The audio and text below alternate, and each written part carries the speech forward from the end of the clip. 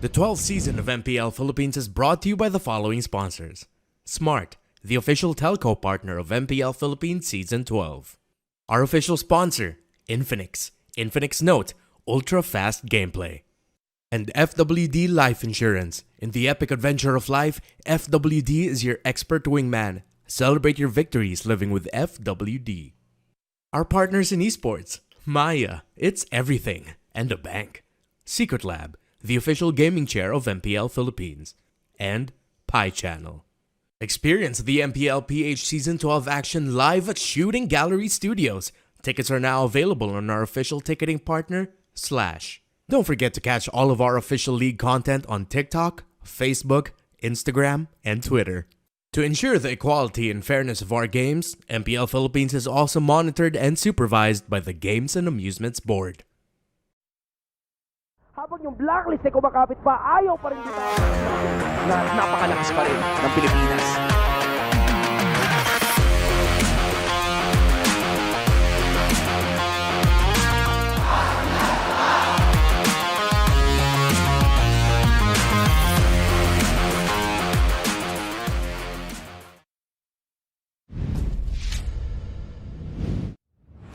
Good day, MPL Arena! And hello to everyone who's tuned in to witness the strongest MLBB players in the world. I'm Mara Aquino, and you're watching MPL Philippines Season 12. Matapos natin buksan ang Leg 2 ng ating regular season, ay binigyan agad tayo ng tatlong matitinding aksyon. The race to the top continues as we witness the best players battle it out to represent our country in the M5 World Championships. At para sa unang tampok, susubukan ng barangay na umpisahan ang kanilang paghabol sa standings sa paglaban nila sa mga koponang gaya nila ay nasa laylayan ng ating standings.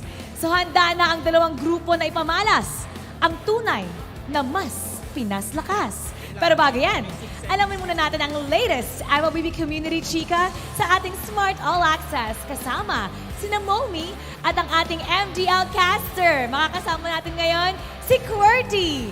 Insiders, pasok!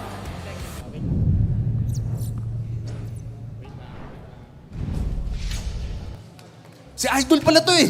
Ikaw ang idol ko. Alam mo, nandito tayo ngayon sa Smart All Access at sobrang exciting ng mga kaganapan ngayon.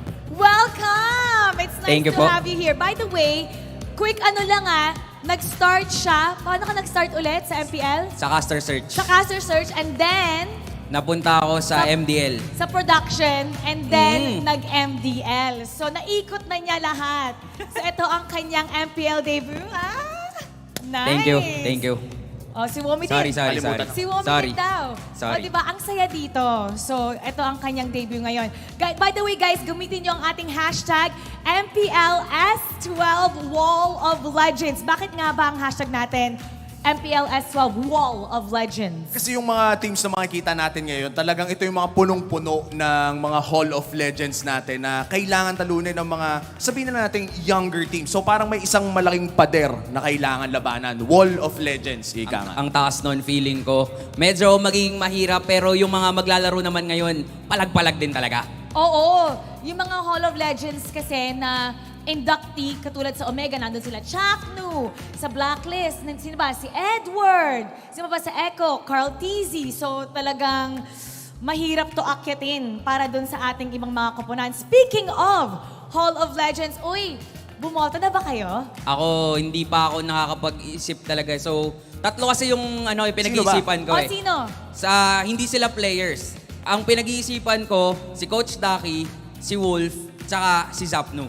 Coach, Ducky, Wolf, and Zapnu. Okay. Parang tatlong Ikaw. categories yun ang napuno mo. Oo, No? nga. Meron kang analyst, may coaches, meron ka rin personality. Sa akin kasi, personally speaking, kung pwede lang ulit iboto si Manjin, bobotohin ko ulit. Pwede. Alam mo Okay, yun? pwede. Personal vote, I would go for either Coach Ducky or Haji. Dalawa lang. Coach, Ducky, or Haji? Ako, Coach Ducky, Coach Ducky at Coach Ducky. Ito yung ano nila. Ito yung post ni Carl. Bakit kaya di makapasok-pasok sa Hall of Legends yung dalawang ito? Kasi kilala lang ba sila as content creators or backup roamer ng Echo? Nakalimutan na siguro ng iba yung Sunsparks at Execration. O yan yung boto mo, si Zapno. Nandiyan yung mga achievements. Actually, kaya din talaga gusto kong nagkaroon ako ng interest sa MLBB, yung funny plays niya nung season 1, season 2, ganun katindi yung mga assassin heroes na ginagamit niya before.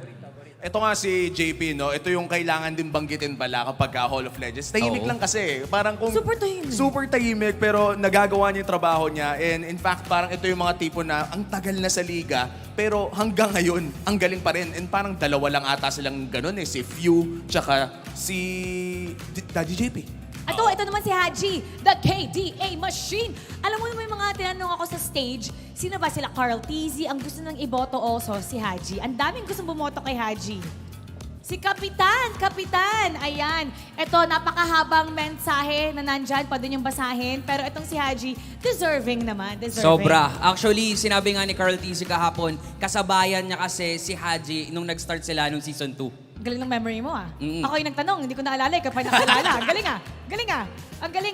Ito naman, oy! Ayan! Si Wolf! Si Wolf parang may inaakit dito Parang mukhang boss CEO Wolf! Si Wolf naman talaga, malaki talaga din yung difference na naibigay niya. Ano yung... Ay, idol ko to. Yung natin, Wolf, yung sa... during the broadcast. Ayaw niyang sabihin na siya gumawa nun. Ayaw niya sabihin na siya yung gumawa nun. Pero guys, siya yung gumawa nun.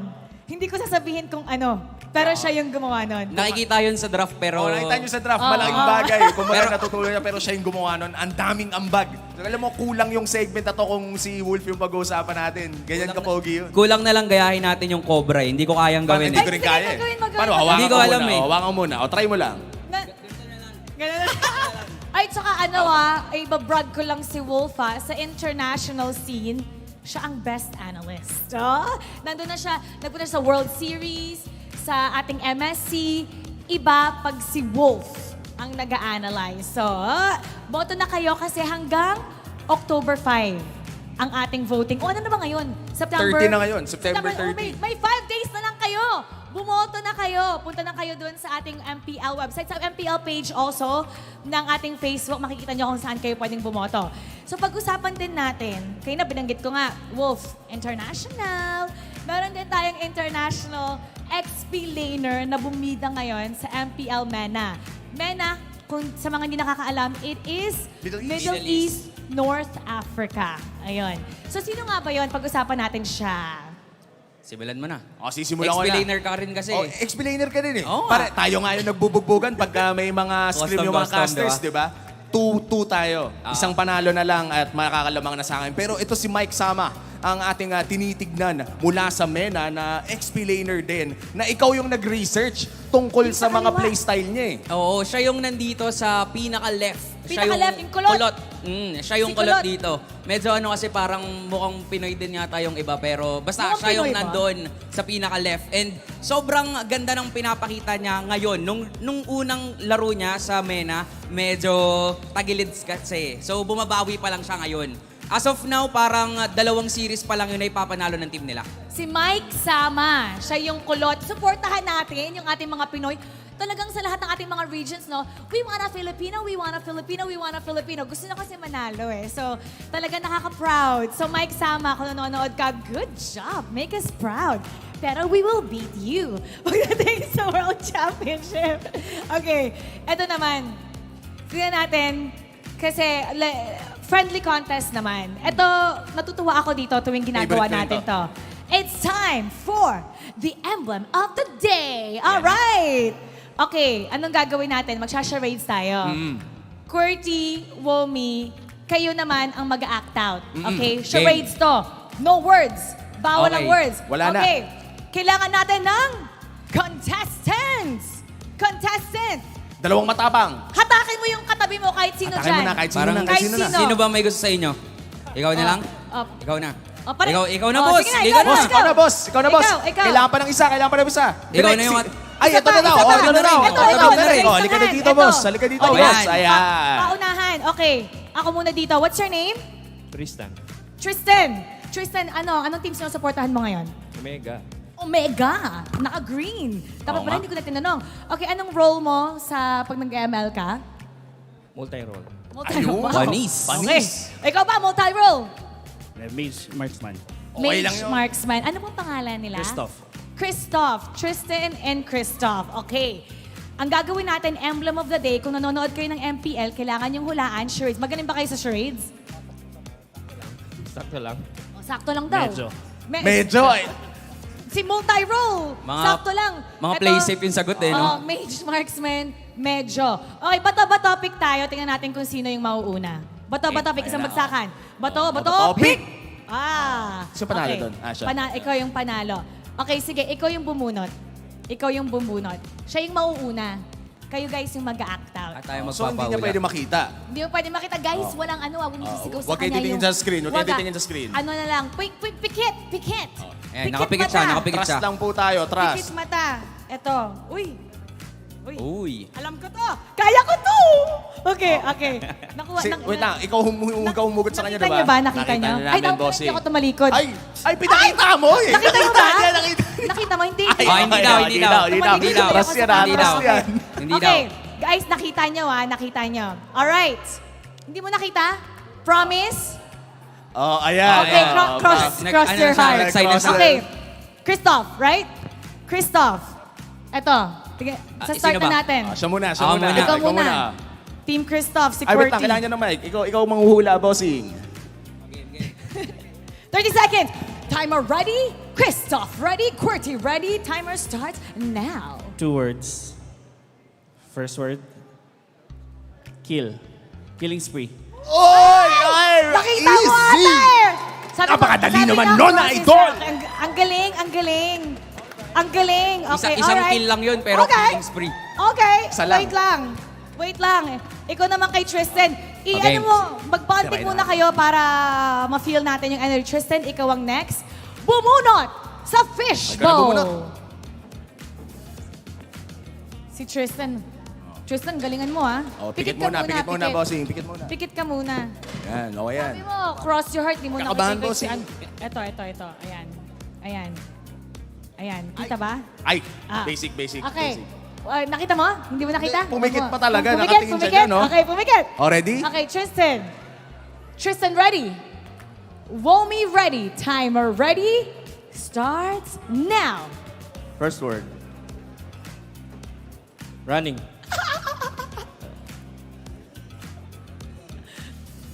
Sprint. Emblem. Kaya mo yan, kuya. Kaya mo yan. Nanginginig si Tristan. Bumibili siya. Nako, nanginginig. Tulungan nga kita. Punta ka dito. Ganyan. Okay. Okay, ano yun? 5 seconds. Sino mo yung paa niya?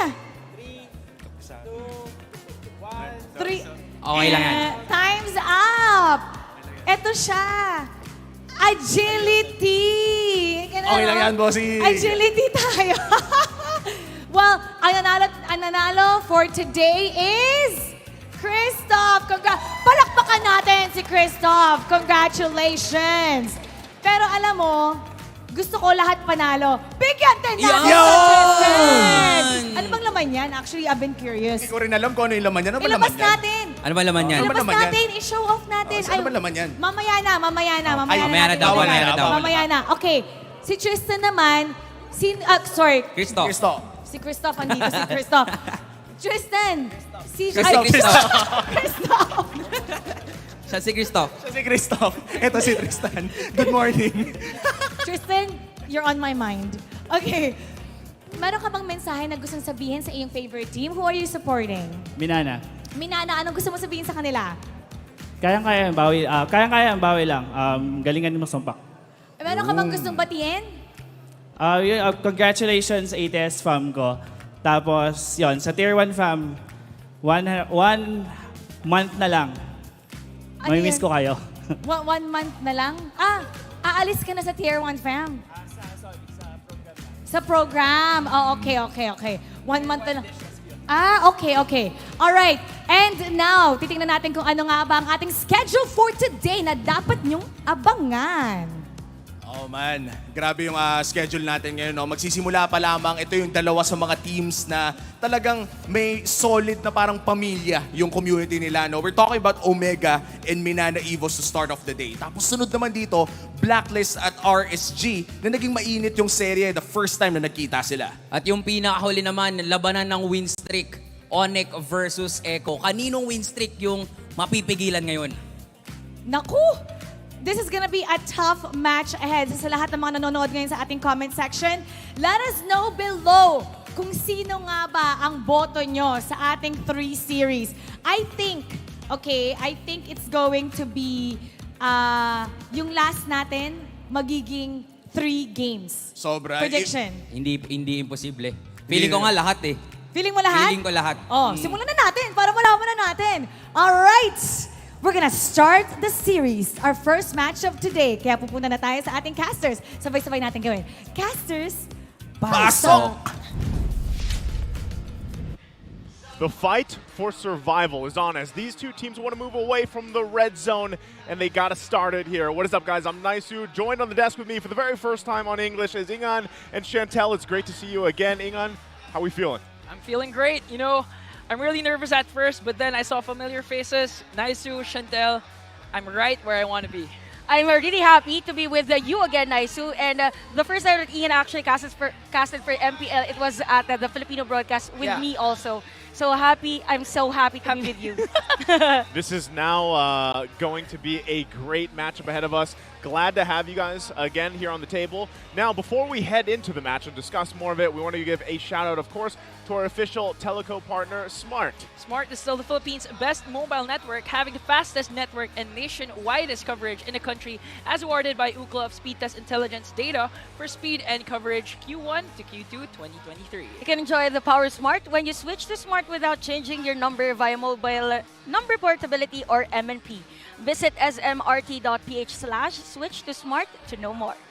And again, not only that, but with the new Smart Giga Arena 20, you can power your game and unlock the thrilling world of Giga Arena tournaments for your shot at incredible prizes. GA20 comes with 2 Giga Arena tickets and 100 MB for all sites for only 20 pesos. Valid for 1 day. Load Giga Arena 20 now in the Smart online store. Okay, now that said, let's focus on the match here. Smart Omega, MNNE, they obviously want to climb up the standings, if you will. Again, you know, Chantel, we were talking about this a lot yesterday. On, you know, we're in the second half of the season. A lot of this is obviously a lot of these teams, it's their second try going against each other. And, you know, this is really where it starts. Now, Ingan, for you, what kind of sticks out the most here, right, between these two teams, Smart Omega and MNNE? Like, at least, I know you've been casting a lot in the MDL, yes. right? Now you're here, you've casted also back on the Philippine desk.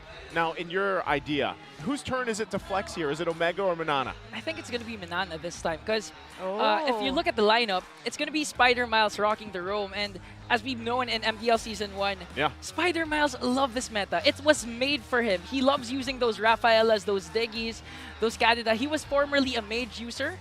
He was the backup for Lancy at the mid lane, but right now he's rocking the roam, and of course, this meta is really for Spider Miles. You know what, Naisu and Ingan, I really like the term flexed when we use it because for Omega and MNNE, let's not forget that they were both flexed by the other teams before, which was ONIC Philippines. It was the rivalry of Ryzen with his previous teammates, and at the same time with ONIC Philippines, the rivalry from their amateur experience versus the MNNE players. 100%. And also, you know, we're going to take a look back at exactly what happened previously. You know, winions is a term that we like to use a lot of times, of course. The moment that was for ONIC when they played against MNNE, and we saw the flex even from Nets, right? And there's that saying, right? Nothing but Nets for the most part, because as we saw even yesterday, he performs really well. But you know, there it is, right? There's the flex. I feel like I don't know what it is this season, but I feel like a lot of the players have either just spent time in the gym and they're just obsessed with flexing now, man. I don't like it. Look at that. He's making sure they see it. Yes, because actually, what I said earlier, that it is a rivalry between the amateur experience. Because before, when Minana specifically wasn't really playing for MPL, they were the champions. And during that time, the team that they played on the grand finals was ONIC Philippines. The players before. So it's as if the 11 championship that Minana players had prior MPL experience was against ONIC. So it's really a flex for Nets to defeat them. Yeah, I think another part of it, again, is you see a lot of these matchups, right, where, yes, they're flexing at the end, but they're flexing in game as well, and I think that's really what you have to point out, especially in this game, ONIC, when they played Smart Omega in this instance, right? Now, this is the flex you're going to see later on of Ryzen, and, you know, even back then, during that time, during that week, here he is flexing it out. We saw his workout program and him doing the pull-ups. Right? This one is the double flex, though, guys. This is the double bicep flex, so that is even more power, if you will, than a single bicep flex. Yeah, they really want to show the progress of their workouts. I do believe that there was a time that their pregame or even their bonding time is really going out and working out in the gym, and they really have programs for each and every one of them. I think that's great. Again, when we were focused on that, the previous weeks, I think it's a really important part that a lot of teams have, this kind of physical fitness aspect to their daily lives, their daily programs of training. Like you. Yes, thank you very much. But also we're going to be looking at what happened exactly in their first matchup against each other. This was way back, week 1, day 2. Chantel, take us through it. Actually, this was a very interesting game for both. Again, for Smart Omega, we could see actually the high percentage in terms of the average goal participation. So both teams are known for heavy team fights. So it's as if for every initiation, as long as the players of Smart Omega is complete, same with the Minana Evos, then they are on the upper hand. But you have to take note the difference in terms of the marksman or the gold lane here. It was Claude during that time for Minana Evos, and it was Bruno for Kelra. And not only that, but again, that was a sweep the first time they went against each other. And there was also something where, like, Minana, and this is kind of what they went through in previous seasons. They've taken some time, honestly, to figure out what's working for them. Hopefully, they've kind of found that out because, again, they're trying to get out of the red zone here. That's the most important thing, ladies and gentlemen, is they're dealing with really running out of time. We talked about this pretty extensively yesterday, so we'll see if they can pull it off. But first, let's go ahead and throw it over to our new insider for the day to hear more.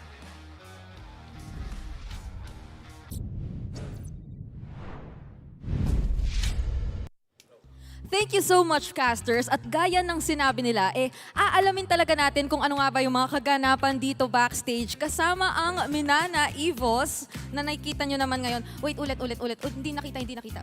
Yan. So, eto pong si Lancy ay ating kasama at hindi siya nanood at all nung mga pinagchikahan ng ating mga casters. At siya ang ating kukumustahin. So, pwede mo natanggalin. Ayan. Tas harap ka na dito sa camera. Ayan. Okay. So, Lancy, syempre, kumusta muna? Okay lang po. Oh, ba't ka tumayo? Sharing kayo ni Bruce ko kanina eh. Ayaw mo na ba siyang katabi? Sige, okay lang. Tayo ka na lang muna. Eto, seryoso to. Medyo magta-throwback tayo. Naaalala mo ba kung nasaan ka nung week 3, day 2? Nandito po. Nandito. Oo, nandito ka. Pero naalala mo ba sinong kalaban mo? Apo. ONIC. ONIC. At naalala mo ba kung ano ang nangyari? Opo. Medyo malungkot. Pero kailangan natin nating balikan ng onte. So, alam na nating lahat kung ano ang sinapit kahit hindi ka nanood nung ating naging chikahan kanina. At na-split push kayo nung mga minions nila na sangkaterba yata na nagtulong-tulong para dun sa base nyo. So, balikan natin ng kaunti yung mga pangyayari dun. Gaano nyo kaaga o late napansin na may mga minions na pala dun sa base nyo? Yung time po kasi na yun, parang nagbabawi po kami. Tapos yung nangyari pong clash, sobrang tagal eh. Kaya wala na pong nakapansin sa minion. Kumbaga yung tinatapos na nung minion, dun lang namin napansin eh. Nandun na. Medyo late na talaga. Kasi nga naman, pabawi na eh. So, dinedire-diretso niya. Tapos gusto niyo nang makauwi pero hindi na talaga. At ito pa yung maalala nating lahat eh. Ikaw kasi yung nakikita sa camera nung na-end na yung laro. Tapos ganito yung... Naalala mo ba anong ginawa mo? Ganito yung ginawa mo. Kunyari ito, cellphone. Gumanon ka. Ganon yung ginawa mo. Naalala mo ba? So, ano bang mga naramdaman mo nung nangyari yun? Parang gusto kong umuwi pero wala na eh. Umuwi Tapos na saan? talaga eh. Literal o sa base? Pareho. O, sa base lang naman. Kasi after nun, syempre nagkaroon kayo ng onting usap-usap din. So, paano naman kayo nag-regroup? Ano naman yung parang pinag-usapan nyo o parang mga natutunan nyo pagkatapos nun na feeling nyo kailangan yung baunin papasok sa next match? Maging alert lang sa wave. Maging alert. Okay. Salamat, Lancy. Feeling ko may isa tayong chikahin pa eh. Yung nandito sa dulo. Boss. Lumipat na siya. Pero hindi niya naiiwasan kasi naituro ko eh. Napanood niyo rin po yung mga nangyari doon, boss. Ano pong masasabi niyo? Yung last naming match? It is what it is. Nangyari na eh. It is what it is. Grabe rin kasi yung pressure nun. So na-imagine ko rin yung sa player side. Pero yun, napag-usapan naman ng mabuti yun. And feeling ko iba ngayon eh. Kasi malaking factor yung pag-focus ni Doggy sa team. At dahil mayroon na ulit kayong laban, ito na yung chance ang bumawi. Ano bang kahit anong maikling masasabi mo lang para sa mga makakatapat nyo dito sa paparating na laban? Bus yan. Short! Pero mukhang nandun naman lahat ng kanyang gustong ipahiwatig. Kaya naman ito na yata yung oras na ibalik na talaga natin ito sa ating mga casters para matunghayan na natin yung aksyon. Kaya naman casters, kayo na muna. Thank you so much, Brigida. Great to have you there as our insider now. And you heard it, right? Now, I know you guys have probably been hearing that saying for a while now, the global viewers out there, Busian. And so I'm going to let Ingan, since he's the newest one in the English desk, go ahead and explain what Busian means. You know, I'm actually not sure, but I'll take a very educated guess. I think it means ubos in Filipino is it's gone. So I think they want to kill every single No, they want to opponent. make them gone. Yeah, they want to make them gone. Yeah, I think that's it. There you go. It's a rite of passage. I thought it was a bus, like the You thought it was a bus? transportation. I was joking. Wheels on the bus go round Yeah, and round. wheels on the bus That go- works. Yep. Busian. That's again, this is, so the thing about it though is like MNNE, as I was saying before we threw it over to the insider, was they are kind of running out of time. Now, Smart Omega themselves are kind of in dire straits as well because after this week, we only have 2 weeks of the regular season left, right? And as we know, the points at least, you know, in the bottom half of the standings, they're quite close. So if one of these teams gets a sweep, as we see them kind of get prepped up and ready to walk out in just a bit, this is crucial for them, right? If they can get a sweep, they get 3 points, they climb out of that kind of red zone here, Ingan. I actually agree that it's not enough that you win the series. As much as possible, you want to win through sweep. Again, getting a sweep entails you 3 points. Yep. And with the current standing right now, Omega and MNNE, they're at 6th and 7th. Oh.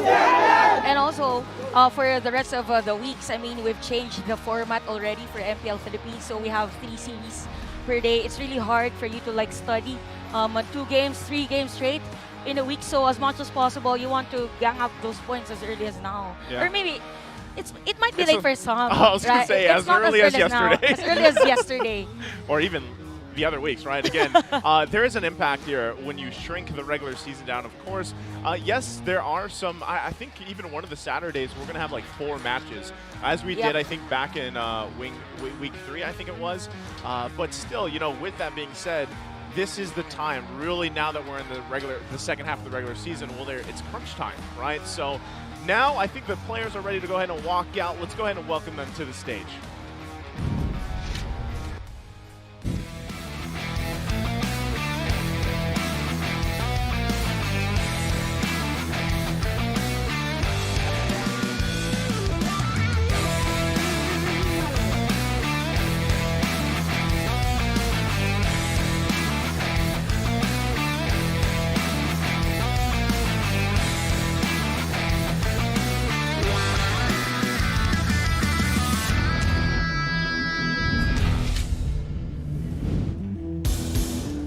The barangay has shown a promise.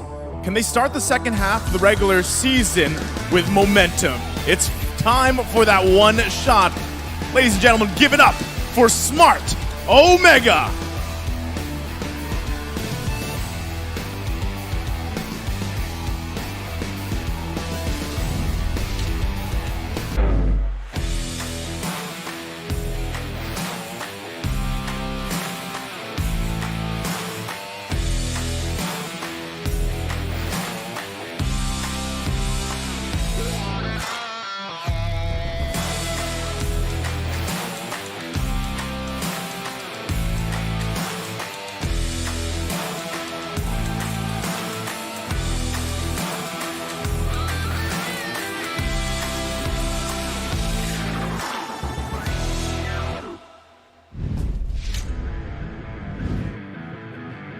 The Tigers have gone through trials through the first half of the regular season. Have they sharpened their claws enough to claw their way up the standings? We're about to find out. Welcome, MNNE EVOS!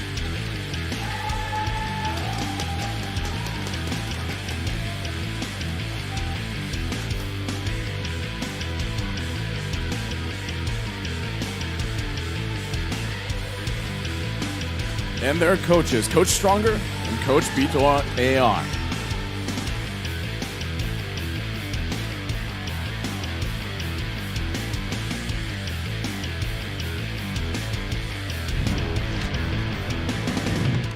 And there we go. Both teams ready to go. Chantel, take us through Smart Omega here. Okay, knowing that Keller is going to be playing a jungle again, so this might be another type of a play we're in. We might see other heroes. For the last time they played as a Keller with the jungler role, it was hard. So it was a very nice performance for them. With them sticking with this kind of roster, I kind of feel like they want to focus on having Keller on the aggressive side, because when he is the jungler, there is an opportunity for him to really farm, and there's a pattern for them. So with this type of lineup, it's somehow crucial in terms of the decision making, specifically on the setup plays. Great, and now why don't you take us through here from MNNE EVOS, Ingan, anything specific about this lineup here or that you're kind of expecting? I'm really expecting a lot of communications coming in from the mid lane and the roamer. These two guys, they're really mid lane players, so they know how to move, how to rotate. But for the side of Spider-Miles, he's really going to set the tempo. Look at his heroes. Rafaela, he's known to use a Diggy, he's known to use the Paramis, so he's really the setter. He's really the type of person that initiates and sustains for his team. Yeah, and again, we've seen a lot from these two. They've changed some of their rosters, of course, through that. Now, the team head-to-head, Chantel, walk us through this one.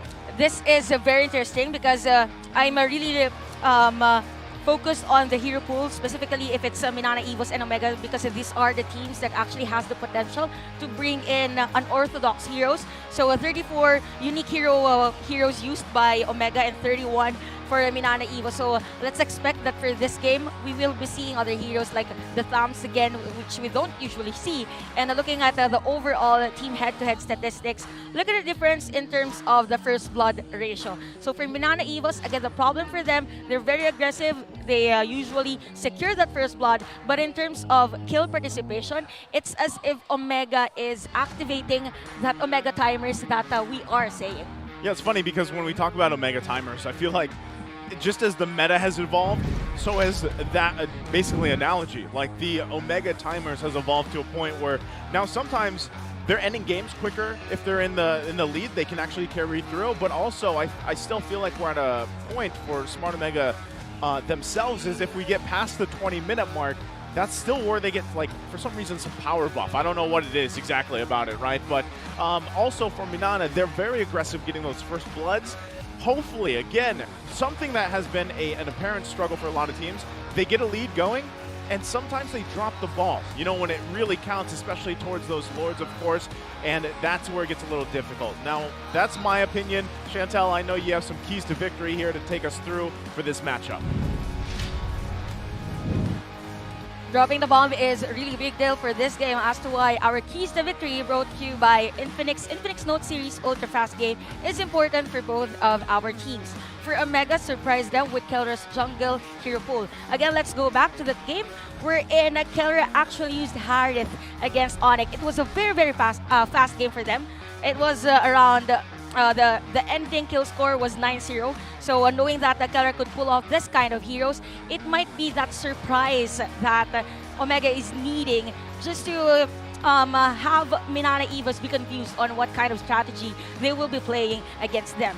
Now, for MNNE EVOS, since Spider-Miles AR is going to be playing for the team, they need to prioritize his utility comfort picks. So just like what Inget said, Spider-Miles is also known as a substitute player for Lancy, so they sometimes switch in terms of the hero pool. So we might see Mathilda or any damage here that is more on the utility type of support, which is, by the way, part of the current meta now for both of our teams. Secure your turn to flex. They have been flexed before by their rivalry. This time around, they need the points, they need the aggression, and they need as much as possible not let the other team wins against them. It's time to flex, right? Both Naisu and Ingan. It's definitely time to flex, Chantel. The other coverage as well is flexing. I saw. I know they're flexing too. Well, I don't know. My blazer coat might have to come off here if they really want to have a flex down. But that's a flex. Jokes aside, right? It is both these teams' turn to flex. We've seen it already literally happen on the stage, but still, one of the biggest things here is, yes, Kelra in the jungle, it worked great when he had the Harith, but I'm still not sure. I'm not convinced. Me personally, not convinced 100% yet if this is the best thing that can lead them to climbing in the standings, getting out of that. How do you feel? If Kelra still goes to the jungle, but this time uses Gord, will you be convinced? That's a different story. Hey, as much as I love Gord, I don't see, Kelra, I'm going to be like, what are you doing, man? It works. I'm sure it works. There's some crazy Gord players out there that want to play him in the jungle, and I've seen it happen. Now, going back to it, though, the player head-to-head here, Etu Max and Lancy AR. Wow. Let's compare them here, Chantel. How's it looking? A lot of difference, particularly on kill death assist count. So 8.33 for Etu Max and Lancy AR. That is because of the artillery burst as well that Etu Max heroes actually uses. So we have seen a lot of Savior, actually the first one that the first player that used during the season, even the Novaria. So probably it's something, it's a matter of contention for both. Either they want to go for those burst heroes or the poke heroes, because it's a different kind of play when you go for the pokes. Yeah. Rather for those bursts. And it's weird because we're in a place now in the meta too where obviously priorities have changed. Even yesterday, Chantel on the desk here, we were like, man, it was Womi that said this. It was a Freaky Friday because we saw some weird picks. Yeah, Irithil's first pick on the blue side, that is not normal. Right? Maybe it's going to start happening now, right? But again, this is one thing that I really enjoy about our current meta is especially going back from the previous seasons where literally everything was like you already knew what was going to happen, right? Obviously it came down to the execution, but the drafts now, and now that we're kind of on this, I don't know if you guys agree, the support meta that we're in, this like support meta that has changed now, and you see so many bans focused towards those heroes. I like where we are because there's a lot of kind of flexibility and adaptability that both these teams can do. And I think that's one of the upper hands that MNNE has is some of that big question mark across the board for all their players that they bring out here. We'll have to see how they do it. Game 1 draft upon us as we get loaded up here. You can already see it. I've expected this actually with the Angela pick for the side of Omega.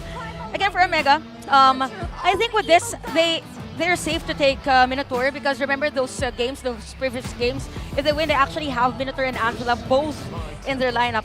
But it's going to be Brody for them, so they want to secure already a high or burst type of marksman. It's not really a type of gold lane or a marksman that is more on the damage per second, but the damage or burst damage that it could give.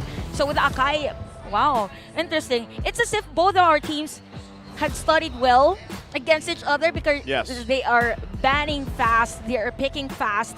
So with Akai, we could see already on the Wolf Draft Index. So biggest shoutouts to Wolf, by the way, the 8G, from 5G to 8G. Anyway, Wolf Index. Wolf Index. So anyways, we can see that early to mid for the side of MNNE EVOS is high. That is because of the Mathilda peak for them, and even the clearing of Minion Wave that could an Akai give to the team or to the lineup. I'm surprised too. Wow. With the way the draft has gone, the fact that MNNE was able to secure themselves the Irithil and Matilda, we know how strong, or as Womi would put it, OP Matilda is right now. Like, she is very hard to deal with. I'm actually surprised that MNNE banned for still because we've seen Chapnu been using the Edith, and we could also assume that this Angela will go in the middle lane. So right now, MNNE, they're still thinking that this Edith could actually be a flex pick, could actually go to Etu Max instead, Ryota, instead of going to Chapnu. Well, actually, that's a good point, Ingan. You know, for Smart Omega, this is the type of team that actually surprises everyone. All along, we think that this hero will go to this specific player, but not. So it's as if Milana Evos is just prepared. So again, this is one of those games that has a fast pacing in terms of the picks and bans. So interesting enough for Milana Evos, it's going to be Valentina on the second phase because usually we see this at around the first 2 picks for the red side, but for Omega they actually opened it until the second phase. So what's still lacking for Omega? So we can't see yet what the hero for Kelra would be. So she is her. Valentina is the most picked hero this season with, wow, 71.32% pick rate. Hence my reaction that she is at the second phase. Yeah, kind of weird, right? Yeah. Love that name, though. She is her. Because I am you, right? Oh, you got it. Good job. Good job. Way to roll. It's a 10. It's a 10. Oh, we're getting a little inspiration here from what we saw from another fellow Filipino around the world. Kyrie. Maybe it's about time, right? There are questions as to why the picks here for the junglers, for the Philippine meta has been picking or has been solid on those utility junglers. So Layer Mord has the damage. We said earlier that for Keller, he has to be really aggressive. So as to why for the Layer Mord, it's really fit to his playstyle. But looking at the Wolf Index, so early to mid, it's actually leaning towards Minana Evo's side, and even for the sustain as well. So what matters most here is effectivity of the hard guard if you are Smart Omega. And for Minana Evos, it's gonna be how you will burst the Angela prior the hard guard. We're gonna find out here, ladies and gentlemen. Don't forget, put your predictions out there. We can already see it from the audience, 81% for Smart Barangay. But again, at some point in the game, a poll will show up. You only have until the timer runs out to comment your prediction with the hashtag SmartPowersMPL-S12. And one lucky commenter who guesses correctly will win a redeemable in-game code. So remember, keep an eye out for that poll. Now, Love, once again, as we get a last look here at both team composition lineups, I just love it, man. I love the fact, you know, that we're at a point where you have Khalid's coming up. There's a Leia Mord now. Yes, we've seen him in a different region, obviously being played to a T. And now we get to see if they can do it here. Let's get this one going. The first match of day number 2, week 4 here. Smart Omega, Minana Evos trying to climb up the standings and get out of that red zone. Okay, so again, looking at the difference in terms of the skill set for both Akai and Leomord, it's going to be crucial or difficult here for the Leomord because of the heavy spin. So might as well for Omega, if there's going to be a team fight, they need to force the jungler or Haze and AR to use that ultimate as early as possible. But speaking of rotation, okay, we have a Purify here for Spider Miles, interestingly. So they won't doubt or they won't second guess if they need to dive in against Smart Omega.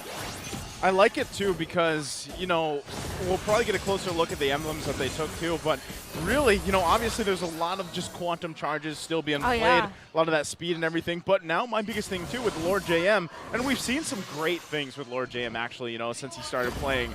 Hopefully with this Khalid, he can actually do the same thing he's done before and kind of be, if not the initiator for them, it's kind of this front man for this lineup for Minana Evos. Yes, you have an Akai on your side, right? You have Kazin. Yeah, you've got Spider Miles on the Matilda, but you can do so much with Khalid, and that's, I feel like in a way, some people might be like, oh, this is kind of like a niche pick, right? It's kind of cheesy in a way, but it actually works out really well, especially if you can overlap the mobility with this lineup that they have here for Minana Evos. And it could play out really well depending on what lance he takes for the ultimates as well. Any, like, biggest thing here, Chantel, what does he take, the hard guard, or does he go for something else? Actually, for Lance AR, it's going to be the hard guard. But in terms of the late game, it could be a setup play if ever Omega doesn't want a team fight. Team fight. Phantom Steed by Kellera. But Chakno wants to go for Lance AR, but Lance AR flickers out right now. Half HP for this turtle.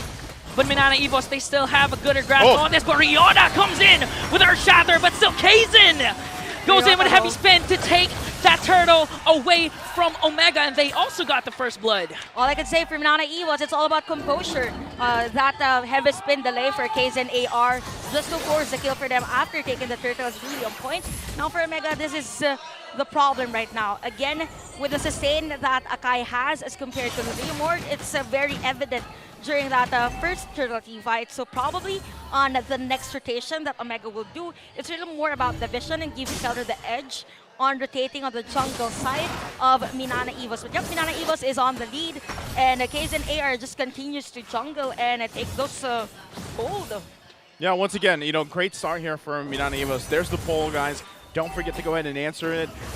But, you know, with that being said, the fact that the first blood plus the first turtle went in the hands of MNNE EVOS, that's great. That's a great start for them. Hopefully they can play around with some of this early momentum that they have. Because, obviously, for Smart Omega, right, they're going to have to kind of scale into this game a little bit more. But because we really haven't seen Leomord in action too much right now, Lancy has the Phantom Seed, by the way. We'll have to see exactly how Counter is going to utilize this, right? And especially as the game gets to that point where Smart Omega is notorious for really popping off and shining. We'll have to see if they can get there. But look at this focus already. MNNE EVOS going to get spotted out. You know what, for this game, I gotta say it's really a disciplined game for both because MNNE EVOS has the lead but doesn't really dive in, knowing that they have the Matilda as well. And I want to thank you, Nicey, because you reminded me what the ultimate of Leomord is, because I almost forgot because you haven't seen Leomord for so many years. Yeah. It's the horse. I mean, I don't know. I guess when I play him, I'm like, where's the horse? But yes, Phantom Seed. So, you know, and that's fine because, again, I feel like one of the biggest things is he fits really well into our current meta if I guess he gets to shine. Like, if he gets to the point, because in a way, obviously he kind of scales really well like an assassin. I mean, if he gets these early momentums going, gets the items he needs, he's very big of a threat himself. And then you put an Angela, Chaknu, with a hard guard on top of it. It's kind of hard to deal with. But right now, I gotta say, MNNE EVOS has been doing an amazing job. They're now 1.3K ahead. They've got the first two turtles here. They're actually controlling the game really well. Despite the opposing team, Smart Omega, they have Etumax, they have Novaria, and as a roamer, it's really hard to go for the brushes, to go for those, what do you call this, those isolated clashes, because you're easily spotted out. But for some reason, MNNE, they're really doing things right now, and Lord JM all the way from the top lane to the bottom lane just to get a kill. And now Circle Eagle coming in from Spider Miles. 3 members of Smart Omega on the retreat. Now Kaizen AR, but Ryota, he was able to flicker out with a Primal Wrath. And now MNNE EVOS, they want to disengage because the hard guard is there. Trying to re-engage. Will they go? No, they just want to get those jungle creeps away from Omega. Okay, that was a very nice initiation here, and again, composure for MNNE EVOS. And for MNNE EVOS, it all started with that nice killer, actually, assassination from a Lord JAR, which Nice has been pointing out earlier. The added killing potential and even the sustain and setup play that Lord JMAR as to why MNNE EVOS is now at 2.7k gold lead. As a factor that there is added damage or added a damage reduction item here for Kaizen AR, but we saw that skill from Etumax. That might hurt against MNNE EVOS later, and we're talking about Omega timers earlier, so that might be a factor later on. You know, speaking of Omega timer, I do believe MNNE has their own timer, but it's not during the game. It's during the season. In MDL Season 1, they had a 6-game win streak to end the season, so I do believe that they can actually turn things around for their season, but they have to start now. They have to sweep Smart Omega Neos. Okay, with that being said, it's just MNNE controlling so much, right? I mean, MNNE is controlling so much of everything, and it's getting harder and harder for Omega to kind of deal with it this part of the early game, right? Now, with that, they can start here. The next turtle, they have to go ahead and claim that. Maybe they fight it, maybe they don't. It might be better if Smart Omega just waits. They don't deal with it just yet, and then they go from there. Smart Omega, you know, part of their strategy is like just waiting for that moment wherein the gold rate is already on the lead or has enough gold ready for the items. But looking, and speaking of gold aid, wait. Raging Sandstorm onto Ryota. Oh, recipient of the hard guard, but is it going to be enough to sustain? It's not going to be enough for Ryota. MNNE EVOS continuing to strike Omega 1 by 1. Okay, so with that being said, it's still tough. It's still a tough situation. Smart Omega, I mean, they're going to have to find something to put themselves on the board, right? Still 3 turtles down. Now we have to focus on the Lords. The Lords are going to be important for Smart Omega. They can't continue to let things slip through from MNNE EVOS. Yes, it might have been best decision. Hey, you know what? Don't lose any bodies anymore to it. And if that's the game plan for Smart Omega, great. They still can fall back on their Omega timers. But right now, I'm going to say it, MNNE EVOS is dominating this early to mid-game transition. They'll carry it very well into the late game here. Yep, and speaking of late game, actually, for MNNE EVOS, as long as they continue this type of control against a Smart Omega, Kelra will really have a difficult time knowing that the item is really on the damage side. Oh. Here comes the horse. Raging Sandstorm just to flicker out. And now Omega, their initiation wasn't successful. Heads up play there from Lord JM. But we have to take note, by the way, I really like the pros to the efforts of Omega on the split pushes, particularly for Jome. So look at the top lane. Actually, the second turn has been destroyed already. So it's a factor for them later on. If they want to avoid scatter those points. Now Lord JM going right after Chaknu. No more Heart Guard for this clash. And now Kazin wants to go right after Jome. Jome flickers out. MNNE, will they still go? No, they won't. And what an amazing play there from Lord JM. Once again, all the way from the top lane down to the bottom lane. This is scary, right? Again, this is why I feel like people, in a way, they kind of sleep on Khalid. You see how much damage he did when that chart popped up, damage dealt, and you know there's no answer for him right now. So, hold on, Ryota. Ryota wants to go for Lance AR, and now brings him down. Kazin AR is the next target for Omega. They're actually going right after him, and now Kelra trapped through the combination once again with a Heart Guard, and now Lord JM all the way from the back, but it's not going to be enough as the Barangay continuing to extend this game. Okay, there's the answer. It's obviously Heart Guard and Kelra there, the combination of Kelra and Chaknu. As long as there's damage and there's sustain, as long as there's someone that will help Kelra be in front of the team fight, it's sufficient for Omega, and it's very evident. Oh wait, it's going to be a retribution battle between these two teams. Ryota, Primal Wrath, early casted.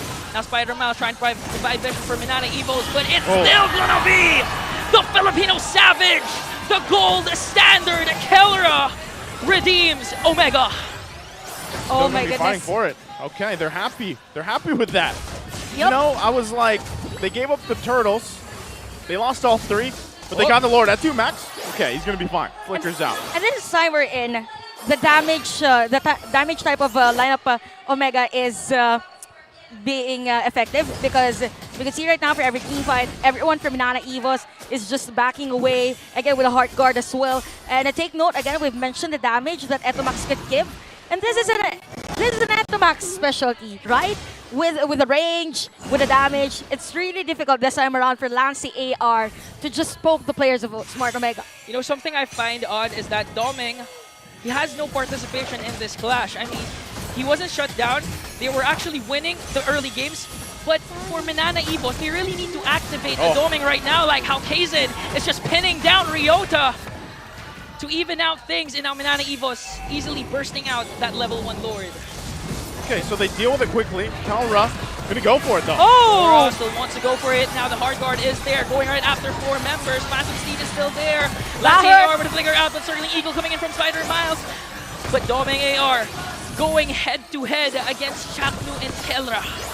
Again, this is a different type of combo that Smart Omega has been doing with the damage from Kelra, with the support pokes coming from the other teammates. Now MNNE EVOS, struggle for them is it's as if they are being kind of reactive for those initiations from Smart Omega. So for Smart Omega earlier, what I did was they focused on split pushing, having those minion waves just flow. But right now, when they see someone for Smart Omega, they go there right in front and go for a team fight, which is not advisable as of the moment. So this is a very interesting one, because it's a battle between macro and micro. So for Smart Omega, they're focusing more on the micro, while for MNNE EVOS, it is the macro.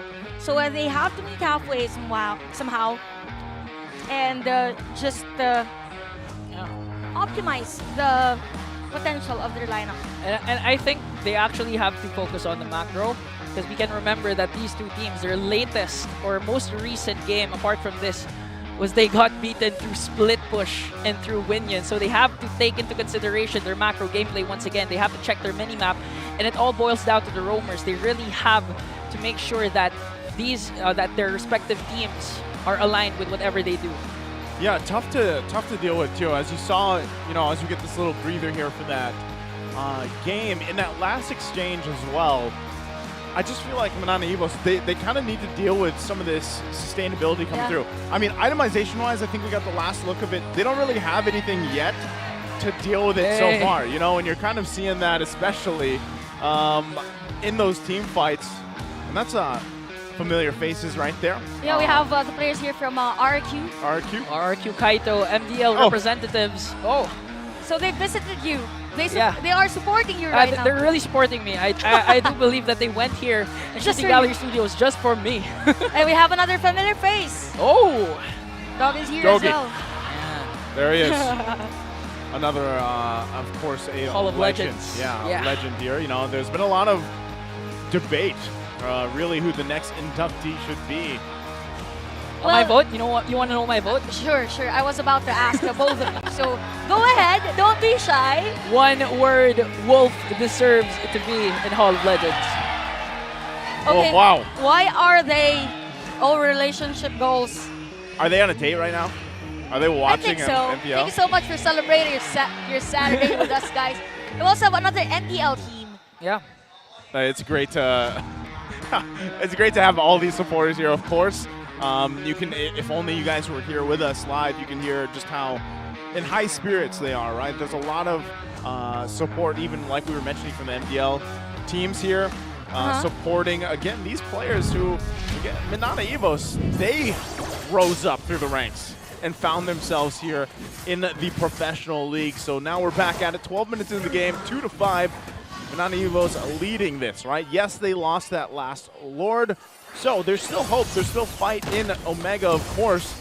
But MNNE Evos, if they really want to kind of withstand some of these team fights, they've got to deal with especially that combination of initiation. And Max's target there. One more hit.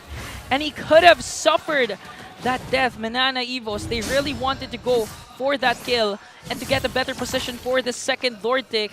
But fortunately enough, Omega, they were able to evade that. Now here's the thing. After that supposedly initiation from MNNE Evos, the heavy spin of KZN AR was actually used during that moment. So Omega can force a team fight, specifically Ryota, during this Lord. So KZN AR needs to do a little flexing this time around on pulling this Lord towards his side just to force the players of Omega to be near them. Anyway, we could see damage dealt actually for Lord JMAR. He actually focused on the Blade of Heptasis and even Maleficor, hence the damage earlier against Chaknu. So probably the target here for, or the perfect target rather for Lord JMAR is either Jome or Chaknu, either of those two. Yeah, they'll have to see how they decide to deal with this. Also, Chaknu just making sure to handle some of the wave pressure up there on the top side. Meanwhile, he can just hard guard anytime he wants to into this fight. Look at them on the bottom side. Look at the positioning. Keep an eye on that. Lord Jam specifically. Ryota gonna go in, flip KZN over. No one committing just yet, though. Positioning, though. Right now, Raging Sandstorm onto Keller. This hard guard is still there. Haven't committed it yet, but Lance AR, he has Astral Echo. Cast it onto Ryota. Ryota wants to go for the jungler. KZN AR for the backline. And now the hard guard is casted. MNNE Very Evos. smart. Very, very smart. Very, very smart from Smart Omega. Yes. Hence the name. I mean, during that initiation from MNNE Evos, they were just composed and just waited for the players of MNNE Evos to use majority of their ultimates. But the good thing for MNNE Evos is that the hard guard of Chaknu was also used as well. So this is a moment we're in. It's kind of difficult for Keller actually to do that Lord dance because KZN AR is more of a tank type. So if you are Smart Omega, you need to find or you need to kill a specific hero or maybe just anyone prior this Lord dance. But look at the position of the Doming AR. That's what I mean. Like, I understood how MNNE Evos wanted to play that, right? They got the hard guard out. they were like, all right, we have this advantage, but it's back up now. So we're back to this point where it's a Lord Dance. They're going to give the go signal. Less than half health here. They don't know Lord JM is on this picture right now. He came from the top lane. But right now, Kaizen using the heavy spin onto Kelra. Kelra's pinned down despite the hard guard. And now Jom is actually down for the side of Mega. MNNE Evo still holding on this Lord, but still getting the kills. The Tigers are slowly roaring for this game. Oh wow, we can see right now the effect of having an lethal ignition here for Lord JMAR, with just a very nice ultimate. Used even the flicker during that moment. Now MNNE Evos is at 5k gold lead. 8-2 for our score, and we can see Spider Miles just want to go for those setup plays or even circling eagles because of the enchanted talisman. Man, that Sandstorm with the flicker combination was a chef's kiss right there. That was perfect placement, timing. Yes, from MNNE Evos, and now they're just putting the pressure here. The base of Smart Omega, they're going to have to defend against this one. It is, again, still relatively not too much to handle for Smart Omega. They should be able to clear it up pretty well, as they do, but they lose that first inhibitor turret. And so far, MNNE Evos has been playing the macro of this game very well, and it comes down to show it here as they continue to assault the base of Smart Omega. Indeed true. Now for Smart Omega, the challenge for them. Wait. Kaizen right after the backline. Who's going to go down first? I do believe it's Lancy AR. And now the Immortality of Ryota will be popped, but this time he's going to go down. Jom, the Wind of Nature is now popped. And now double kill coming in from the gold standard. But Kaizen answers right back. Jom is now down. It's going to be a 3 on a 3. And now Kelra really triple kill for the Filipino Savage. 2 more. He could actually say why he's the Filipino Savage right now, but Doming AR flexing on Smart Omega. Didn't get a kill there, but that was enough. That was a statement to tell Smart Omega that, hey, don't forget about domination. Okay, again, domination is really on point for MNNE Evos. Even at that moment, the majority of his teammates is actually out of the teamfight. We could see in our Infinix instant replay, it all started with a very nice heavy spin here for Kaizen AR. But for Smart Omega, they are fully aware of the potential or the damage they already have. By the way, Joma already used that Wind of Nature during that moment, and the rest of the players of MNNE Evos just went to back away. But wait, here's Doming AR. I have the damage, I am an Irithel, and I have this movement speed. I need to back away if deemed necessary. Yeah, again, great execution there in kind of what I would call a messy fight, but the fact that, the fact that they were able to get at least even a triple kill on the hands of Kelra is a great start to kind of crawl back into this game. Yes, they're still down about 5,000 gold here, but ladies and gentlemen, this is what we always talk about when it's Smart Omega. There is still that factor, and we're going to get there in about 2 minutes from now, and you can see it. Items being locked in here, Chantel, especially for Jom. For Jom, he already has the Wind of Nature, which was used earlier, but let's not forget the difference again for the itemization for both Irithel and Brody as to what the protection for both is really important, knowing that they have different types of hero composition. So damage look already for Doming AR is 57,000. That is because of the front liners that they have. They have an Akai, and they even have a Khalid that could actually kill someone instantly. So for Omega, they need that stretch from Ryota and bring someone near Jom for them to have the upper hand prior a team fight. Okay, once again, Lord Dan's going to ensue here. Ryota find himself to be that front line. Chaknu making his way up top to deal with that. Still can heart guard in when he needs to.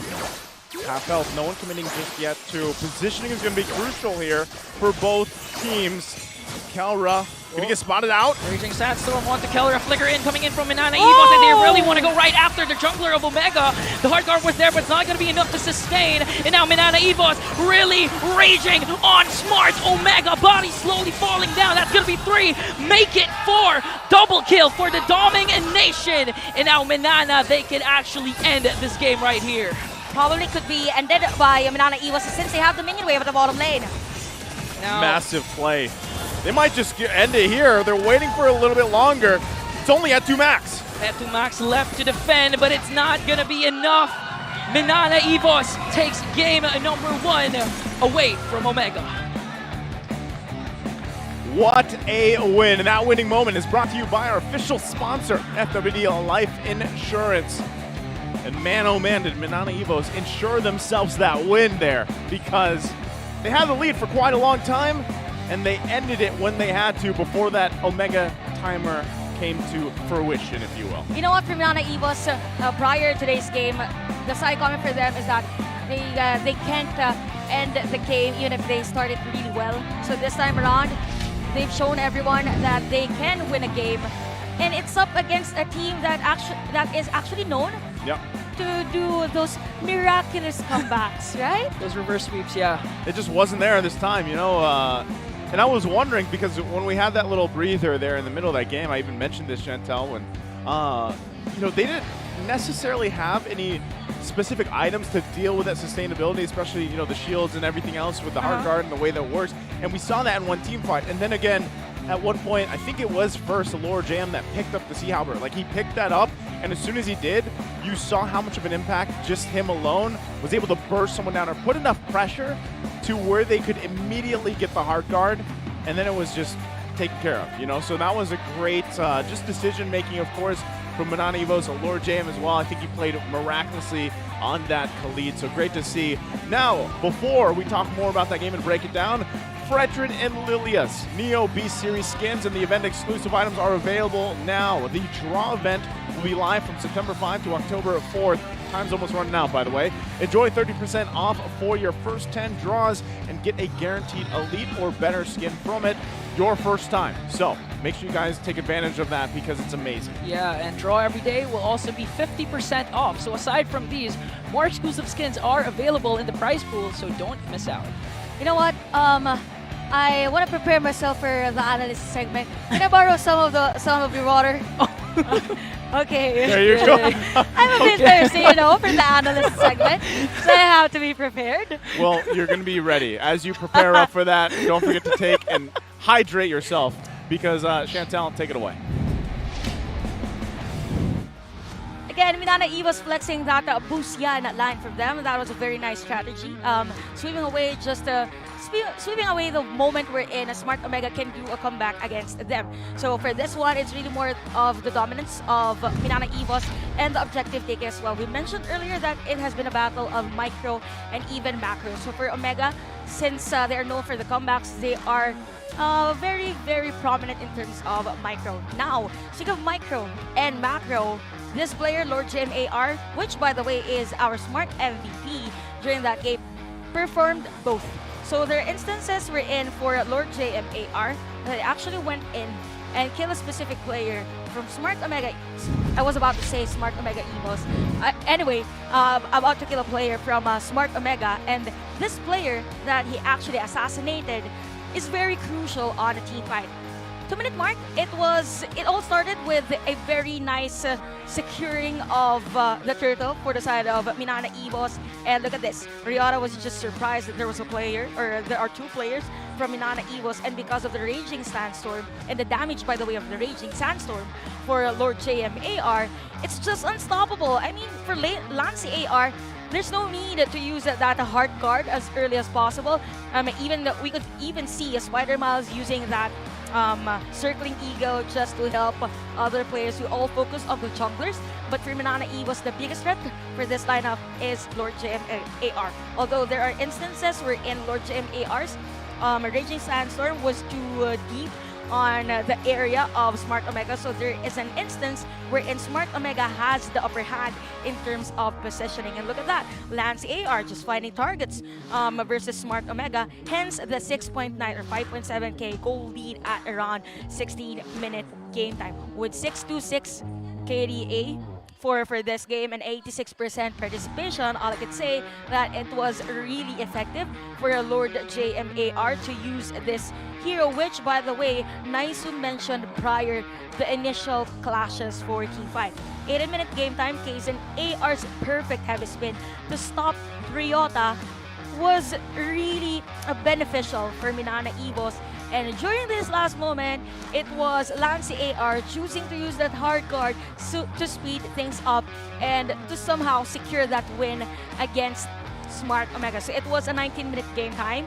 We said that the Smart Omega timers actually starts at 80 minutes. We saw the potential for that comeback, but for MNNE EVOS, they were prepared to deal damage against the players of Smart Omega. Now, again, for MNNE EVOS, we've seen them play wherein they are on the lead, but wasn't able to sustain the lead that they have. But this time around, they are very consistent. So let's focus on the emblem here for Lord JMAR. So has the killing spree and even the lethal ignition. That alone gives enough damage for Lord JMAR given the skill set and even the description of the hero itself. So with the lethal ignition and even the combination of the skills here for Lord JMAR and even the itemization, just a look at that. Actually, it all started with the Blade of Hephaestus, or the first priority in terms of the item is the Blade of Hephaestus. Went in for the Malefic Roar and then went straight to the Oracle and even the Antikiras. So Lord JMAR has been juggling. Okay, I have the needed damage right now, so I will focus this time around on sustain or defensive items. So again, the hero composition of MNNE EVOS as well was really on point as to why the team fight participation, we can see it's very high. Spider-Man's AR is at 93%. Lord JMAR, which by the way, again, I want to reiterate that he is an XP lane. I mean, for an XP lane to be at 86%, it's as if he's all over the place. And every time he initiates, it means that MNNE EVOS gets a kill. That's how efficient Lord JMAR and the whole MNNE EVOS was during that game number 1. Rich Guy, Ace, Guardian, and even Wingman was all from MNNE EVOS. I mean, if you're Smart Omega, if you want to surprise MNNE EVOS, might as well consider if your surprise hero is for the damage side or the sustain side, because MNNE EVOS, they are on the sustain side, right? Nice to end that. Very great breakdown there, Chantel. Break it down, because hey, honestly, that's what Smart Omega has to do. They kind of have to break down that game and really realize what went wrong there, because there was obviously some great moments, of course, you know, where the Angela and the Leomord worked out really well together, you know, and we saw that triple kill at one point, but, you know, still, I feel like when it comes to the draft especially, they had a decent draft. Like, we've seen that before, so we've seen that, but the execution really just wasn't there from Smart Omega, and I actually don't know if, I would say when they hit that 20-minute mark, or that, even that 22, 23-minute mark, if they could have dealt with what was being thrown at them. But, you know, that game 1's behind us now, so we have to wait up for game 2. But I'm believing on we have something for our viewers out there. Yes, you can like, follow, and subscribe to the official account of MPL-PH for Facebook. It's fb.com/MPL-PH.official. And for YouTube, it's at official MDL Philippines.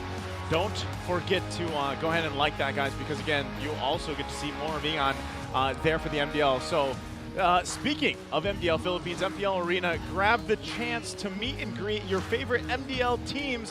Today will be visited by ONIC Arsenals and RQ Kaito. I think that's how you say it. Kaito? Kaito. I was going to say, I just came from Japan, so some of my pronunciation stuff is kind of off the walls, right? But catch them later at the MDL booth. That's what we were saying earlier. They've all come and visited today, of course, so great to see them here. And hopefully we get to see you guys too in the future, right? Because we're only here at this studio, of course, for another couple weeks left. So now with that being said, as we wait for the draft here, we kind of broke down where, and Chantel did it great with what happened in game 1. Now for game 2 specifically, I gotta say, one of the biggest things that Smart Omega can do, aside from draft, right? Of course the draft is important, but I don't know, man. I say this every time I see one of those roamers like the Mamba, like Chaknu, that are playing a hero like an Angela. It's just, it doesn't work. We actually had this conversation yesterday. Yes. Specifically with Light and Ben Things. Those right. are the two that we highlighted. Because, again, these are teams that really rely on those roamers, these roamers to start things out for them. And I'm sorry, but the Mamba mentality really isn't sitting in a bush waiting to hard guard, right? I mean, it's not there. So I would love to see Chaknu get one of those heroes that he can... Yes, Kufra's Chaknu, if you will, like many people have said before, right? Kufra's Chaknu. Give it to him. If he doesn't get it, then give him a hero where he can be the playmaker that he is. You know what? That's actually true because I remember the time wherein Angelo was being used by Omega. It wasn't really Chakno that has been using Angelo when they win. It was actually, or they won rather, it was actually Etomax. Yeah. And then Chakno has been using Minotaur when picked during the draft. So, yeah, that's true. What if you pick a support hero that can deal damage for Etomax and then have those hard tanks for Chakno? Maybe it could spice things up for Smart Omega. Love to see him on the Minotaur. Like, if he can get his hands on that, we've actually seen it played by him before, and he had one of those plays that I just remember really well is when he flickered in using that Minoan Fury on the last tick and able to get that setup. But again, this is kind of the drawback. I don't know if this is a drawback for some people, maybe for you have more to say about this, Chantel, but really when you go that kind of, we don't have an acronym here, unfortunately, but it's like the two mages in the mid lane. I was going to say MM, but that doesn't make sense because that's literally marksman. So, mage, roam. Mama, mage, marksman. Mama can work. Yeah. Mama can work. All right, because you're here, we'll let it slide. Mama bear. I'm a mama bear. You're a mama bear. No, I'm a bro. No, Mama I'm a bro. Mama bro. Yeah. Mama bro works too. How do you feel though about the two mages basically played in the roam and then in the mid lane? Like, is that an actual? Is it a pretty good strat? Because we saw this a lot when Novario was put in the roam, and then let's say it's Eve, and which is weird because Eve has kind of fallen off too. You know what I mean? You know what? It's plausible to have two mages at the middle lane as long as the skill set. One good example, actually someone tried both Matilda and Angela, although these are considered as support heroes. So it could be an option for them. One is burst, and one that could give them actually more on the sustain side. Yeah. You know, it's part of the meta, right? Because the problem with their lineup a while ago was Angela and Novaria. Okay, they can provide the vision. For some reason, they could actually sustain, but the hard guard, it's only one person. It was Kellera. The problem was Ryota was actually doing a lot of things. He was setting up, providing vision, and at the same time, he has to sustain because he's actually the only frontliner for Omega during that game 1. That's a good point because there was a game, I forgot, maybe 2 days ago. No, we're just on the second day. I was going to say, 2 days ago, we were still prepping up for week 4. I mean, probably Friday. But yeah, there was, I have casted with someone, and he actually said that maybe Ryota is being overloaded sometimes for Smart Omega. Maybe he's doing a lot. So if Chakno will continue to do those, or will pick this time those tanky heroes that could set up play, maybe Ryota will, or maybe Ryota can do better. I'm not saying that Ryota isn't doing his best. Yeah. It's just he's doing his best and he's doing everything. Overwhelmed. Yeah. That's hey, that's perfect, Chantel. I completely understand what you're trying to say, right? He was overloaded in what he had to do for the team, and that makes sense. And hopefully he's able to adjust from that. Okay. Matilda being picked up right away from MNNE this time. This is a fast. Hey, we're rolling through it, but there it is. There's the Minotaur and the Raphael. This is what they wanted. So things are going to be changing for your Smart Omega. Usually when they have this Minotaur, they actually pick it alongside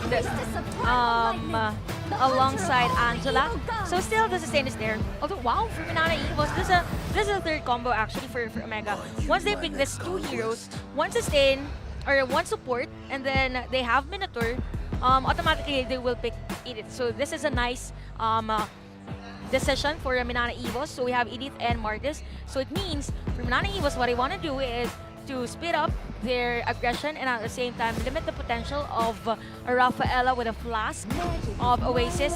So it is okay. Oh! Okay, so I like it. I wonder where that's going. Is it Jones? Is it Kilrus? Or is it the mids? Let's assume it's going in the jungle. Oh yeah. You think that's better this time for them to take us to a game 3?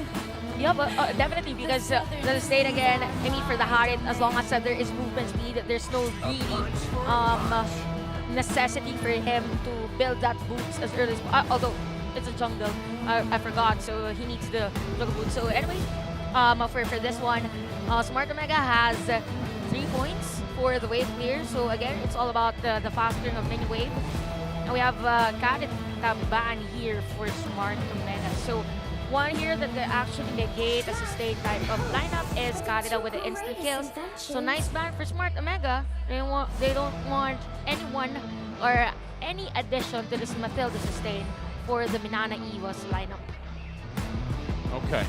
As we get through this second phase here, you can already see some of the focusing bans coming out, right? And I like, once again, the biggest thing for me from the previous game was the decisiveness of Lord JM on that Khalid pick, right? And how he kind of really started a lot of, if he wasn't starting those fights, those initiations, he was able to really follow through.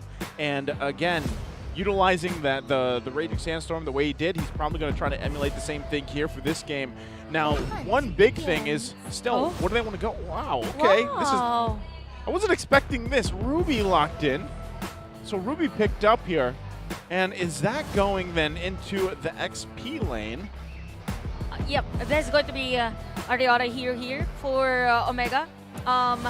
If I remember correctly, during Ariota's ONIC time, he actually uses Ruby, if I'm not mistaken. Alright, so this is a nice pick for Smart Omega. So with a fast cooldown for the skills of Ruby, let's expect that Riota again is going to do some of the zones or zoning out other players and at the same time setting a play for Smart Omega. Now MNNE EVOS, they're lacking the damage that they need since these are tanky heroes. Lilia could be an option for them. I heard a Dexter. Okay, so it's going to be a Dexter and Valentina. So with Valentina, they are to copy that Minoan's fury. Or even I'm offended, yeah. Yep. That's a nice option, although they're lacking a bit in terms of burst damage, if I might say. Yeah, burst damage. For the side of Omega, I think I like the adjustments. A while ago, we were saying that Ryota was actually overloaded with a lot of responsibilities, zoning, setting, but this time, with Chapnu going with a more comfortable hero in this Minotaur, it assures Ryota that he can set, he can sustain, but he also has backup in Chapnu. I was real quick, just going to say, missed opportunity. Yeah. The title said goal. It should have said Sue! It should have said that. But again, there he is. He's locked in. Bruno, last pick there. And let's take a look at that draft index. Anything specific here, Chantel? Again, what we're saying for Smart Omega, the struggle here is going to be the burst. So, clean up minion wave will, fast clean up minion wave rather, will be coming from the mid side of Smart Omega with the addition of Harith. So again, this might be a long game, but not if Kelra's hero is Harith and he will be doing fast rotation. Okay, last look at the team compositions. For both of these teams, we want to see Game 3 because once again, this is crucial for both of these teams to get out of the red zone in the standings here already. It's going to be match point though for MNNE EVOS. Can Smart Omega collect and get this one going for the series? MNNE EVOS, one more win away from flexing. This time they really want to flex and recover from a devastating loss against ONIC. And what I really like for MNNE EVOS is that they already have a system. You know, Spider-Miles just leading the squad, and at the same time, even Lord JMAR. So we will see him this time around using that Edith. So we will expect those setups. Oh wait, what happened? Was that a flicker? Yeah, he's being very aggressive. Yeah. Well, actually, I do that sometimes. Yeah, During brawl, because I don't want to walk. Well, this is far from the brawl. Yep. Anyway, prior setup play probably for Smart Omega, the flicker will be already cooled down. If you're looking at the emblem, it's really more on the movement speed here for both our mid lanes. A whole lot of speed. A whole lot of speed. We have the Wilderness for Malansi AR and even a Spider-Miles AR, which, by the way, is compensated by the movement from the healing of Etomax's hero. The thing, too, about it, you know, early on, now, once again, yes, Ryota likes to play this Ruby and everything else, but we really, before, we saw so much in the roam position, right? Now, I get that you get a lot of CC with this hero pick. Hold on, though. We're going to break it out. Lancy AR is the target for Omega. Oh! And now this time, Kelra, this is the adjustment that they want. Kelra needs to be involved more in the early game, and right now, he's doing it with his Harith pick. And part of the adjustment, Ingan and Naisu for Smart Omega is to speed things up.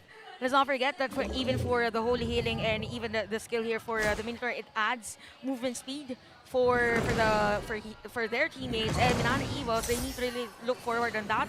But we could see IMU Lancy AR with that Mino 1 series, which we have been mentioning earlier during the draft. Whole lot of mobility, whole lot of sustain from Smart Omega right now. For the first turtle, is going to be fighting it out. Kaizen pretty much setting up. Not sure if, yeah, it doesn't even look like it. Smart Omega's like, you know what? We don't need it. Give it up. Give up that first turtle. We might as well keep farming up. Again, it is a big factor, too, that first blood went in the hands of Kelra.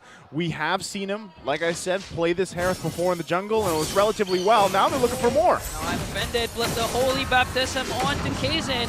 Kaizen Mortal Coil out. Another initiation avoided by MNNE Evos. Now this is where the burst damage that we've been mentioning goes. So there's no secret kill from Omega, although there was a nice setup from them. So they really need Kelra to be part of the initial team fights early to mid game, then have Jome be part of the team fight on the latter part. So speaking of Jome, he already has the Haas clause for this game, and Lord JMAR is just taking his time. There's a different type of hero as compared to Khalid, but MNNE Evos, they're not being intimidated as well by the rotation of Smart Omega.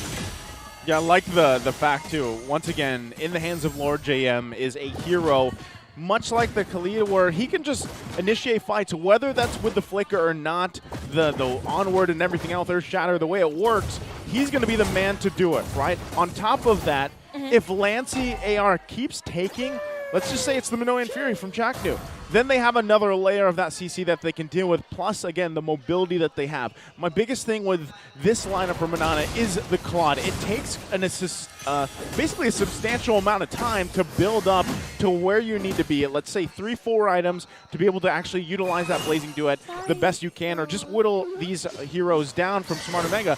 And with that being said, you have to deal with their own kind of sustainability, right? Because they have the Rafaela, because they have mobility with it, and then of course Kelra with his Almond Force. So it's really just kind of at the whims of who can out-sustain who and who can deal with that sustainability in those shields faster than the other team, really. Because one thing's for sure, Jome on this Bruno is going to scale and hit a lot harder before Domeng does. Oh, Ryota onto Kaizen.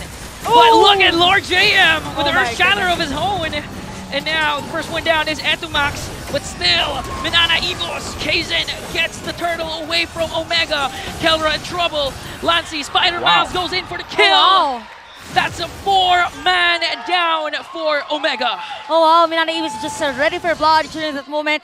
And all I gotta say, it was a really nice setup from Lord JMAR.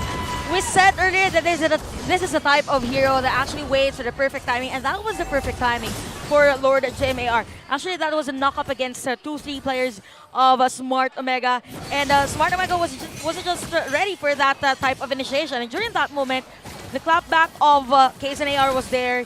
Even the damage from Lance AR is there as well. As to why there is not much of a lead in terms of the gold lane, because there are objectives that are shared globally by the marksman, or by Domeng AR.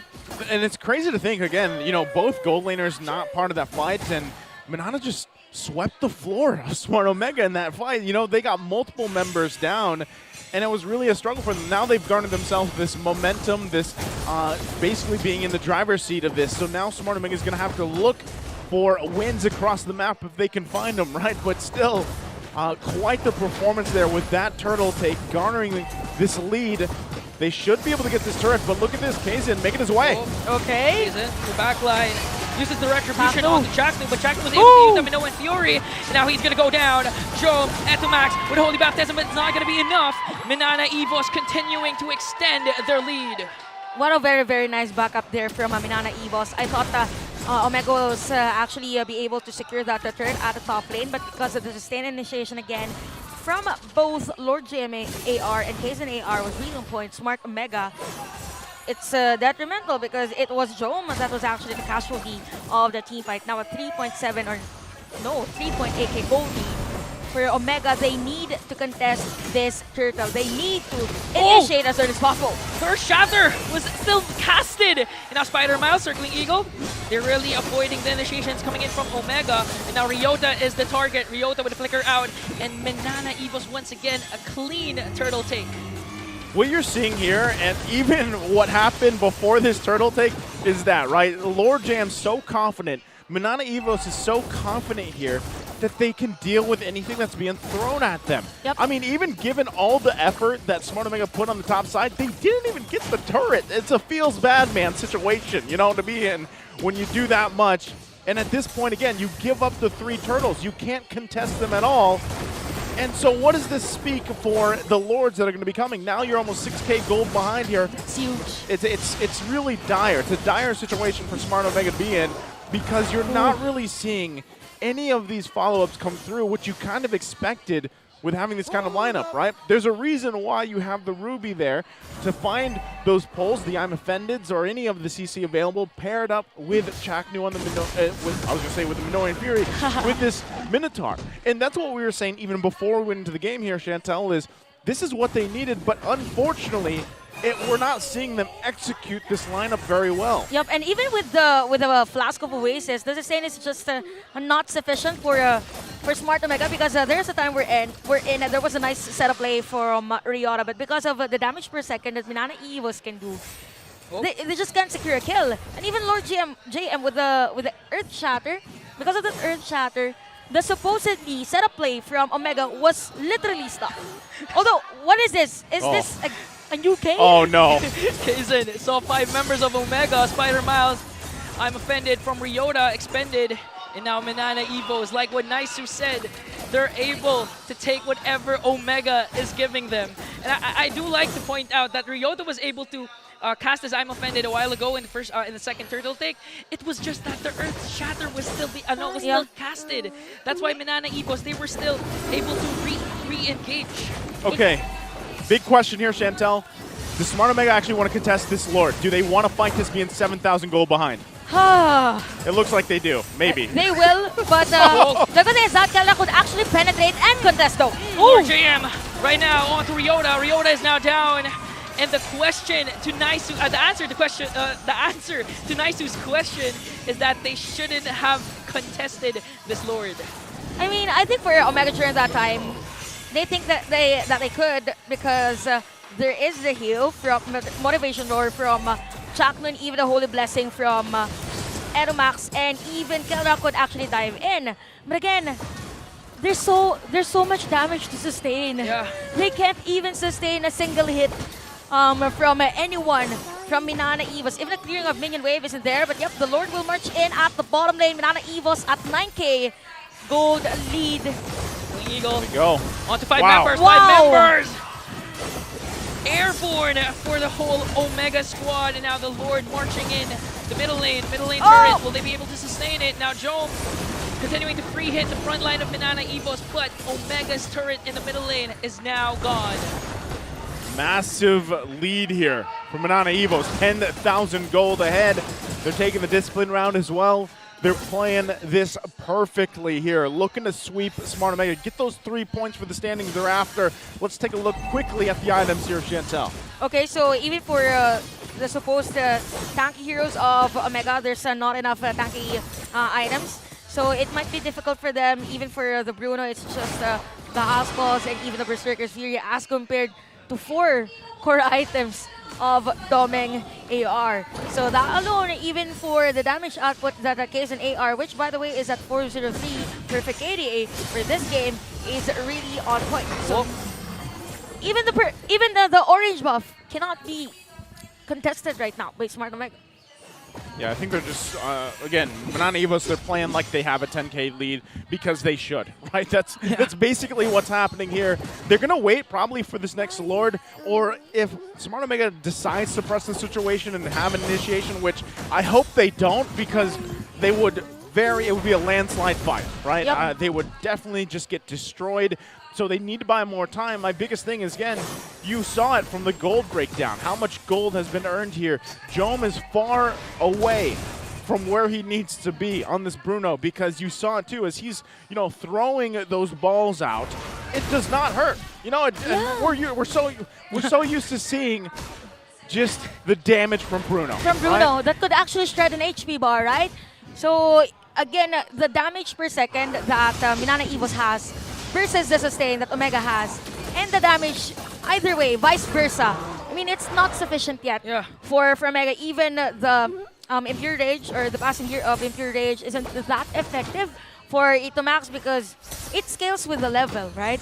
Itomax is still at level 11, so the full potential of the sustain supposedly type of lineup for Omega is not yet there.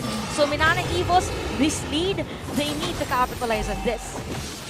Again, I think Smart Omega just goes ahead, gives this one up, somehow come through with a miraculous defense. They're all going to be too late if they initiate into this, as they are. Ryota still going to press it. I'm offended was already used up, and now Omega wants to go for the counter attack, but Lance the AR is just too much for them to handle. Wow.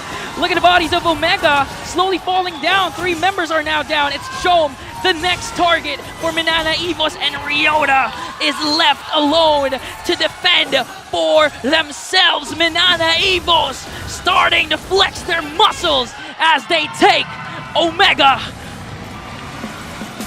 And in a sweeping fashion, MNNE EVOS comes out with their sharpened claws, and this winning moment is brought to you by our official sponsor, FWD Life Insurance. And with that, they ensure themselves the 3 points of the standings to climb their way back up here.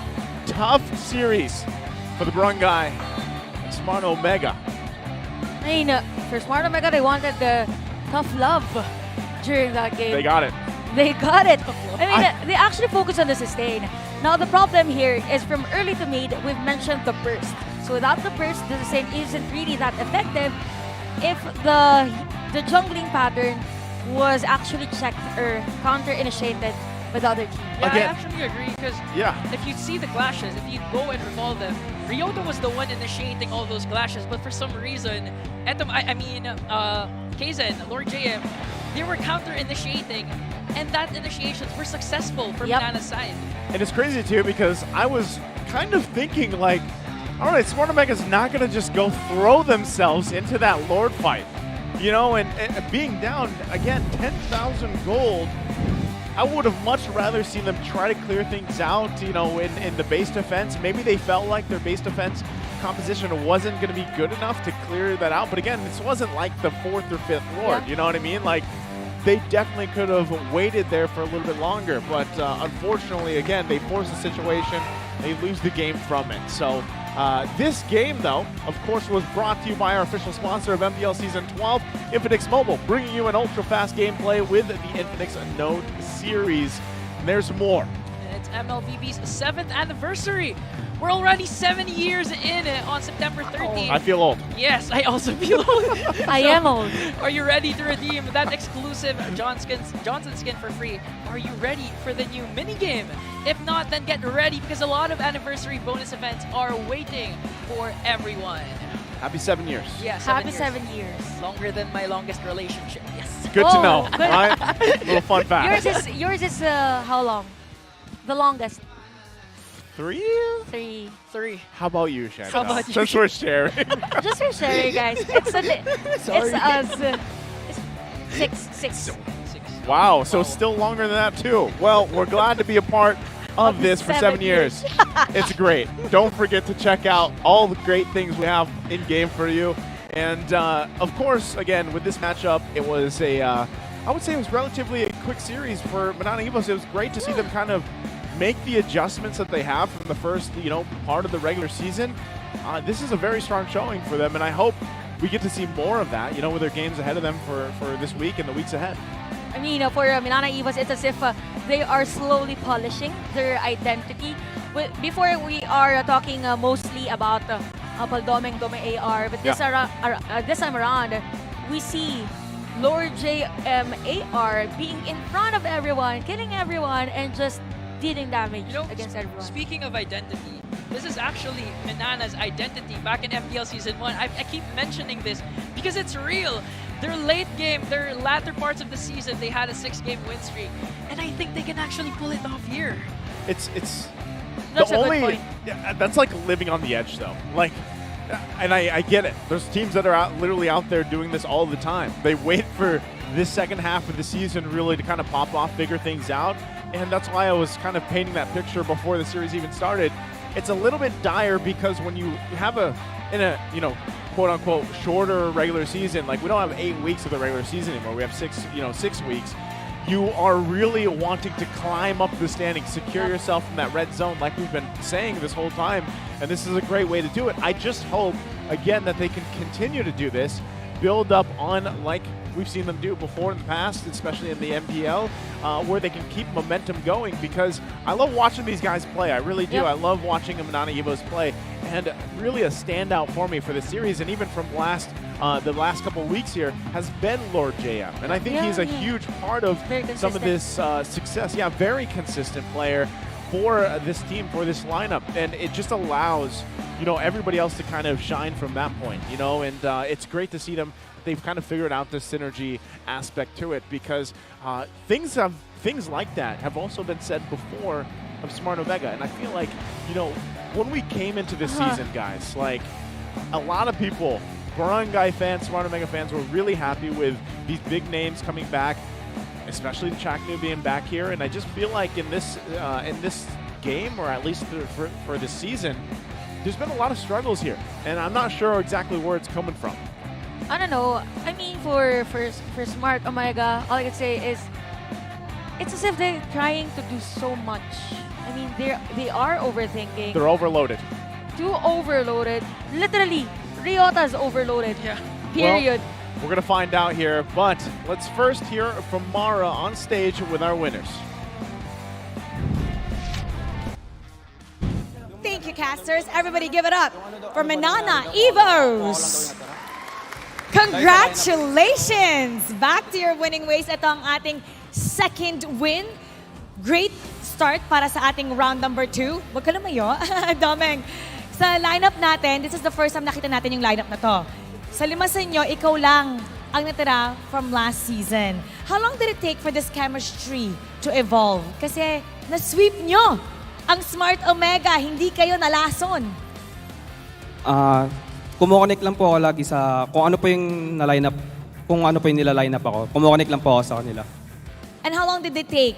Like yung sa practice nyo? Kasi first time namin ito makita, itong lineup na to. 1 week po. 1 week. Siya yung sumasagot para sa'yo. 1 week. Alright, actually, ang pinaka-veterano dito, one of the more veterans, Kayzen. Great job for today. Oh. Kanina, nakita ka namin. Ikaw yung parang pinaka-vocal sa lahat. Gumaganto ka. Anong nangyayari doon? Parang kinakalma mo lahat? What was happening there? Medyo nagkakagulo na po kasi yung comms, kaya po kailangan po nag-step up na po ako para pigilan po sila kasi alam ko na po mangyayari. Nabivision ka na po pag na-overhype sila kasi kilala ko na po sila. So kailangan po talaga malinis yung laro namin kasi isang error lang po, pwede po talaga mabaliktad yung laro. So ikaw yung shot caller. Sobrang importante po kasi ng panalo na to, kaya nag-step up na po ako para pigilan sila. Anong meaning ng win nito? Sabi mo napaka-importante ng panalong ito. What's going on with the team and why is it important na kailangan today it's a good start for round number 2? Siyempre po, alam naman po natin na lose streak po kami nung first round. So second round po, all in na po talaga. Lahat tulong-tulungan na po kami. Bawing-bawi na po kami kasi po may goal po kami. Kailangan po namin makapasok sa playoffs. And sana mag-continue yung tuloy-tuloy po lahat. Yung pinakita nyo today, if it continues, no doubt, pwede kayo makapasok. And we have to credit also si Coach Yan Yan. Coach Yan Yan. Everyone is cheering for you. Tell us something different that you guys did. Ano ba ang pinagkaiba ng MNNE ngayong second round?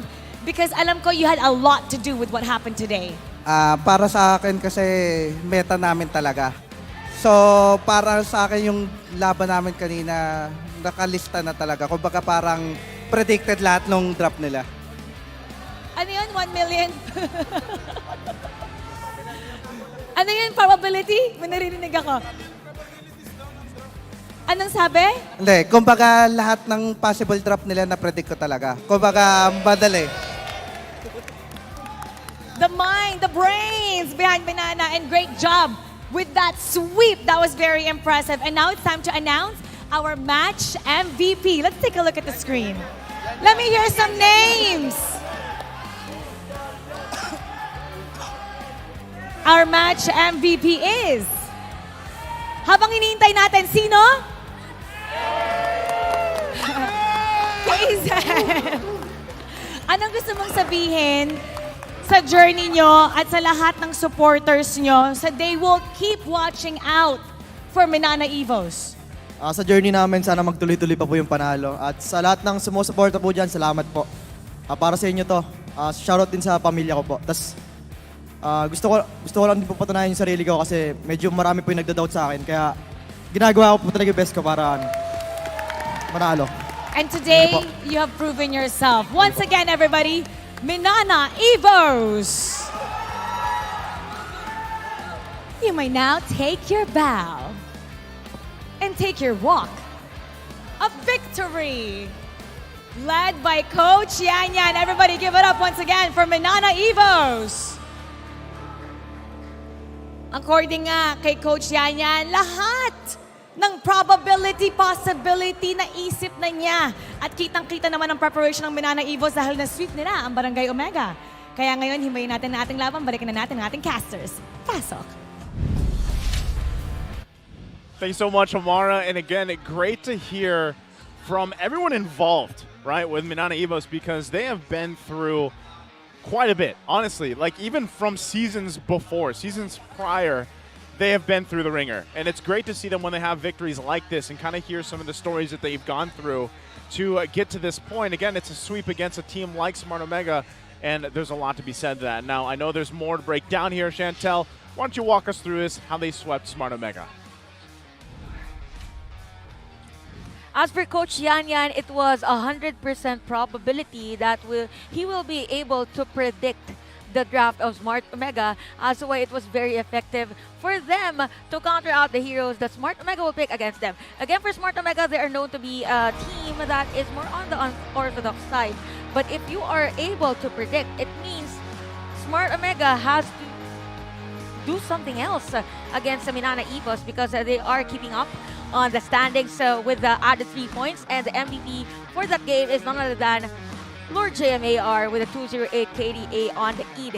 So remind you guys, Ingan has been mentioning during the game that Lord JMAR has been doing a great job on the Earth Shatter, actually using the ultimate to stop the initiation from Ryota. So it has been a battle of XP lane versus XP lane in terms of the setup plays. So around 1 minute and 47 seconds, it was the first blood actually for Kelra. Came with the other players, there was an assist for Chom, but during the objective taking, it's just too difficult for the rest of the players of Omega to sustain the damage from MNNE Evos. There are too much, or there's a lot of damages to sustain for both for both Rafaela and even the Venator, and even the damage here for Chom.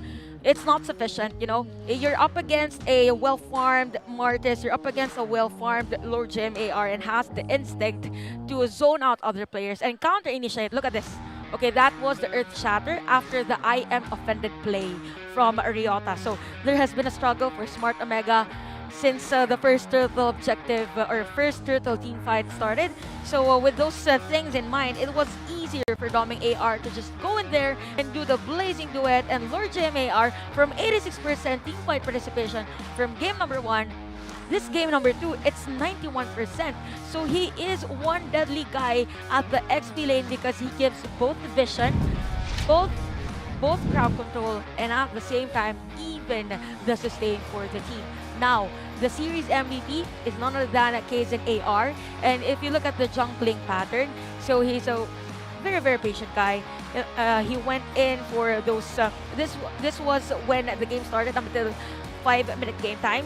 So all he did was just look for the possible opportunities for him to take down those neutrals versus Harith versus Keller, because it's not going to be effective once the Harith is, specifically Harith, right, is suppressed with the type of jungle or the goal that he could do. So it's as if there is a ceiling grade for the Harith during that game. So wow, I didn't notice that it was 11-1 for that 13-minute game time. Again, with even the hero composition of MNNE EVOS, we've said that Claude has been nerfed already, but with this type of lineup, you have that killing secure potential with K's and AR's hero, that Minowan's Fury from the IMU of Valentina, so it was really on point. And Spider Miles AR just did a great job for MNNE EVOS. So it was a collective effort for the whole MNNE EVOS. And now for Smart Omega, again, it's just a bit too fancy. So the lineup of the team was heavily relying for Bruno and even at the Harit. So if the laning isn't on point for those mentioned heroes, then Smart Omega doesn't have any damage because it's just sustain, and crowd control for both Chaklu and Riot. So anyway, all turrets are 8 versus 1 in terms of turtles all for MNNE EVOS and the overall statistics of this game. So look at the hero damage for MNNE EVOS. This is a Martis for Case and AR. So if we say Martis, you want fast games. You want to decimate after decimate, then decimate. And as easy as that, Case and AR is at 100% team fight participation. Same goes with Spider Miles AR. And if ever Case and AR dives too deep on the formation of Omega, there is a guiding wind for him to escape. I mean, MNNE EVOS, they were just prepared for a type of lineup from Smart Omega because Smart Omega has been doing this for what, two previous series that they played. So kind of predictable as per Coach Yan said. So Spider Miles AR, 10 total assists. Shakno, the Guardian, again, too much to sustain. Although there is a heal from Etomax, it's just not enough. I mean, if you could just do so much for the sustain, if you could just add plus 100k heal, but it's just too much for Smart Omega. And MNNE EVOS, they're just prepared. They are prepared for the round 2, and this is the first, probably the first game for them that they didn't really struggle to end the game because from first, second, up until the very last, up until they won a game, they were just confident and they know how to execute. So that has been my analysis, and for sure, both Naisu and even Ingan has a lot to say too. Thank you for the breakdown once again. It was the flex match. Oh, okay. And great job. You're about to bust your sleeves, by the way. But yeah, again, this was a great match here that we got to see unfold, and a great start, I would say, to the second half of the regular season for MNNE EVOS. Hopefully, they can keep that momentum going. We do know they need it. And for all the Smart Omega fans, the Barangay out there too, I'm sure you're hoping for the same thing, right? Because you want to see them make these adjustments that they need to, and hopefully work through what they have to with the time remaining so that they can make it to the playoffs, of course, right? So the next match, of course, now that we've kind of had our results from the first one of the day, we're going to be looking forward to the next one, which is going to be great as well, and that is Blacklist International and RSG Philippines. And I'll tell you what, both of these teams have made their own adjustments through the course of the season, as we've been talking a lot about here, and hopefully they can get it, the series wins that they need. We know that RSG Philippines, especially even after yesterday, they're looking for a win here. Yeah, especially since their week 4 is actually jam-packed as every single day they have an upcoming match. Yeah. You know what, for Blacklist and RSG, the question here is, since it is a support meta, is it going to be Renegade on the support heroes, or is it going to be Light on the hard tanks, right? It's interesting. Wow. It's exciting. We'll see. Again, even someone like Renegade, who has done volumes in this season alone, we'll see if he goes that route, right? But again, it's been great for this series. Again, I'm Naisu, Ingan, Chantel. We're going to be back after this short break. The 12th season of MPL Philippines is brought to you by the following sponsors. Smart, the official telco partner of MPL Philippines Season 12. Our official sponsor, Infinix. Infinix Note, ultra-fast gameplay. And FWD Life Insurance. In the epic adventure of life, FWD is your expert wingman. Celebrate your victories living with FWD. Our partners in esports, Maya, it's everything, and a bank. Secret Lab, the official gaming chair of MPL Philippines. And Pi Channel. Experience the MPL-PH Season 12 action live at Shooting Gallery Studios. Tickets are now available on our official ticketing partner, Slash. Don't forget to catch all of our official league content on TikTok, Facebook, Instagram, and Twitter. To ensure the equality and fairness of our games, MPL Philippines is also monitored and supervised by the Games and Amusements Board. Habang yung blacklist ay kumakapit pa, ayaw pa rin bitawan na napakalakas pa rin ng Pilipinas.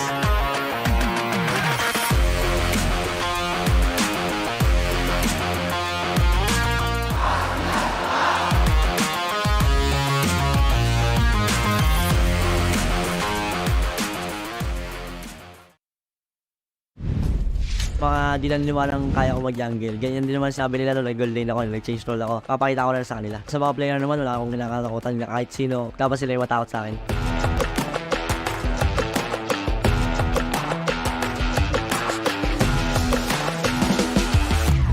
Tingin ko yung pinakamalakas sa jungler ngayong season is si Carl TC pa rin. Napaka-flexible ng mga heroes na kaya niyang gamitin. Kaya niya mag-utility, kaya niya mag-assassin. Saka yung mga decision making niya on point, lalo na sa mga objective taking. Nadadali niya na rin lahat ng players dahil sa tapang niya maglaro ganun. Sobrang aggressive niya na may halong play safe. Feeling ko bumibelo pa lang yun eh. Tsaka gigil pa rin yun hanggang ngayon nakunin yung back-to-back na World Championship. Yung top 3 junglers ko po ngayong season is, yung top 1 ko po si Carl TC, top 2 ko po si Kyle TC, top 3 ko po si Iran. Top 1 ko is Irad, top 2 ko Carl, top 3 ko Saida. Top 1 ko si Carl TC pa rin. Top 2 ko si Kyle TC, top 3 ko si King Kong siguro. Tingin ko yung pinakamalakas sa jungler ngayon si Carl TC. Siguro yung top 2 ko sa jungler Kyle TC. Top 3 ko si King Kong. Top 1 si Carl TZ. Top 2, Kyle TZ. Top 3, Irad. Top 3 jungler ko this season is si Carl TZ, Irad, and Kyle TZ.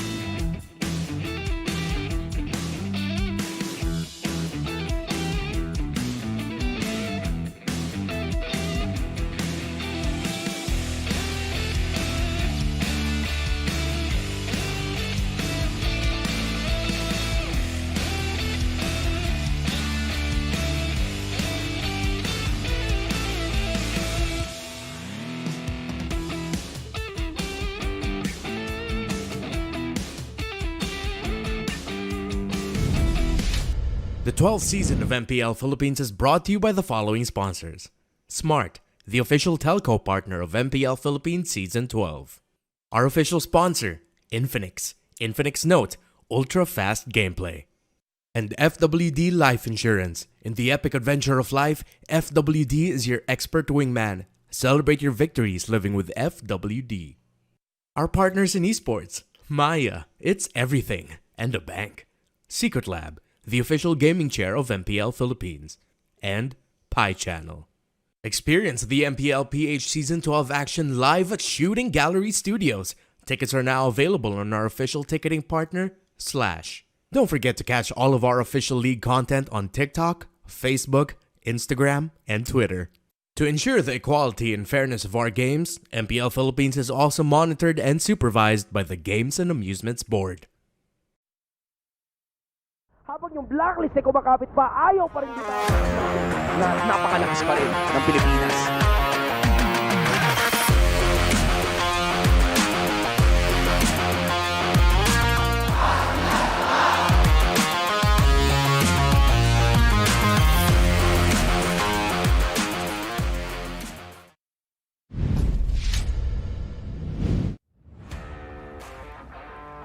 Welcome back to the home of the greatest MLBB players in the world. I'm Mara Aquino and you're still watching MPL Philippines Season 12. Dalawang kupunan na may parehong puntos sa ating standings ang magtatapat para ilayo ang pagitan nila sa isa't isa. The Agents will try to bounce back from their heartbreaking loss against the reigning world champions, while the Radios would like to forget their slip-up against the red-hot Sonics.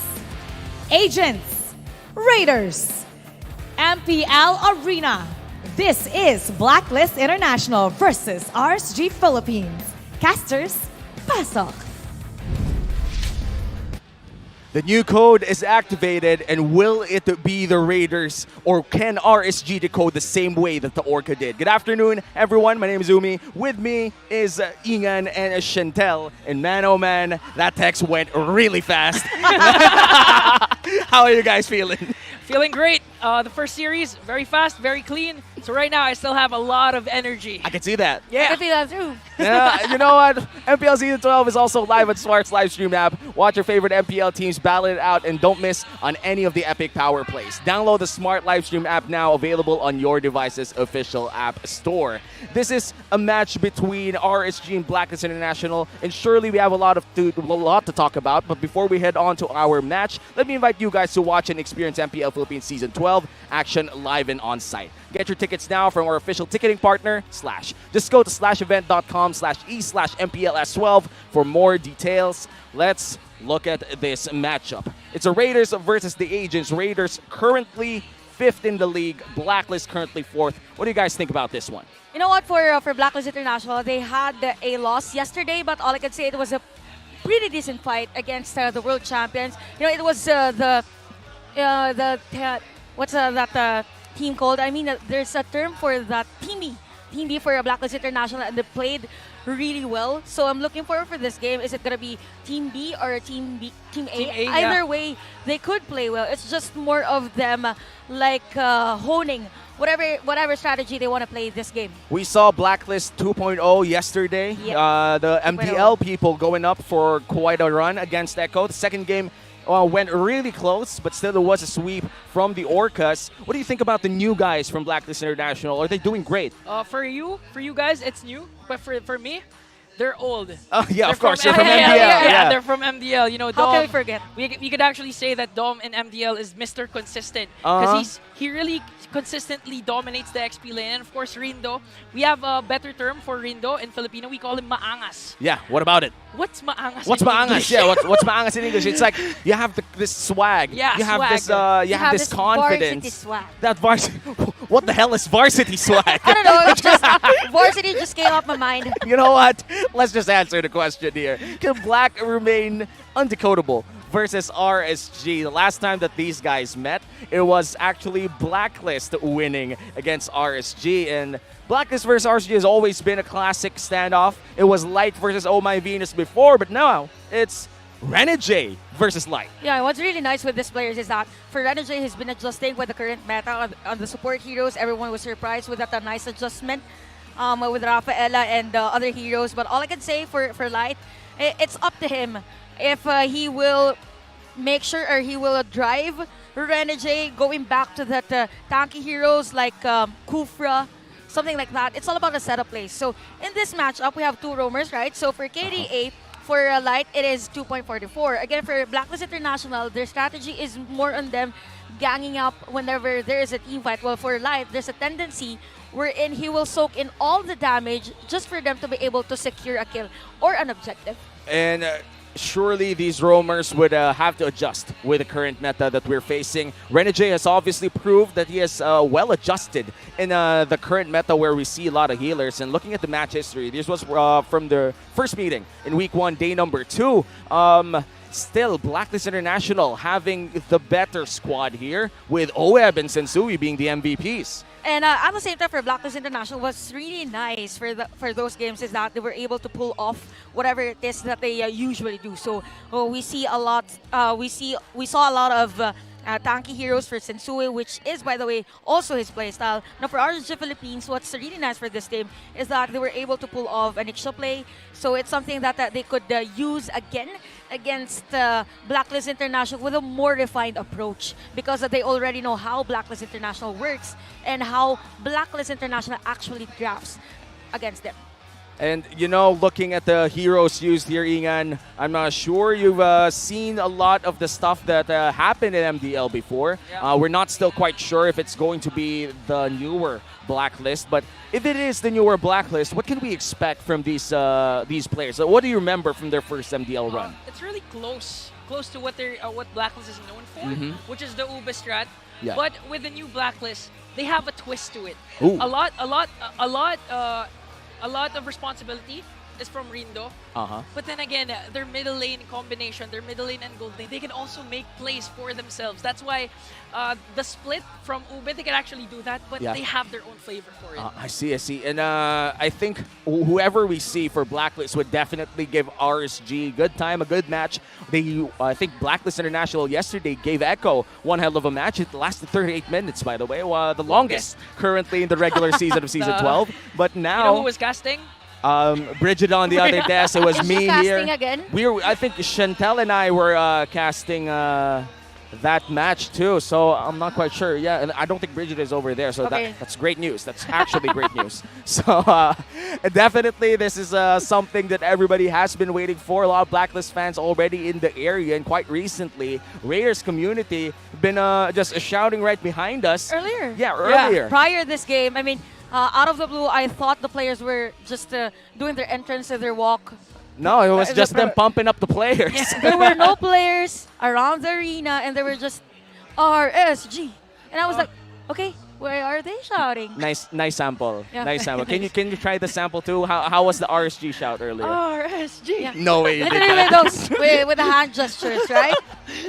Oh well, I'm sure the RSG Raiders are already pumped up. They may be fewer numbers compared to the agents right now in the current venue, but you could just hear their voices later on if ever RSG does make plays. And it's gonna be very interesting to see how much people will be in this venue, because usually when it's Blacklist, it's kind of filled up. It's almost always sold out every day. But yeah, going back into this matchup, Blacklist International, definitely we're waiting what iteration they're going to show, but I do feel like it's going to be the OG Blacklist people. Yeah. I mean, for Blacklist International, knowing that they could pull off a play with Team B, they want to secure a higher position in terms of the standings, in terms of the seeding. So Team A is working really well. I mean, it has been refined all throughout the weeks that we've seen them playing. So as long as it's effective, probably they're not going to change. Or maybe a different player in exchange for someone from Team A or Blacklist version 1.0. 1.0. 1.0. Because the other 2.0. 2.0. Yeah. And the best part about this one is we're still going to wait. But again, I think we've heard rumors that it's going to be Blacklist 1.0 right now. We're going to see in quite a bit the moment that we talk to the teams. But what can we actually expect? We could actually ask the teams themselves. Because now we could go to our insider, Brigida. What's happening with the teams over there?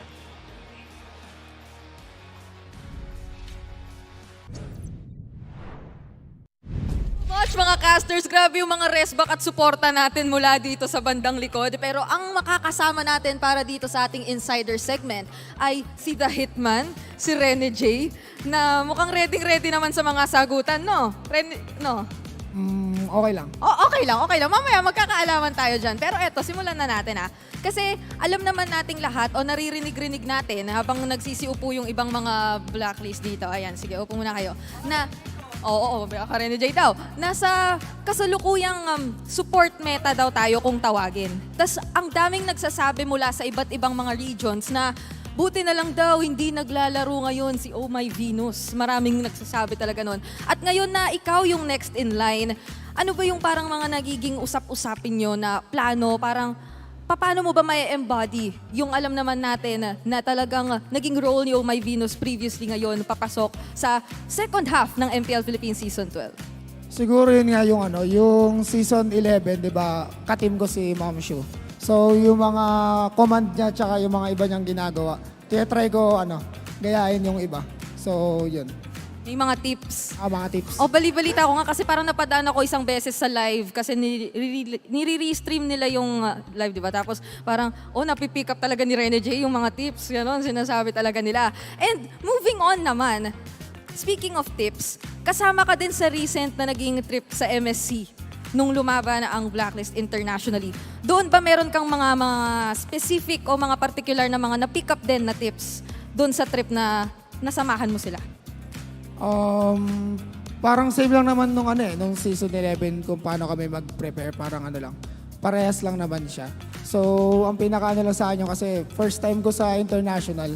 So, ang sarap sa feeling kasi na-try ko na. Kaya medyo, konti na lang yung pressure sa akin ngayon kasi na-try ko na rin sumama sa mga ganong tournament.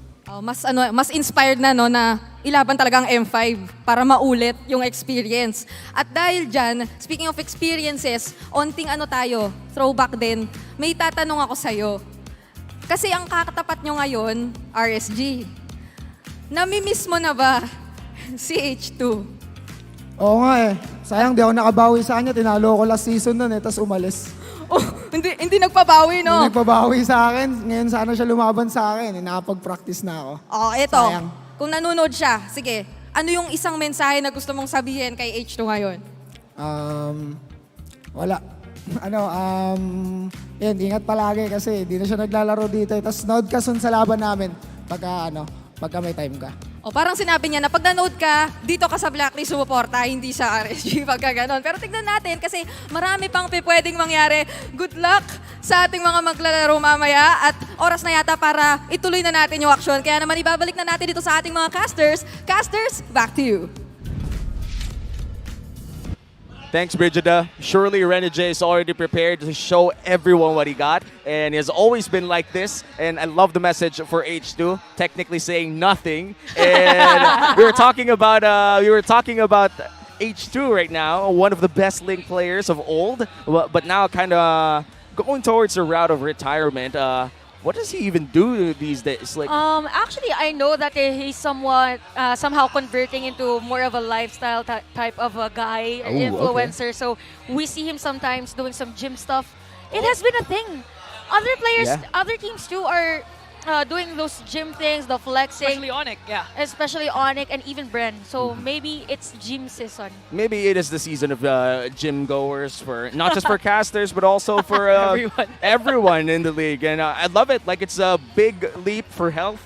Hopefully everybody follows suit. And if you're not stretching, at least stretching, it's your signal now to stretch and drink water.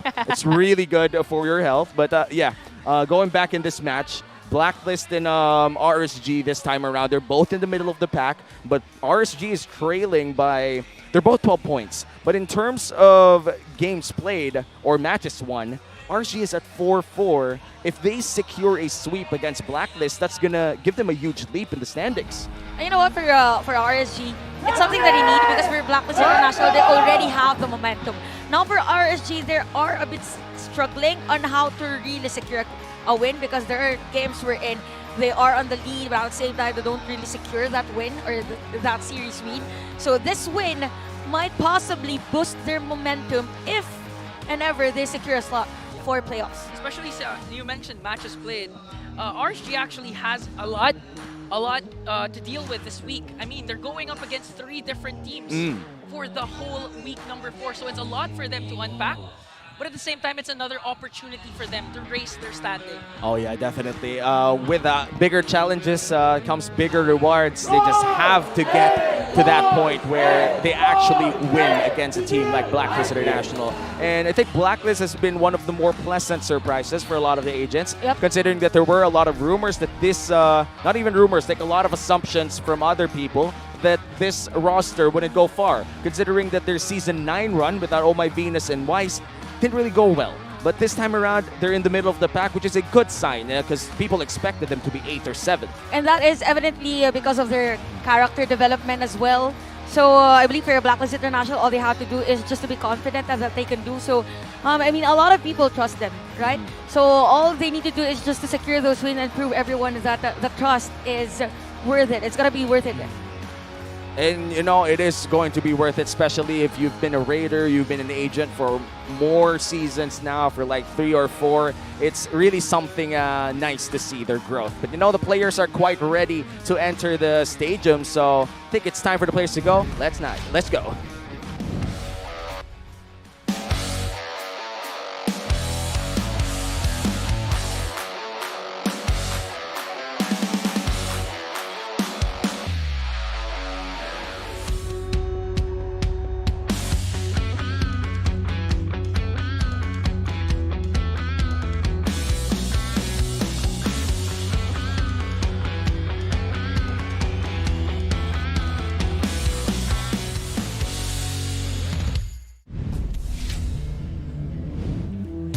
The new shade of black was outshined by the purple oranges.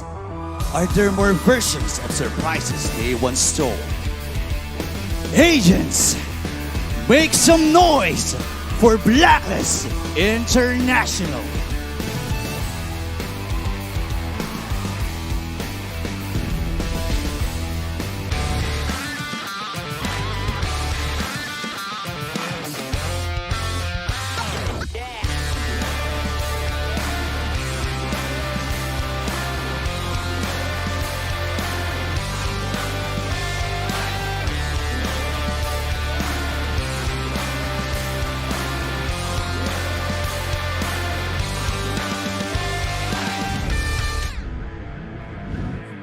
They've been robbed of a chance of extending their 2-game winning streak.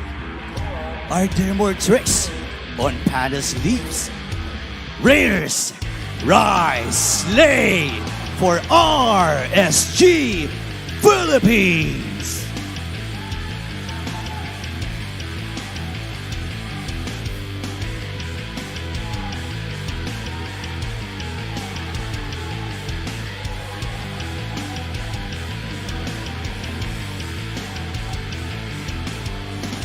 And their coaches, Coach Master the Basics and Coach Panda.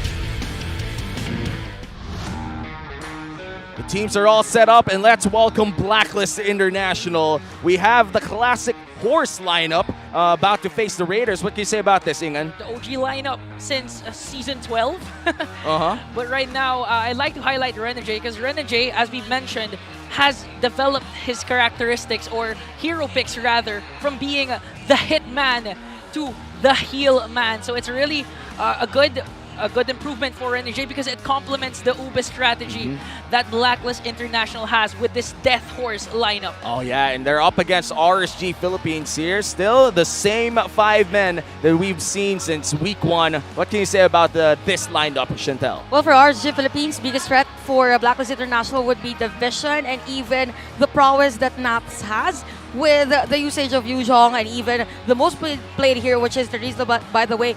It's very nice to see the classic Nats and Edward matchup. And all I can say for RSG Philippines, they really have to dictate what type of meta are they going to use. So looking at the head-to-head statistics, well, for Blacklist International, knowing that they are the roots of the Ube strategy, this is 4.40 as compared to 2.88 on a KDA.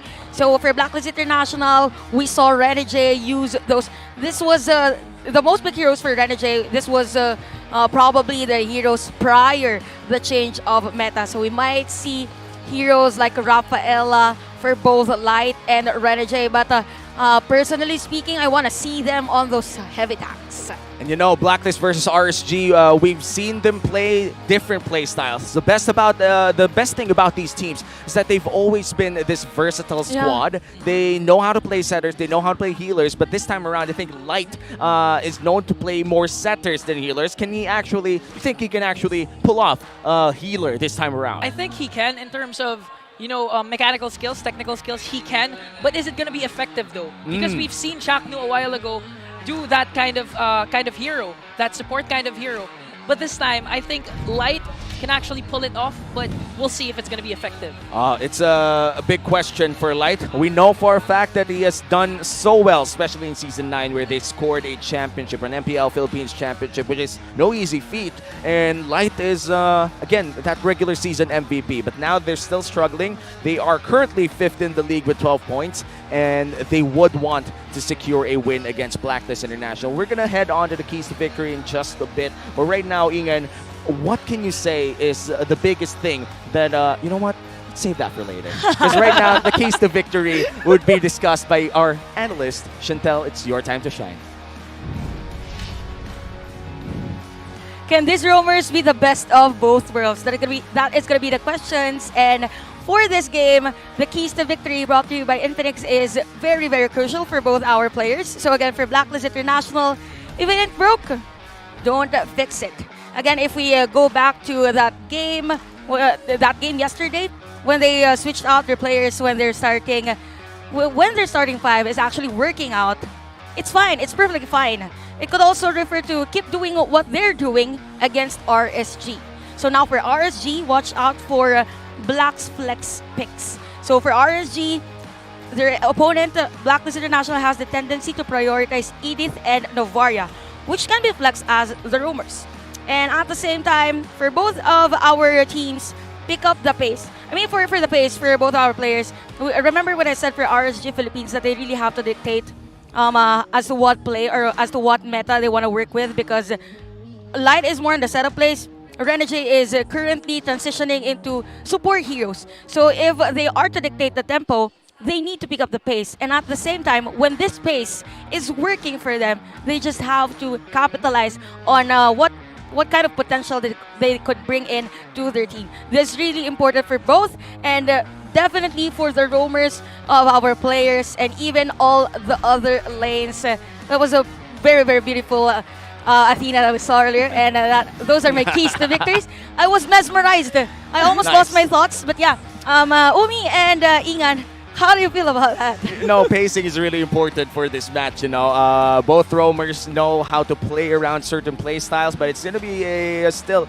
a match of whoever gets that early game. It's been very important for the earlier series that we did see as well. Snowball is a big thing right now, and looking at Snowball junglers, can you think of a few picks here that we might see in this match? I think Martis. What else? Martis, because Martis has been dominant in the early game, especially in the recent patches. But I think, who would be a great jungle that Snowballer? Maybe Harith? Like Keller? Who knows? The usual. The usual, because we're going to look at the player head-to-head here, where we're going to look at the junglers this time around. Sensui does play the Martis that you mentioned, and you could say the same for Iraden, but in terms of statistics here, Chantel, it feels like Sensui is having a great time this regular season. Yeah, again, for Sensui, majority of his heroes used were the utility junglers. As per Irad, those are assassin heroes. So there's a lot of difference when we say, or if we compare junglers that actually uses different kinds of heroes every game. So gonna be like for Sensui, the strength of this player is he is able to fit in on the Blacklist International type of play from before. So there's no really much of an adjustment for them, just probably the heroes. So that's the surprise play that Blacklist could do. Now for RSG, since they could do fast plays, they could stick to that assassin Irad kind of thing. Well, hopefully we see it, because it's been a while since we saw an actually an assassin go head-to-head inside the jungle. I think it was yesterday, but it was a very short match, sadly. We see a lot of tank jungles now. And speaking of tank jungles, which one has been something that you also see in MDL? Like something from MPL and MDL that you see? It just rotates around Fredrin and Baksha. Oh, From time to time, it's going to be Mortis. Akai depends if they get banned out, but most of the time, it's Fredrin and Basha, yeah. Yeah, I mean, Fredrin and Baksha definitely one of, I would say, the safer picks in the jungle area. And now we're going to see what kind of picks we're going to witness in game number 1.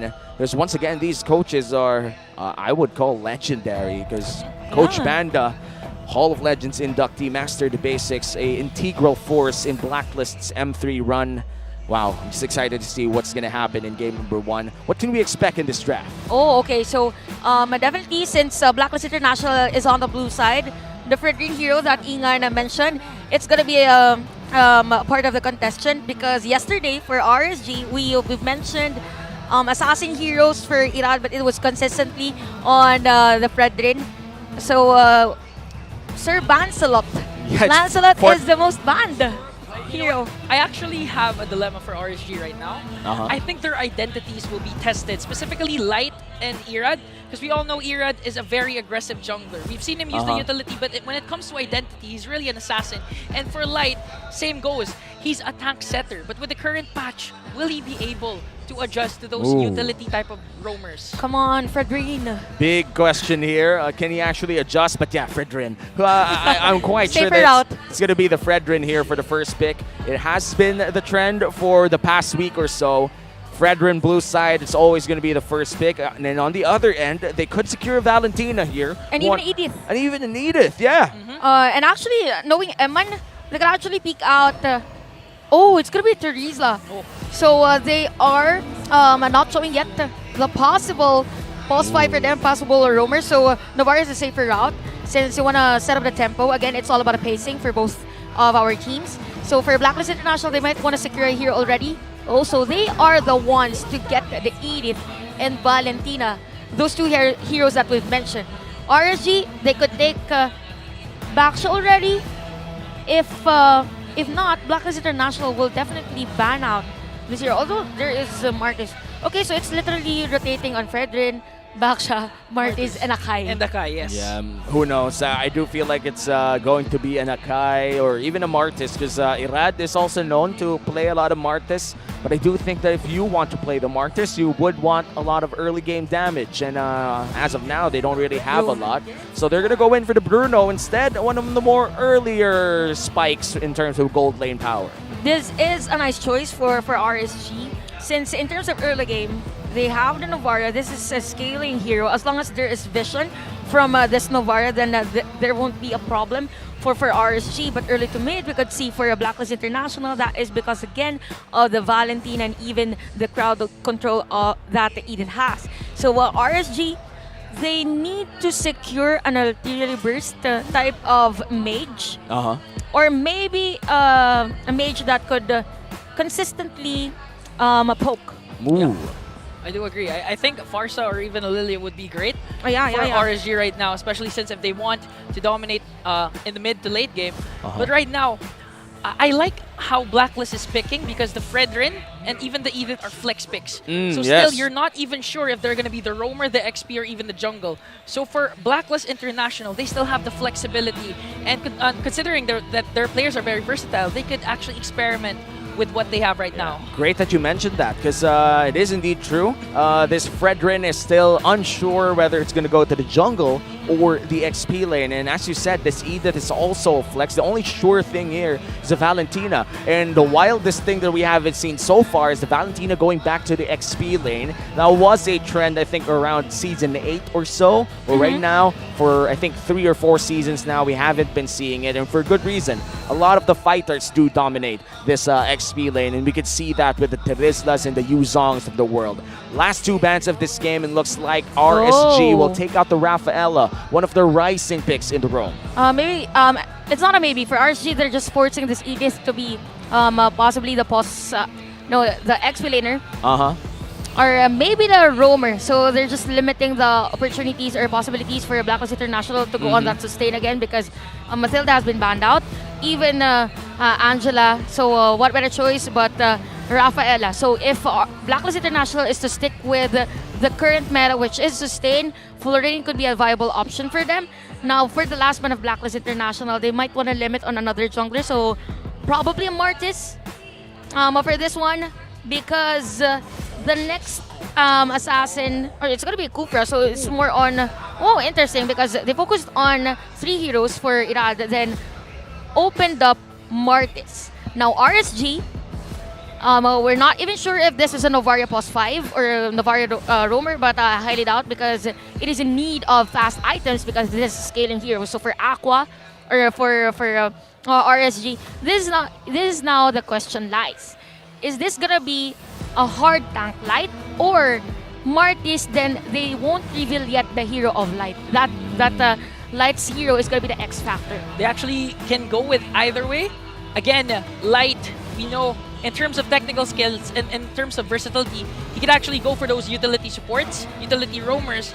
But then again, the question is the identity, and as Minotaur. you can see, he's gonna pick the best of both worlds. Someone that can set up, sustain at the same time, provide a heal with Minotaur's second skill. Oh, that's such a great observation over there. The Minotaur definitely is the best of both worlds. The reason why he's one of the more popular pickups right now. You could set up with your Flicker, Minnow, and Fury, but you could also heal a lot of people as long as you just stay in the back lines, just make sure that everyone's safe and sound. And the carry lock-in on the side of Blacklist is also a great response for the Minotaur. I think we've seen this trend go on and on, that the carry is always the answer to both the Terizla and the Minotaur. You really want someone that could actually okay. Okay, wait. So there's going to be post 4 Haji and then post 5. So Rome, Edith, support Valentina, and we have Edward with his signature Benedetta. I know Omi is happy to see Benedetta back. You know, when I saw Edward play Benedetta in Season 7, I was like, you know what? I want to be like him. I want to be him. You know? I want to be a Hall of Legends inductee 20 years from now. You know? I remember Umi. Guys, if you haven't seen Umi's Facebook page, I suggest you do so. You'll see why he deserves to be in the Hall of Legends. Oh man, go forth, MPL-PH at facebook.com. You will see the reason why I should be part of the Hall of Legends.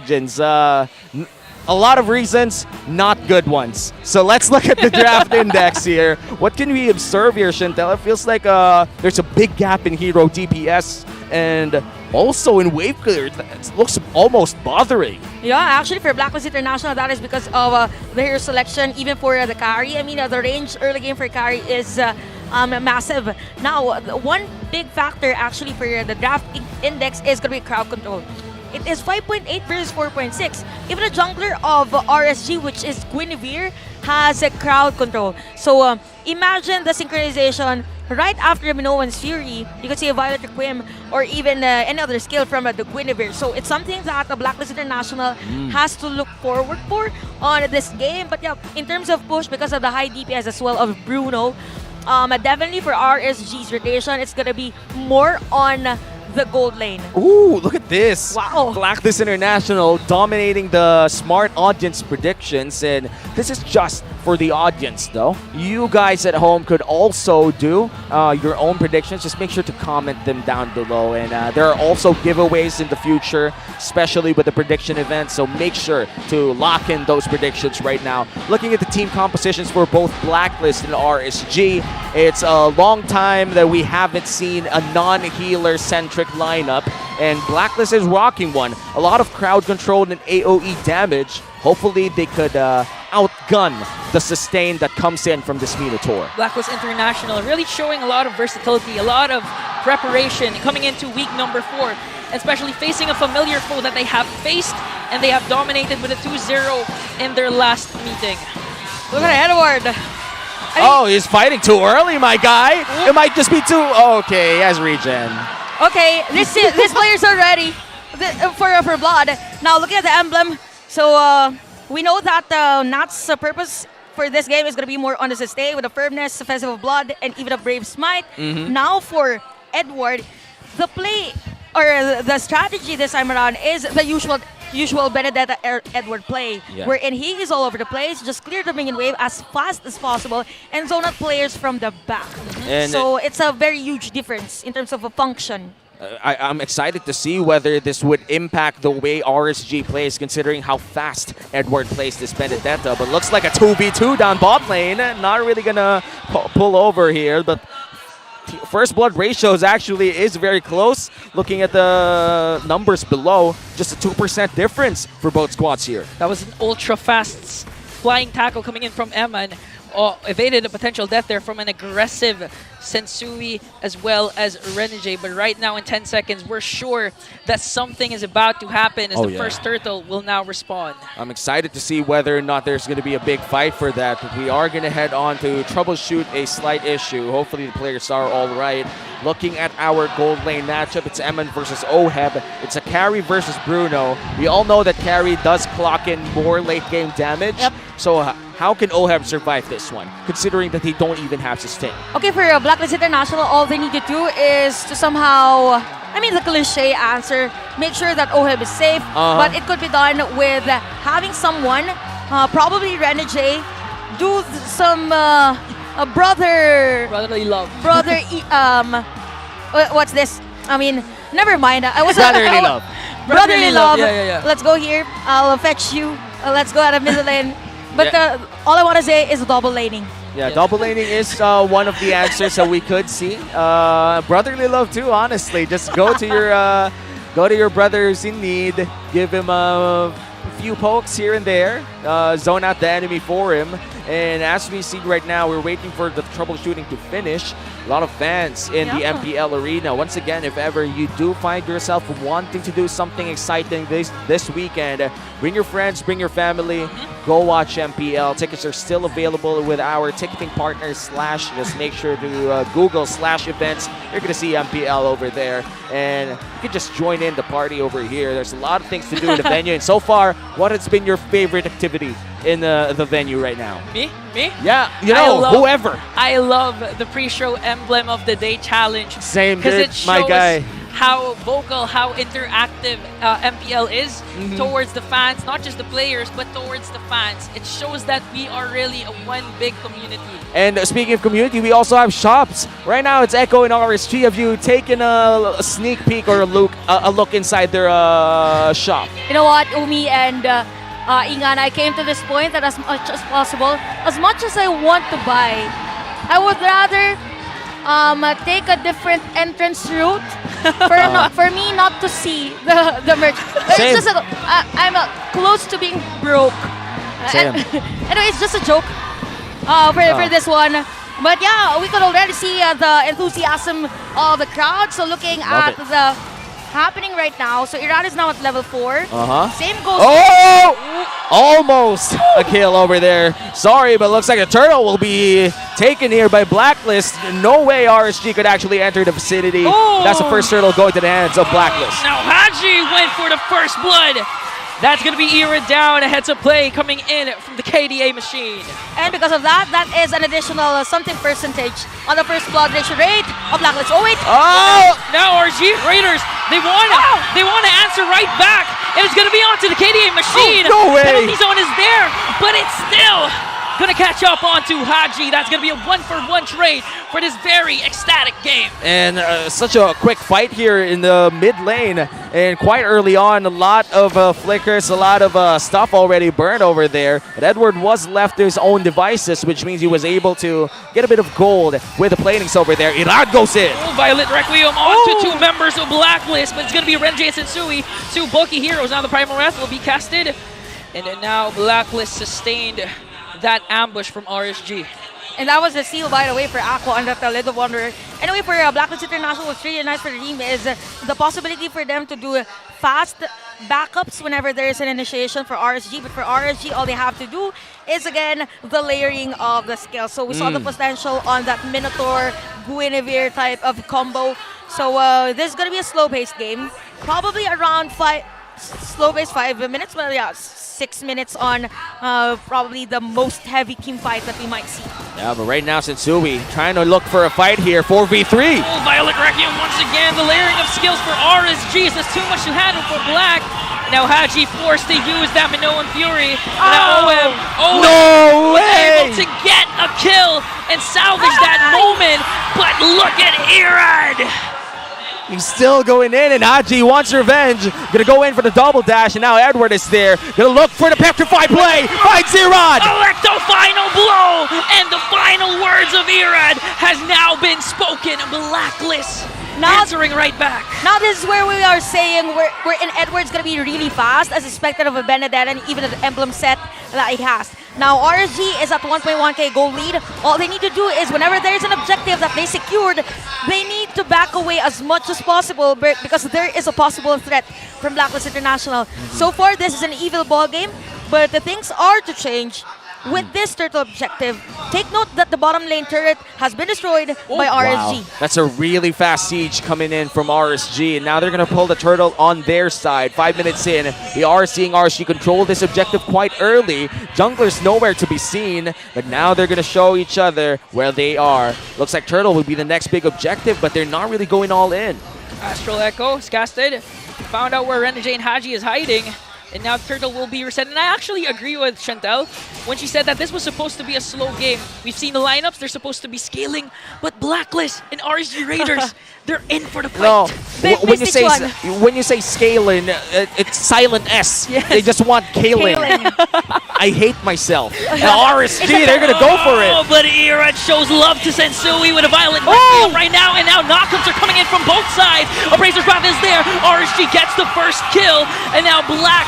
Oh no, it was Black. Blacklist actually. Oh, Petrify Nats! Edward Petrify play once again onto Nats. No! Oh my goodness. But that means Blacklist secures this second turtle once again. The heal from Light comes in clutch, just saving Nats over there in the last possible second. Blacklist still secures the second turtle of the game, but RSG holds a very minimal lead here. In fact, it's an even ball game. Yep. Blacklist International, what can they actually do? Why are they losing out in gold even if they already got the first two turtles? Actually, during that time, on that team fight, it was actually Eman at the top lane trying to destroy dirt against the Blacklist International. Somehow, it makes the level, or I mean, the gold gap minimum. As much as possible. So for RSG, as long as they are able to have trades on other lanes, then it's good for them. Now, speaking of trades, actually, speaking of Eman, 4.7k as compared to 4.2k of OHEB. So it's something that RSG has on the upper hand because later on it's going to be their arsenal against a slow-paced carry. So again, we've said for Blacklist International, they need to do the double laning already for OHEB because the damage per second at early game, it is definitely Eman's ball game, literally. Yeah, and you could see RSG just biding their time here, making sure that Eman doesn't really get ganked by like 3 people on the side of Blacklist International. And it looks like they're going to be guarding Bruno as well. Renegade does find Light, but they don't go all in just yet. The Astral Echo right on time. RSG knows where Blacklist is hiding. That's why Blacklist, they tried to stop their initiation, but look at Irad going right after Sensui. And now Edward onto Nats. Could I just say that this is just a very intense 7-minute game It because is. as if no one wants to do laning. They're ready for a 5v5 team fight. Earlier the formation was like, okay, it's brawl time. Anyway, 4-4 for the score. And yes, it is an evil ball game. And it's all about crowd control. The story is which team has better skills to give on longer team fights? You know, if it's longer team fights, I think the sustain coming in from Light would be really crucial for the side of the Raiders. And 8 minutes in, if you would describe this game, the best way to describe this is if you took the Brawl game and put it on this map, you put it on a 5v5 3-lane map, it look like this. It's going to look like 4 or 5 people chasing each other around, and another fight breaks out here in top lane. Okay. RSG with Astral Echo. Now Irad onto Renegade. Is it going to be enough though? Renegade was able to back away. And now Haji caught up by 4 members of RSG. OHEB going right after Eman. No initiation still for both teams. But RSG still staying at the top lane. They really want this top lane turret.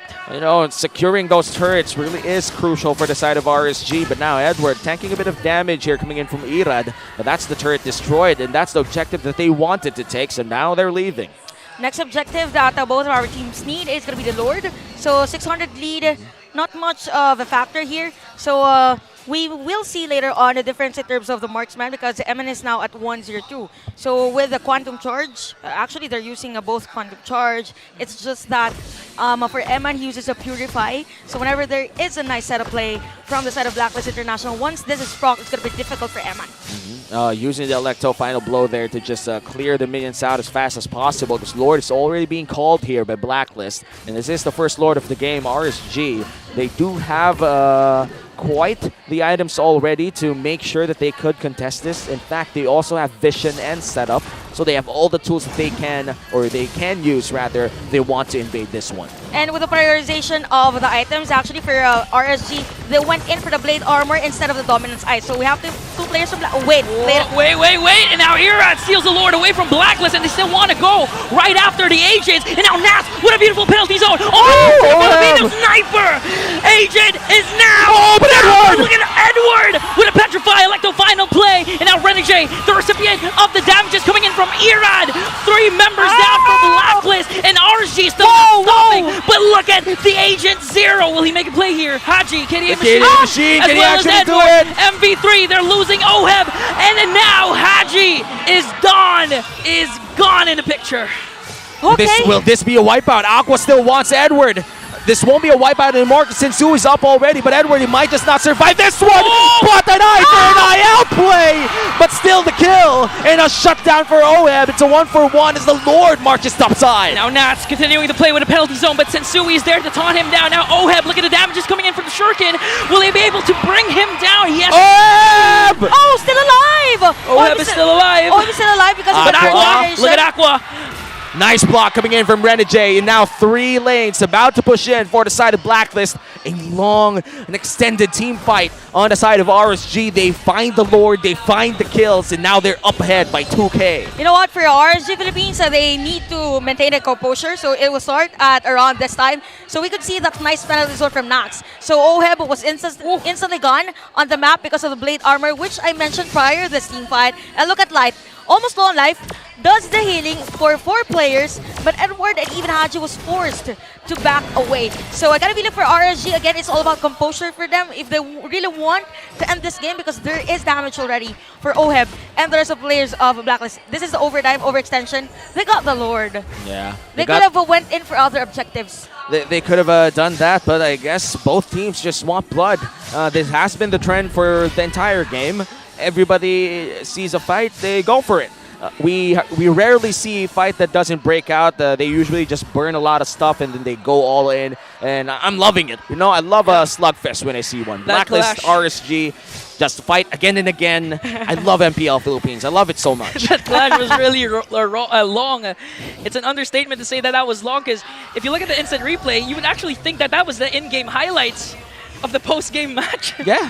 It was just really long. It was just one team fight. That replay was definitely as long as it was an entire minute long. You know, that fight was incredibly action-packed for a wipeout. I mean, at this point, RSG is doing great in terms of calling the shots for fights, but they can't do this again and again if ever Blacklist does find a good engage. So Eman right now in a good spot, has a lot of damage. He's the guy to find if you're Blacklist. You know what, for Blacklist International, I mean, for RSG, they need to do something against Edward because every time Edward's there's a possibility for Blacklist International to actually disrupt the formation that they have. Now for RSG, Light has been consistent on those motivation roars, even the positioning of Nats. It's okay as long as I don't get a kill. If I'm able to do a penalty zone against Oheb, then I'm perfectly fine. Now look at the zone. Oh, you're right on to Sensui, but Ashley went for Haji instead. Now Oheb, they want to try and secure Haji, but look at Edward going right after Eman. Will he be able to take it down? He's going to die! I think he's going to die! And now Haji with a beautiful counter-attack to bring down the jungler of RSG Raiders! And now RSG Light trying to tank up everything. That's going to be 1-for-1, but RSG, they lost their Retribution holder. Oh no, no jungler for RSG means they cannot take this Lord. It might just be reset, but Blacklist, they're not going to allow that advantage to just vanish. They're going to pull the Lord for themselves, and they're going to start this. Nats, it's up to him. It's up to Nats to find a good penalty zone or perhaps turn this Whoa! around. But the question remains, can he? Oh, Sensui secures that Lord. And now RSG, they want to go for the counterattack. But Renegade and Nats will fall down. An XP for a roamer, but Blacklist got the Lord. Okay, that was a nice counterplay for Blacklist International and the call to actually take that Lord. So even if Renegade is down, it's just a 19 seconds. So if ever the Lord responds, definitely Renegade is already up. Now for RSG, the struggle during that moment is again because of the nice zone from Renegade, and at the same time Edward finding where Eman is. So since the composition of RSG, they need Light to be in front, somehow there's a struggle because am I to defend or help Eman? Yeah. Or am I to set up a play for my teammates? So a battle of which and which. There's a lot of questions, internal dialogue for RSG here. The priorities has to be set up quite well. Do we protect Eman or do we go for OHEB? Both question. OHEB does have the flicker, and not having the Purify means he has to stay sharp, he has to make sure that he doesn't get crowd controlled the first time in the match. But RSG, they were going to be able to defend this, melt the Lord quite quickly, even if it is a Luminous Lord. RSG right now, I do agree that they have the dilemma. But apart from that, I think they really need to control Irad when it comes to the overextensions, because there are a lot of overextension plays coming in from RSG. Although they were able to take down trades, but it's going to be a problem if you're going to lack another member in the Lord take. Yeah, now Blacklist just dancing around with RSG here. No big objective to take, and that means they shouldn't take fights, you know? If ever they do, I cannot see a reason for it, apart from trying to take the turrets. A lot of low HP turrets here for the side of RSG, and just we were talking about it, one turret goes down. Let's look at the item build brought to you by FWD Life Insurance. What can we see here, Chantel? Is there anything that pops to your mind or just blows your mind away? It's just a lot of respect for both gold winners, for both teams, because two players are actually wearing blade armor. So anyone, either Sensui or even Edward, could actually soak in the damage of the junglers. I mean, for the gold winners of RSG. Same goes with RSG. So one thing for RSG is that, again, Eman uses the Purify. So once Edward uses the Petrify, then anyone can literally jump. So it's gonna be a connection between Renegade and OHEB. I mean, Renegade and Edward rather.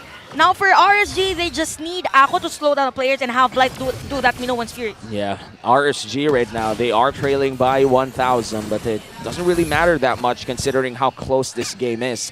One good play could change this, and they've been constantly applying a lot of vision through the Astral Echo, and Edward just applying pressure, using the mobility of a Benedetta, just making sure to be able to chip down those turrets as fast as possible. Wow. And he would succeed in doing so. That's the beauty of the Benedetta.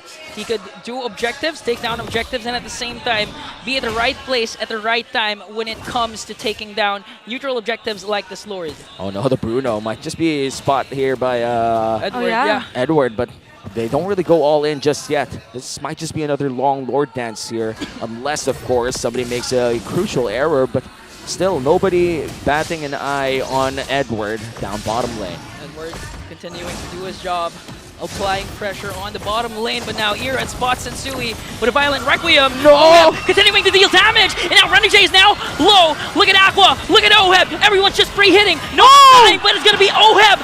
Filipino Sniper is now down, but the Lord is still up, and Blacklist gets that Lord! Oh, wow, what a play coming in from Agent Zero.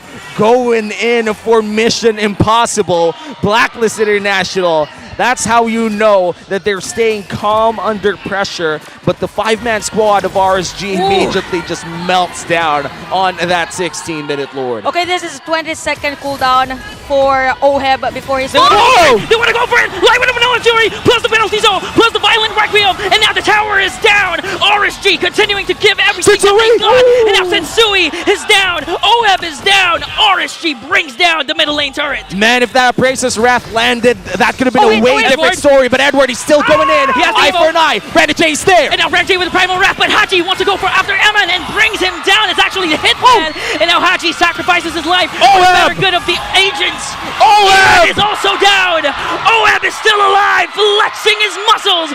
Might be triple. the retreat. It might be a triple kill. He has the immortality though, but he's not going to be able to sustain the Filipino sniper. Killing spree for OHEB, and there's a big minion wave up top. It might just be a big push, might just be an inhib for the side of Blacklist. Okay, in terms of clearing of minion wave, not enough damage actually from RSG. They can actually It's go for an defensible. end. It's just Nats. Nats is alone against 3 agents, and now as they bring down Nats, RSG will go down as well. This winning moment is brought to you by your official sponsor, FWD Life Insurance. Blacklist International, after stealing that Lord, secures the win.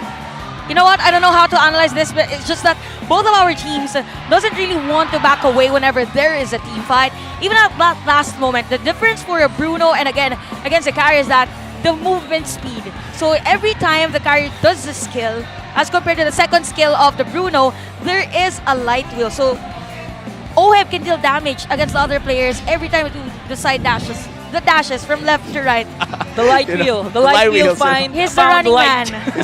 No, there's a lot of attacks coming out of OHEB, you know. It's every time that we see OHEB, we know for a fact that he's going to deal a lot of damage, mainly with the way that he built as well. We're going to discuss everything later. But, you know, for now, you could get ready to party for MLBB's anniversary celebration on October 7th. The 5th anniversary Encore selection chest and the 7th anniversary achievement from unlocking the annual fund data are up for grabs. Just chat happy 7th anniversary on MLBB to claim even more rewards. And guess what?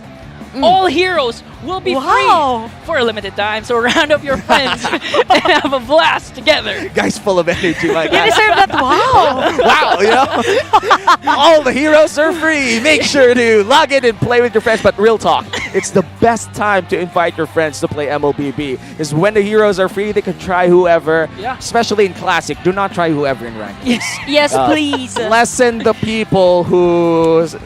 Just please. You know, Just don't do it in Ranked, Just you know. don't But do it. in Classic, you can do whatever you want. Yes. Play Bane tank, go for it. Do you want to play a Bruno with magic damage?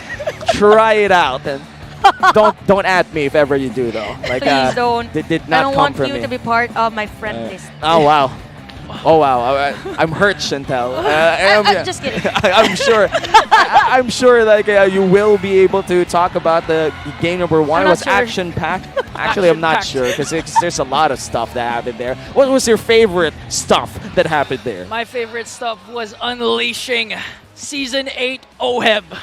Let's not do that.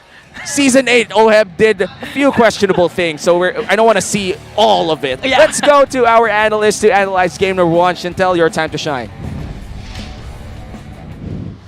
Setup tank or sustain? You know what? Never mind. Let's focus on the team fights for this game. Again, Blacklist International, they never backed down for every initiation that RSG did, and they're just ready. And all I gotta say, it is really an OHEB Season 8 that we see, and even Haji and everyone from Blacklist International is just ready to assess the situation and do what RSG is somehow lacking on every team fight that they do. So again, for Blacklist International, there was this guy that did massive damage versus RSG, which is our smart MVP, by the way. So Haji on that Valentina play, I mean, he has the damage, he has the mobility as well.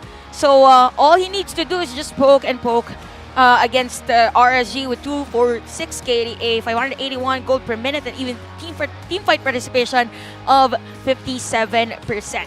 I mean, for Haji, again, a KDA machine is really evident for this game. And we can see on our overall MVP highlights, which includes our fist bumps, prior the dangerous or kind of chaotic type of play from both of our teams. It all started with RSG very, very aggressive on those team fights. I mean, the sustain from Lion was there, the motivation roar, and even a tons on that energy eruption. It was a battle of which team has more skills that could cast for every team fight. So Haji did a great job on that IMU Minoan Fury. We just saw that at around 9 minutes and 30 seconds.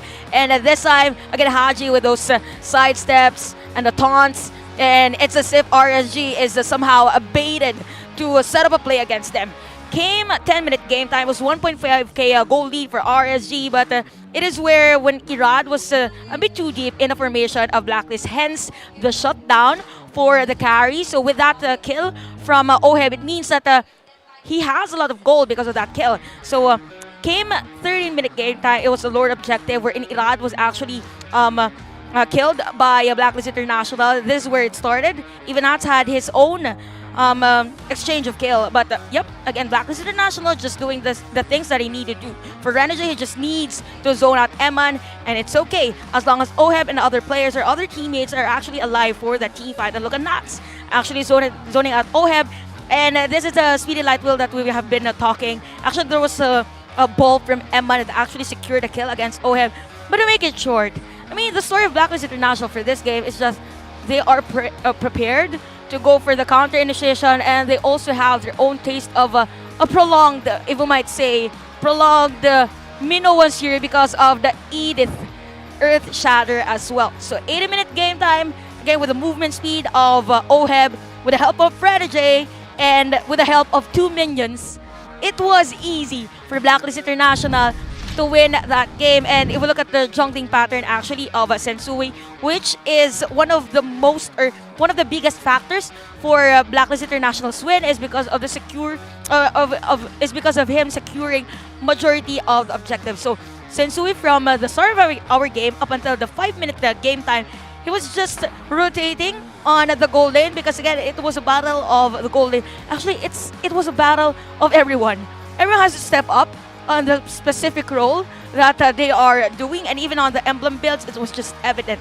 So again, we've mentioned for Nats, it's really more on the sustain and even the damage that he could bring. Now, Edward. I mean, kudos to Edward. Hats off to Edward's performance because this is how a Benedetta should be played. I mean, fast clearing of minion wave. After clearing the minion wave, he's already there. So prior to the teamfight initiation from either Sensui or either Renegade, Edward is already at possession. So there is someone at the back on standby that could actually find where Eman or actually could give vision as well against RSG Philippines. So in terms of tower, totally ties, 7-7. Lord objective, Sensui. And the turtle objective, it was Sensui. So it is somewhere the factor wherein RSG's found it difficult to secure the objectives, right? So again, for RSG and even Blacklist International, we're just prepared for another jump-packed action. And looking at the overall team statistics, damage to turret, of course, it's going to be Blacklist International because they were able to secure and actually win the game. Monster Gold stolen, again, for RSG Philippines, they were on the lead. It was just Blacklist International that had the better opportunity to go for a one-way push. So 14-14 is the score. We have Eminence the Reach guy. Is Emin as well. Majority actually is from RSG, but again, it is all about how you will. It's not really about how you will start a game. It's really about how you will end a game and how you will win a game. So for Blacklist International, they don't have the sustain, yes, but they have the counter, or they have the set to counter initiate, and that has been the story of our game number 1. I'm looking forward for game number 2. Same goes with Ingan and Umi. Yo, love the crowd control, of course, coming in from Blacklist International. We asked the question earlier if they could fight the sustain coming in from the Minotaur, and the answer was yes. The Minotaur was able to sustain quite a bit, but again, it was the best of both worlds, and with that, you don't really go for the mastery of one. They had crowd control, but they didn't have good sustain, and the good sustain that they had wasn't enough to secure a win against Blacklist International. So with that, you'd have to show your support if you're an RSG fan, and you could show your support for your favorite MPL teams by purchasing their limited edition team notification effects for only 58 diamonds. And of course, apart from that, there are other things that you could get in-game as well. You could actually purchase the weekly diamond pass and enjoy a diamond rebate of 455%. Wow! Then you can claim 100 diamonds on the day of your purchase and another 120 by logging in for the next 6 days. You gotta beat that. You gotta beat that. And you guys, oh, it's your turn. Go, that was fast. And you guys, are you guys worrying about missing the rewards? Yes. Just log in. Just log in. The game every day, and Layla's saving box will automatically save them from you. Besides, item rewards worth over 280 diamonds are waiting for you too. Whew. This I offer mean, the adrenaline is rush just is from too my good foot to my miss. head. It's just too good to miss, guys. Just unlock the pass and enjoy the benefits now. Go get your diamonds, go get your skins. There are a lot of beautiful skins so far, and the one from Brazil is really amazing. The Beatrix skin, the Festival Plaza, whatever. I forgot the name, but I'm sorry, Moonton. It's hard to remember the skin names, you know? Unless it's Neo Beast, it's quite catchy. I'm also quite excited for the Ducati skins. I'm a Benedetta enjoyer myself, you know? The Irithel as well. It's already announced. I'm sure I could say that and not get penalized, yeah? Yeah, it's There's already a video already. There's a video already. Thank you. If you get penalized, it is Naisus. Yes, my name is Naisu if I do get penalized. Because he confirmed yesterday. Let's go to our insider to check out on the teams. Brigida, it's your time to shine.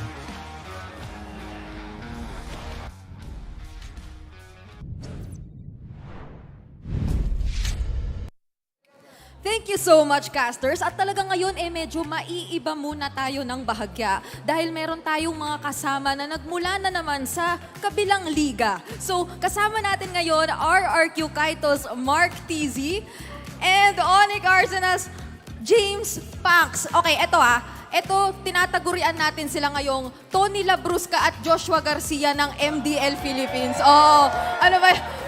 Grabe yung mga cheers na natatanggap. Parang agree yung mga tao dun sa mga natin, natawag natin sa kanila. Di ba? Nakaka-flatter naman. Sige, simulan na natin to dahil pakiramdam ko, medyo mainit-init to. Kasi kakatapos lang nilang magtapat the previous week. Unahin na natin si James Pang. Tumatawa ka na, wala pa man Etong tanong ko sa'yo. James Panks. Ano po? James Panks. Hello. Sino sa inyo ni Tony Labrusca yung mas magaling mag-Lancelot? Siya po. Ay! Okay. Pag Joshua Garcia, humble daw. Ganon. So, siya. Sure ka? Sure. Final answer? Final. Oh, final. Hello. Hello. Ayan. Tony Labrusca, malakas yung cheers mo dun sa likod kasi parang andun lang yung team mo Oh, di ba? So, ito yung tanong ko para sa'yo. Pagkatapos palagi ng mga laban nila sa MDL, kinilala namin siya na madalas gumaganito May nilalabas na hindi ko malabas kasi wala ako nun. Anong workout mo? Chest, legs. Chest as in...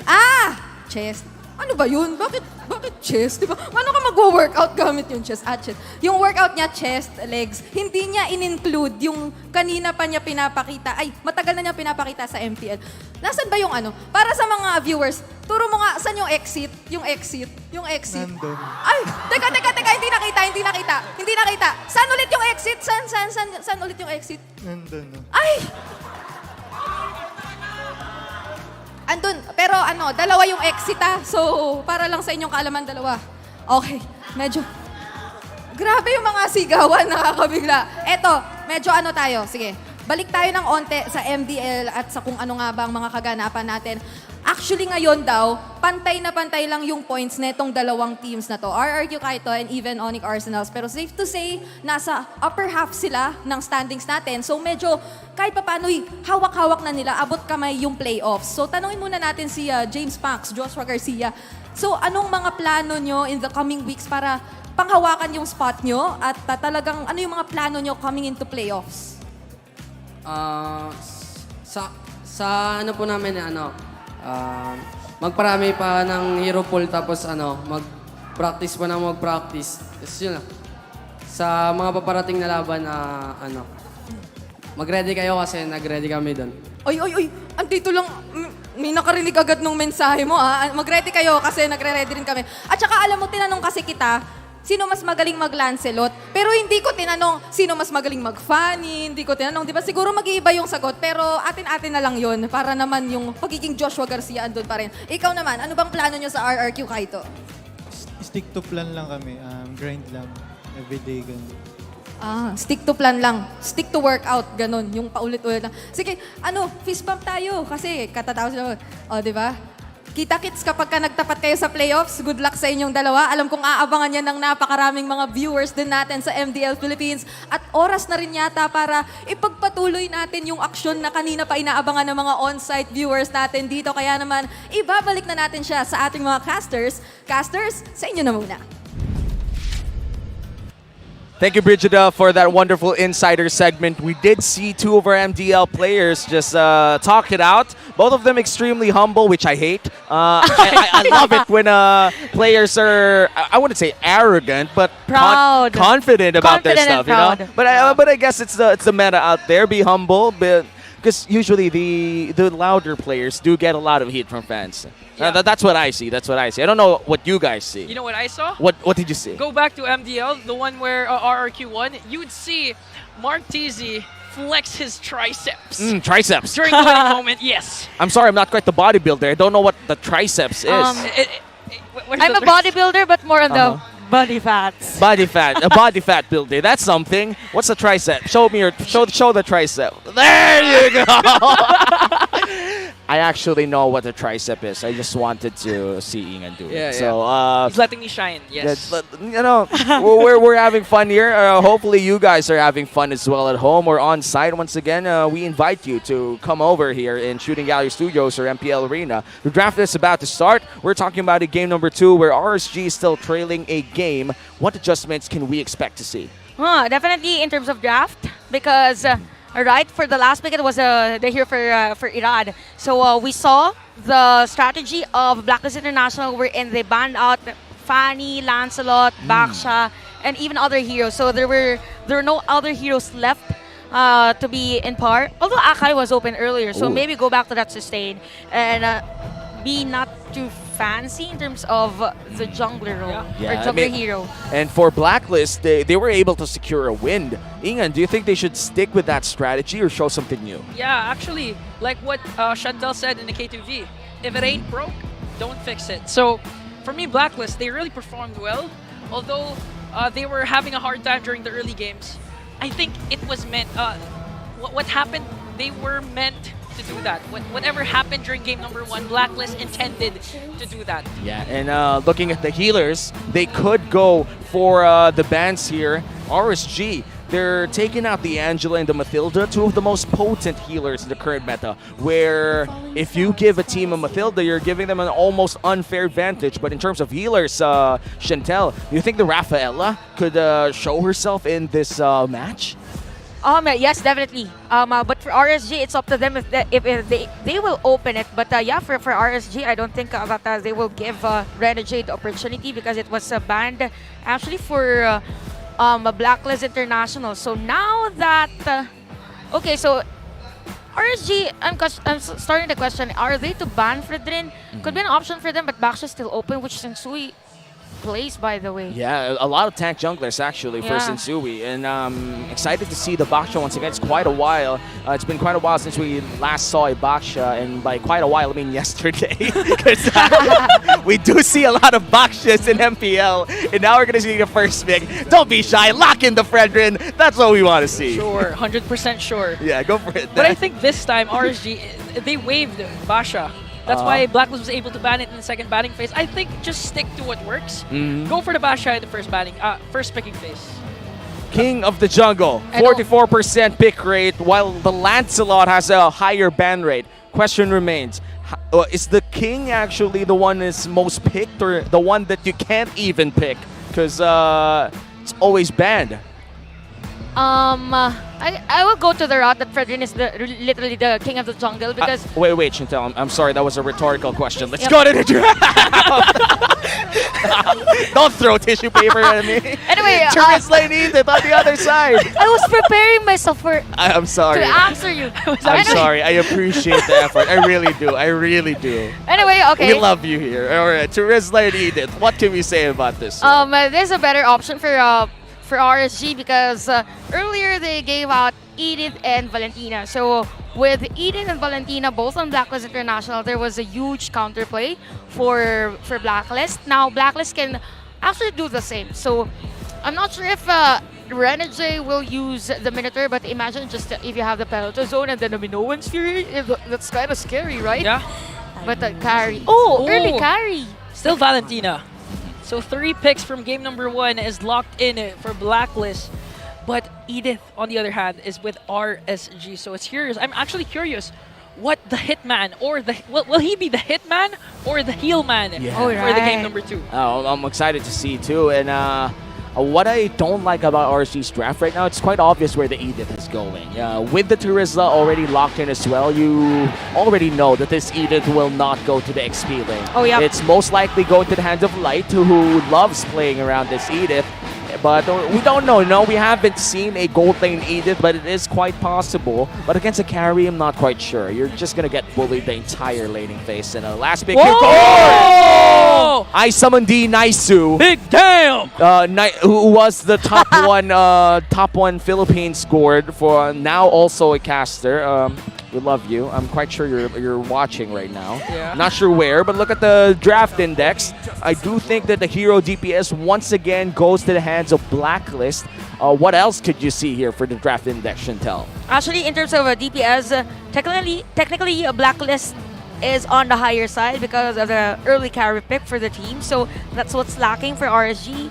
Their golden here, right? So for the side of RSG, what's really nice, for Blacklist International, what's really nice is that they have higher chance on taking objectives. But with the Gord, in terms of late game, they have the burst as long as someone could actually take down or one good Earth Shatter against a carry. So probably Oheb will have a Purify spell. Oh, you know what I love about this Gord is it's a big counter pick to the Fredrin. You literally just melt him right in the front lines, and now they're going to take out the Agent Zero special. They don't want none of the Benedetta. The Edward play or the Benedetta play of Edward earlier was just really difficult. Fast and clear the minion wave, so this is a good ban for RSG. So with this type of lineup for RSG, we are still looking forward as to what hero is actually for Eman. So Marksman, Iksha could be picked actually since they are these two teams actually plays Iksha. But is it big? Okay, so they banned out Guinevere this time around. So, yep, probably gold lane already for RSG. Or, the strategy so far for Coach Panda has been not to reveal Irad's hero. But yeah, Martis is open. Could be an option for them. Baxter is still open, if I'm not mistaken. No, he was banned out. Okay, Second banning so phase. Martis is still open for them. Crowd control, pretty on par for both. Yeah, actually, I'm really intrigued of what Irad would pick. A while ago, he picked Guinevere. I could safely say it was kind of a cheese pick, but right now, the Lancelot is open. But Martis, they went for the clear or more sure route. Martis for Irad. I like this Martis pickup. There's always a debate whether Fredrin or Martis is better. And I would always say that Fredrin is still the safer pick in terms of drafting phase. But if you could play around the Martis, especially if you have the early game CC and damage, you could definitely go in for the early game snowball. And all of the qualifications we're having that is already in the hands of RSG. You have the early game damage coming in from the Gord, and you also have the crowd control coming in from the Edith. So by all means, this Martis is looking great for the side of RSG. And now we're going to wait for the last two picks of Blacklist. I guess we have Paquito, but we are going to see an Arlet. We haven't seen a lot of these for a long time, and it's going to go to the hands of Agent Zero, and they finish it off with a Kaja, one of the most banned heroes as well. You know what, for Blacklist International, this is a nice option for them, for the Arlot, because basically it's almost the same concept with the Benedetta. Difference is the crowd control with the final slash. So I was thinking of, what's the hero I mentioned again? I just said it, but I forgot. But anyway, this is a good option, Arlot. So now for RSG, Guinevere is not an option because it was banned. Marcus is already here. So looking for that marksman hero could be Oh, no. Clint is not good for this one. Brunus could be still. It's the Iksha. It's the Iksha. You already know, RSG was the first team to bring it out. RSG's gonna bring it out as much as possible. The Iksha locked in for the side of RSG. Our gold lane matchup, we already know that the Iksha does have the range advantage, but let's look at the draft index one last time here. What did you guys see, which is the major difference down bottom lane here? Hero DPS quite the same now, but crowd control's an objective. Blacklist is looking to have the lead over there. Because of the high crowd control prowess that Blacklist International has, hence the higher potential for them, or higher possibility for them to secure an objective. So now for RSG, all they need to do is to capitalize on that burst from the Gord as much as possible, but it might be a little difficult for Ako because of the Arlot play.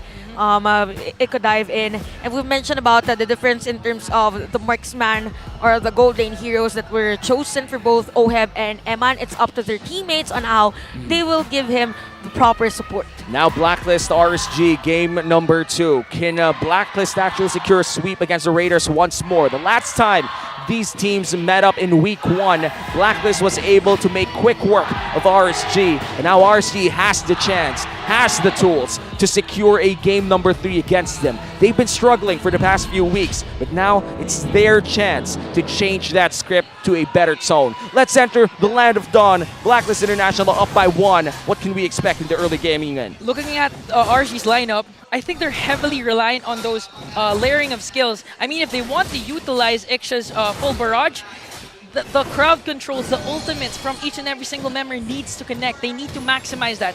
Apart from Blacklist, where Hitman is back at his normal form, he has the Kaja. The pick-off potential for the agents is impeccable. Yeah, and I'm just waiting for that flicker Divine Judgment coming in from Renegade here, but a lot of pokes coming out here in the top lane. Mid lane is a different story though. The range advantage really shows when you're looking at Renegade versus the Edith. Okay, so looking at the difference in terms of the emblems, or the emblems for both marksmen. So what's really nice for this guy is more on the attack speed. So it's really on the positioning for Eman to be detrimental in this game. But the difference in terms of the itemization as well. So for Oheb, it's already 880 and 790 for Eman. Wait. Renegade, light spotted out the Hitman and has a hit list on Renegade. One more hit. Aqua finishes the job. Flicker burnt as well for the side of Renegade. Quite unfortunate for the Hitman. Okay, so for RSG right now, what's effective for them is the continuous rotation. Oh no! Edward will go down as well. RSG starting out strong with 2-0. Well, at that moment, Edward had no choice. He needed to clear that minion wave because of the turtle respawning in just a few seconds. So he wanted to clear as much as possible, but RSG didn't give him the opportunity. As to why they are now on the lead, 1.1k in terms of gold. And this is really good if you're a Raider. Having this early game setup snowball for Irad is something that you want to see, but that's already 1 kill going to the hands of their jungler and first turtle, as well as it will go uncontested. First turtle going to the hands of RSG this time around, and down bottom lane, no counterplay coming in from Blacklist. Ultra fast turtle take for RSG PH, and they actually want to go and extend this by going for that purple buff, but Blacklist, they want to contest. Another beautiful penalty zone from Nats. And now who got the purple buff? Nats, dude. Nats did. Nats was able to secure it, but they do miss that onward. Edward still in trouble, gets burnt down with a stare coming in from Aqua. Now Light gonna deal a bit more damage. RSG steamrolled in the early game. And this is the usual RSG type of raid play. So continuously just rotating on the area or the territory of Blacklist International, and this is an ultra fast rotation for them. Even at the bottom lane though. Eman, flicker out, but he can't sustain the answer of the agents with 3 members onto him. And that was such a quick rotation coming in from Blacklist. It was quite the tempo-breaking play for RSG, but a 1v1. 1v1 between Nats and Sensui. Will he be able to cast that? No! The Appraiser's Wrath wasn't casted. Nats brings him down. What is happening with Blacklist right now? It feels like they're scrambled all around. It's already almost a 2-level lead here. But Nats, he commits a crucial error, but a lot of healing comes in from his abilities as well. So not so crucial after all. And take note, guys, that Nats is already at level 6. So a huge gap as compared to Edwards Arlott. So Edwards at 0-2-0. So we might not see an aggressive Edwards compared to game number 1. So okay, again, it's just continuous rotation for both teams. But definitely the effectivity is on RSG side. Now at 2.2k gold lead with the Marcus play. RSG smells blood, and they're after. But look at Erad. What a beautiful play coming in from Renji, but it's not going to be enough. OHEB is going to go down. And now I think the next target for RSG is going to be that bottom lane turret. Yeah, bottom lane turret plus the turtle as well. RSG with a great rotation in the bottom lane. Takes down 2 objectives and a kill. RSG definitely playing well to their early game objective, win condition rather, and giving Erad as much of a lead as possible. So what happened earlier at game number 1, it was also RSG at the lead, but the difference this time around, Blacklist doesn't really have the trades that they have been doing on game number 1, so it might be difficult for them since this is scaling type of marksman, and even Edward is being zoned out already or intimidated by the damage that Nats has. So this time around, RSG is just continuously moving across the territory of Blacklist. It's hard to be Blacklist right now. Almost all of your lanes are losing in terms of early game damage, so I think it's almost Ube time for them. 4 people already grouping up. If you can't beat them alone, beat them together. And I think that's the shot call right now for Blacklist International as they guide OHEB through his lane, guide Sensui through his jungle, and now Edward is left alone. Ooh. Not anymore. They want to go for Agent Zero this time, and now Blacklist want to answer right back in the bottom lane. Sensui zoning out Erad as well as Nats. They got the objective, and they were able to escape. Okay, this is a very nice rotation from Blacklist International. Although for RSG, they're forcing as well to do a contest. Light. Okay! Not with a penalty zone, but they were able to evade it. And now RSG, will they go for this orange buff? Will they go for the contest? Or will they go for the initiate? I think knows the answer. They just went for the turret instead. They were able to get a few objectives here and there, and was still able to steal away that orange buff, sadly. RSG ahead by almost 5,000. Looking at the items here, Chantel, what can you see? This is actually huge of a lead for RSG, and at the same time, we have 2 equipments already. Final equipments for the tankiers of RSG, which is detrimental for Blacklist International because I mean, they have sustain, yes, but if it is countered as early as now and they don't have the items, RSG will definitely deal massive damage against them. Ooh, RSG, Light, what a beautiful knockoff, but look at Aqua, double kill. No, that's actually Eman. The layering of skills from RSG is on point. Whoa. And now that penalty zone onto Haji. Haji has his very own penalty zone, so they can counter-initiate, but RSG wants to go for this turtle. Love the flicker play coming in from Light. A melee onward, no way to counter that unless you have Ultra Instinct turned on out there. Blacklist International, they're slowly losing out on this early game. We're already lost out on majority of the early game, mainly with this 6k gold lead coming in from RSG. They're coming in hot. Yup, and this is what we're mentioning that for Mortis, it is a snowball potential. With early 2 kills, look at the damage from Aqua as well because of the Mystic Projectile. If I'm up against a Gord, sometimes I don't know where the Mystic Projectile will land. You know, actually, it's supposed to be easy to dodge that Mystic Projectile. It takes 3 bounds to pop it, but for some reason, it keeps connecting. Aqua is doing an amazing job in zoning out the front line and the back line of Blacklist. Yeah, and with that zoning potential, we are seeing a lot of siege coming in from RSG. All 3 lanes pushing against the favor of Blacklist International. Now Light, the conceal play is will not be able to get anybody on the side of Blacklist, and now the siege continues. Another turret goes to the hands of RSG. This is a very, very fast rotation from RSG, 7.6k gold lead at around 7-minute game time. So for Blacklist International, clearing of minion wave is kind of difficult for them.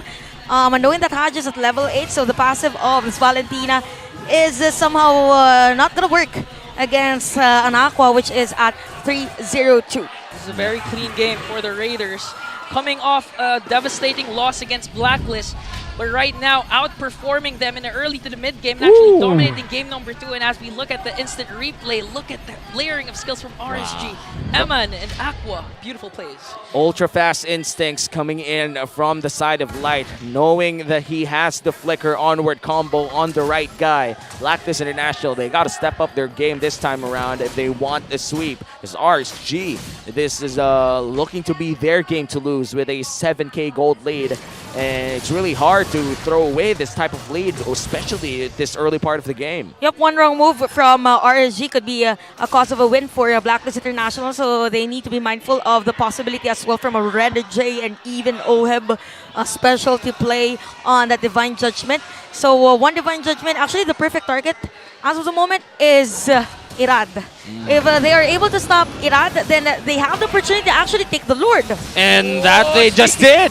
Speaking of Irad, he's now going to go down at the most crucial moment. The Lord is now up. And RSG knows this. They want to go for the engage, and that's for the beautiful penalty zone. And now Hachi is the recipient of every single thing RSG is giving them. 2 members are now down for Blacklist. Going for the flicker full barrage. Emin, a lot of damage coming out of this Iksha. Now Oheb will be trying to strike back. Still, no conversions coming in from Blacklist International apart from that kill. RSG was able to take down another turret as everything was happening. Damage received, Sensui leads the ranks, and that's a sad stat to have when you're 7k behind. Yep, and also if you are the jungler of the other team, because it's as if RSG is just willing to burst down Sensui whenever he is in front of the team fight. Now for Blacklist International, it was a good call for them, but for RSG, they are well prepared in terms of equipment and at the same time good usage on that conceal.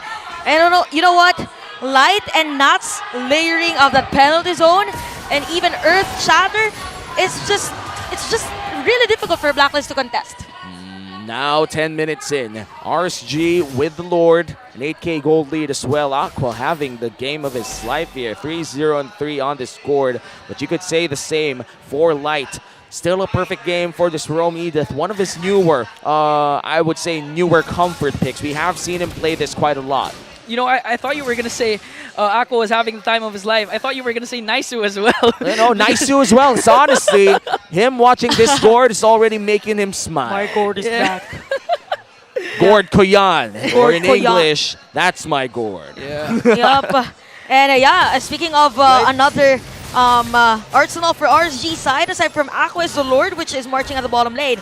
So Nuts and Light doesn't have the flicker, so we won't see those flashy setup plays. But for Blacklist International, basically the same with 3 heroes with no flickers. Even Sensui can really be up front. They need to defend this one. Oh, RSG Light goes in as bottom lane turret will now be destroyed. And now Sensui is the first man down. Turrets are falling down for Blacklist. They have to move away, but Light catches them off guard as the Lord is still up. And now RSG might be able to extend this series with a clean game number 2. What a dominant team fighting capacity, or capability rather, coming in from RSG. That winning moment is brought to you by our official sponsor, FWD Life Insurance. RSG just proved everyone that game 1, despite being, let's just say, definitely in Blacklist favor, they could do the same and even worse. That was such a great game coming in from Light and Aqua. And that will effectively increase the games in this series to 3. And they have a chance to secure a reverse sweep. And yeah, for RSG, what's nice is that the keys to victory was to be the one that will set up the pace. So this is the full potential of RSG if they are the ones that deals continuous pressure for their opposing team. It's as if Blacklist International didn't have any breather during that game. A kill after a kill, someone comes in for that massive flashy setup play, and then someone comes in for the decimate. I don't know where to look at because a lot has been happening, even the ultimate from the Gord. Yeah. I actually agree, because if you've noticed in game number 1, RSG was doing the same thing. They were aggressive. They were the very first aggressors. But this time, as you mentioned, they were able to control the pace. They didn't let Blacklist get any trades or any objectives away from RSG. Yeah, and Blacklist International, they did struggle a lot, especially in the early parts of the game. I do think that the Terizla played exceptionally well in the XP lane. They were able to find fights that were I would say that would take out the limbs of Edward in the earlier parts to the mid-game as well. It was such a hard game to play Arlet, and my God, that was a big struggle coming in from Edward.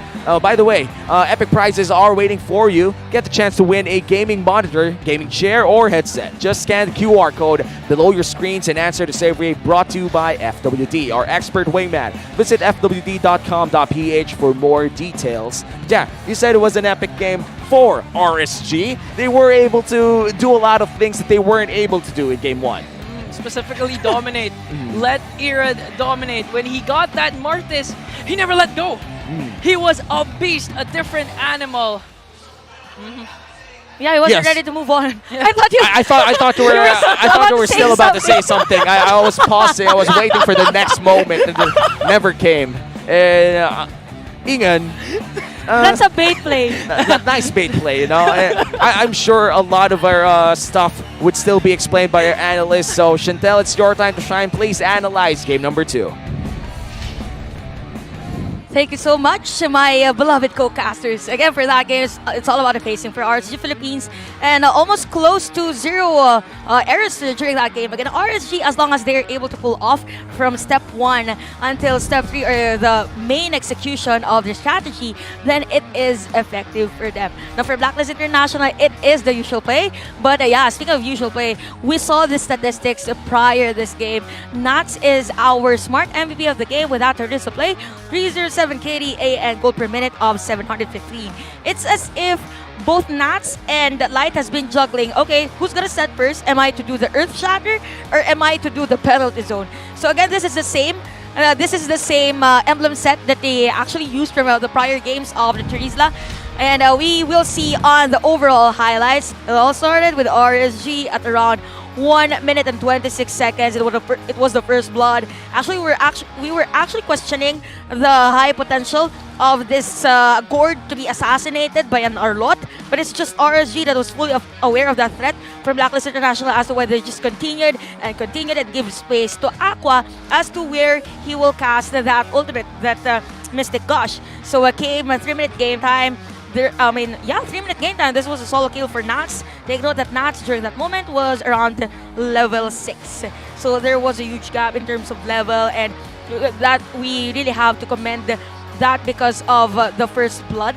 The kill against Edward earlier, because the game number 1, it was Edward dealing and giving vision for Blacklist International, and it was the other way around for RSG, and this is where we saw that penalty zone and the Earth Shadow. And if you're Blacklist International, where will I go? And RSG, they knew that they shouldn't give Blacklist International the opportunity to go for a comeback, and even Eman in terms of positioning was really on point. Even this last moment, Light was using his flicker to set up a play against Blacklist International. And yeah, there was no breather for Blacklist during that game. And even at the last moment, when RSG actually won, Eman even built a Malefic Roar just to be sure. It was just one last hit for the base. So a killing spree for both Eman and even Irad. So they really wanted for the fast play. I was about to say for Blacklist International, they also wanted to do that. But again, it's very crucial if XP laner is somehow negated in terms of laning, because supposedly it is your extra arsenal in terms of team fights. But yeah, Nats did a great job on the laning. Itemization has the blade armor. Same with game number 1, and even the Athena shield and dominance ice. So gold 40k for RSG. Even the levels. So look at that. MN is at level 14. Oheb is at 11. Majority of the players, actually, majority of the heroes has a huge level gap. So when we say huge level gap, even the cooldown of the skills is very far from each other as compared to Blacklist International and RSG. So it was just RSG with those continuous pokes. Light, by the way, is at 1011. So if we could have had 2 MVPs for this game, it could have been Light and Nats because of the connection that they have. If I were to name them, not Light, never mind me naming them. Anyway, for Nats, it was 307. Again, the itemization is on point. Even the purple buff, RSG was just all over the place of the jungler area of Blacklist International. So Blacklist International, since Light has been using Edith, maybe it's a better option for them to have Renegade do the sustain type of tanks, probably those Kufras or any hero that has crowd control. So again, RSG, 11-minute game time, one of the fastest. But still the fastest was the 9 minute and 27 seconds, which, by the way, RSG was the same team that was actually able to pull that off. So Irad, the 311, Twilight Armor. So after the Sky Guardian helmet, no. First core item, rather, for Irad was the Twilight Armor. And then there was the Leather Jerkin. So here, overall game statistics, hero damage, it's just 52,000 versus 114,000. Tells a lot about the game and even the damage to turret. Again, a no-breather for Blacklist International. Rich guy for the game was Eman, 862. Ace of that game is Nats and Wingman. I remember when Umi said that it is a sad statistics to see a jungler who has a lot of damage taken in a single game, because it means that the zoning and the damage of his teammates isn't really sufficient enough to go for a counterplay. So RSG, this is somehow a better pacing for them. Again, if you go back to our keys to victory, it's the pace of the game. And somehow you need to win that pacing against Blacklist International. And probably a new hero for Edward, right? And that has been my analysis for game number 2. And this is our first series for today that will lead to game number 3. I'm really excited of who's gonna win. You know, it's already, the first game was a clear Blacklist win, and this one is an even clearer RSG win. An 11-minute game, just showing everybody that if they could draft to their strengths, they could definitely just steamroll all over. And the Ixia definitely rising in popularity, even if you're not against Bruno. I'm quite surprised, honestly, because the first time that we saw the Ixia, it was discussed that it was just a counter pick to the Bruno, but now it's looking to be one of the greater pickups in the gold lane, right? I actually agree with you. And at the same time, I do believe that if RSG wasn't able to pull off those amazing crowd controls, they would have lost that game. No. Because it was really hard to pull something like that if your crowd controls aren't connecting. So for me, they really performed well. They were able to do their initial plan and they were able to execute at the highest level. Because then again, that's 11 minutes and 22 seconds. That was such a dominating and clean game. And I love the killer instinct coming in from Light as well. He was able to go in for that big play in the later stages of the game. And by later, I mean 10 minutes, because it was just around 11 minutes. He went in for the flicker onward, one of the more devastating combos if you're going in for the Edith, if you want a single target pickoff. Yes, we always see the Earth Shatter paired up with a flicker, but if you pair the flicker with the onward, again, that's flicker first before onward, you get to have this chain of crowd control on a single target that Oheb wasn't able to escape, because as far as I know, he was running the flicker. He wasn't running the Purify, so he had no means of escape. And having that killer instinct on Light definitely helped RSG secure this game number 2. So that means if we go back to the first time that RSG and Blacklist met, this will not be a sweep, and RSG has the chance to make it 1-1 in terms of the matches secured. Yeah, actually for Blacklist International and for both RSG, maybe they want to change things up. Maybe not a Fredrin first pick, because it's somehow predictable. Or maybe RSG should be at the blue side, so it's something that they could change prior to this draft, or something they could discuss with the team. So with the surprise play from RSG with the Martis, so okay, I'm thinking about the possible strategy for Blacklist. Yeah. Since Martis was open earlier, there was an option for Irad to have, since it was usually rotating on Martis, Fredrin, Baksha, and even Akai. So what if they do the hack Anirad type of strategy? Could be one for Blacklist. Yeah. Now for RSG, they just have to continue the raid playstyle. And I'm glad that you mentioned that, because Blacklist did do that hack and Irad in game number 1 of, I think, week 1. So that was actually an insane strategy. We rarely get to see that, and we rarely get to see that much of respect for a jungler. And mind you, even if RSG is struggling, everybody knows in the league that Irad is definitely one of those junglers that if you give those comfort picks, games like this could just happen. But I think Haka Irad's strategy won't work this time, because again, why? we're at week number 4.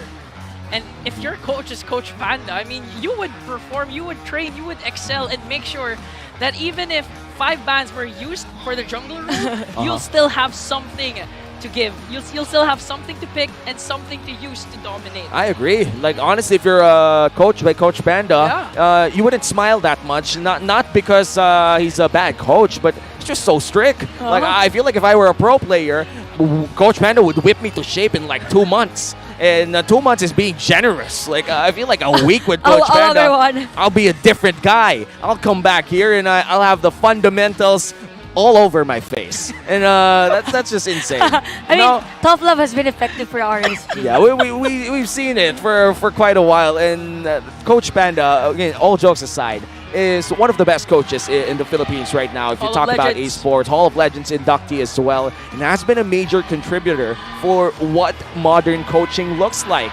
And I really love mentioning this because he was one of those first coaches that took the job seriously. Because if we go back like 5 years ago, or even 7, 8 years ago, coaching was more of a role filled by the last guy who couldn't make it to the team. Yeah, that's actually true. It's usually just the guy who sets up the scrims, no coaching, no analyst, just the guy who does the other stuff. More of a manager. Yeah. But Coach Panda was different. He entered the scene, he was able to change a lot of things, and now modern coaching and coaches all over the league is following the same pattern that was implemented several years ago. And now we're going to see all of these brilliant coaches in the third draft. And I'm just excited to see whether it's going to be a big win for the side of RSG or a comeback for the side of Blacklist International. But I do have to acknowledge as well our analysts in this drafting phase. Coach Theo on the side of RSG, we say we share the same name. Yep. Nice. And looking at our coaches and my co-casters, aside from us being the home of the strongest MLBB players, we are also the home of good-looking casters, talents, and players. Thank you. Thank you. And coaches. And also coaches, also players. Thank you for carrying the weight of... sometimes I wake up and I think about it. The competition is too hard here in the Philippines. Why does Coach Theo have a better physique? Do I even go to the gym? I'm not sure. It's hard enough that you share the same name. Yeah, what if we share the same burden to know stuff about MLBB? Me on the broadcast, him on the team, we share the same burden. You know, there's a popular quote from Thanos. What is it? You're not the only one burdened with knowledge, Tony. He actually did say that. He actually did say that. It was something in the lines. You know? We're getting quite distracted. We're all cursed with knowledge. Yes, you know? yes. Everybody's cursed with knowledge. It's but just a matter of good or bad knowledge. I wish I was somehow in my life same with Dobby. I just wanted Dobby is free. Dobby is free. Dobby has given Master a sock. Oh wait, that's the other way around. Dobby receives the sock, and we receive the draft for game number 3 because it's finally starting. Game number 3. Who will be playing on the blue side once again? No, it's not once again because it's back to Blacklist for the blue side. Okay, so Blacklist International still focusing. If it was effective, still sticking to the keys to victory. If it was effective for them to actually ban out an Irad hero with a why not? So it's gonna be Joy this time around. RSG, they might want to focus on banning sustained heroes, but yeah, it's still sustained heroes, sustained support heroes with Angela and Matilda. This is where the banning has actually revolved during this game. So next possible ban for Blacklist is the Edith. So they're prioritizing probably another Fredrin for this game. Look at Blacklist sticking to the Lancelot ban. This begs me to question once again of Umi to you. Who's the king of the jungle? Is it Me too. I'm actually a bit confused because there are players that are actually effective when using Fredrin, when using Lancelot. Anyone can be the king of their own jungles. You know, you can be the king of your own jungle. I have a jungle at home. I'm the king of it. You know, the small aquarium with fishes in it. Wait, if it's an aquarium, is it a jungle? No. You know what? Let's just wait for the first pick. Fredrin is open for Blacklist International if ever they do want to take it. Don't be shy. Don't be shy. Lock that in. Take it out. Fredrin. Or maybe Baksha. Yo, Baksha is a viable choice too. Even the Valentina, except it's banned. So they're going to go for the Novaria instead, and we're not sure if this is going to the hands of Haji or Renegade. Still a flex pick. Yeah, still a flex pick. But I think it's better with Renegade. So Haji could still pick if ever another hero that could do burst damage. So RSG, it is not open. Although the junglers, the most debatable junglers that are probably the best, and even Edith has been banned. Valentina's has been banned as well. So RSG, either they pick already a hero for Emma, which is Bruno, or okay, Therese. Why not? It's Nats. It's and Fredrin. Okay, Good old this is- reliable. And, let's go for the Turizla and Fredrin. It's one of the key pickups that we did see from last game, the Turizla. And as we can see here, he's one of the XP lane popular kids right now. And Paquito will be going to the hands of Edward. And as you said earlier, Chantel, we are seeing a Baksha. And he's going to roll out against the Fredrin. One of those tank jungle matchups that you don't really want to see. And you know what? For this one, for Blacklist International, since Paquito is here, Baksha is here, I think it's safe. It's a safer route for RSG to take as early as possible or Rafaela, because if not, or if they don't pick out Rafaela, maybe they ban out Rafaela if you are RSG, because it is the perfect Roma hero for the strategy of Blacklist International with the movement speed, the healing. But RSG, Bruno is a good option for them, but MN still has the Iksha. Oh yeah. Speaking of Iksha, this could actually. Oh, speaking of Iksha, Iksha was picked right again. So RSG's actually, you know, they're doing your keys to victory, but in a different way. For them, RSG, what you said a while ago, if it's not broke, don't fix it. But for RSG, if it worked, don't break it. And I think they're sticking their game number 2 lineup, which led to a victory. Turizla and the Iksha, definitely one of those combos that you don't expect to work, but they actually work out together quite well. Because with a setup coming in with a penalty zone and you just give the full barrage, that's a lot of a shockingly amount of damage if you think about it. But it's not as shocking as I would say Eudora just landing a full combo on you, but it's still AoE damage that you have to respect. And with that, I feel like Vision and Info is mainly carried here by the Novaria going up to 6. But what else did you see? Or do you want to just go for the heroes out here, Chantel? Probably the heroes first, because for RSG, I mean, the picks of our players isn't really from role to role, so we can't really differentiate with the current picks of our heroes. So yeah, it's gonna be a gourd ban here for Blacklist International. And RSG, it's either Rafaela or a Minotaur actually for the team, or maybe even Florine, more on the support heroes. It's gonna be Minotaur, right? More on the sustain with crowd control. And this has been the pattern, mostly if we reach game 3. Majority of the teams actually secures Minotaur because of the sustain and crowd control. Now, Blacklist International, we don't see RSG's burst yet, so why not focus on it first? So, Valentina is out. Lilia could be actually for Aqua. If Novaria, it's nice to see Novaria and Savior match up just for the range and burst. For me, RSG needs to go for a mid lane that can easily burst anyone, especially since Blacklist has a very mobile lineup. As we mentioned, that's Baksha, that's Paquito. They can easily slip away despite the crowd control potential of RSG. So if you're Aqua, yeah, a Savior, Lilia would be a better pick to make sure that you can able to control the clashes and burst down anyone. We haven't seen Lilia for quite a while after its big boost in popularity last week. Now, I think it has died down for quite a bit. But Lilia could be a great pickup here for either sides, honestly, considering that this Novaria is still unsure to be either a roamer or a mid laner. But right now, for the side of RSG, they're still looking for a roamer. What are the choices here? Actually, Kadida is a good one, but yeah, it's gonna be a Lilia here. For RSG. Hey. Is that you? Is that you? That's me. Is that Odin? Is that your very own Odin? Is that Auntie Anara? Oh wait, no. My bad.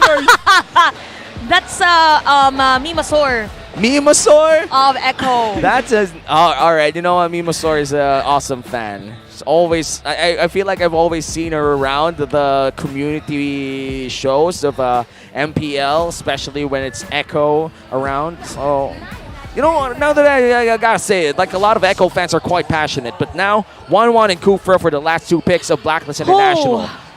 Rena J still wants to be called the Hitman.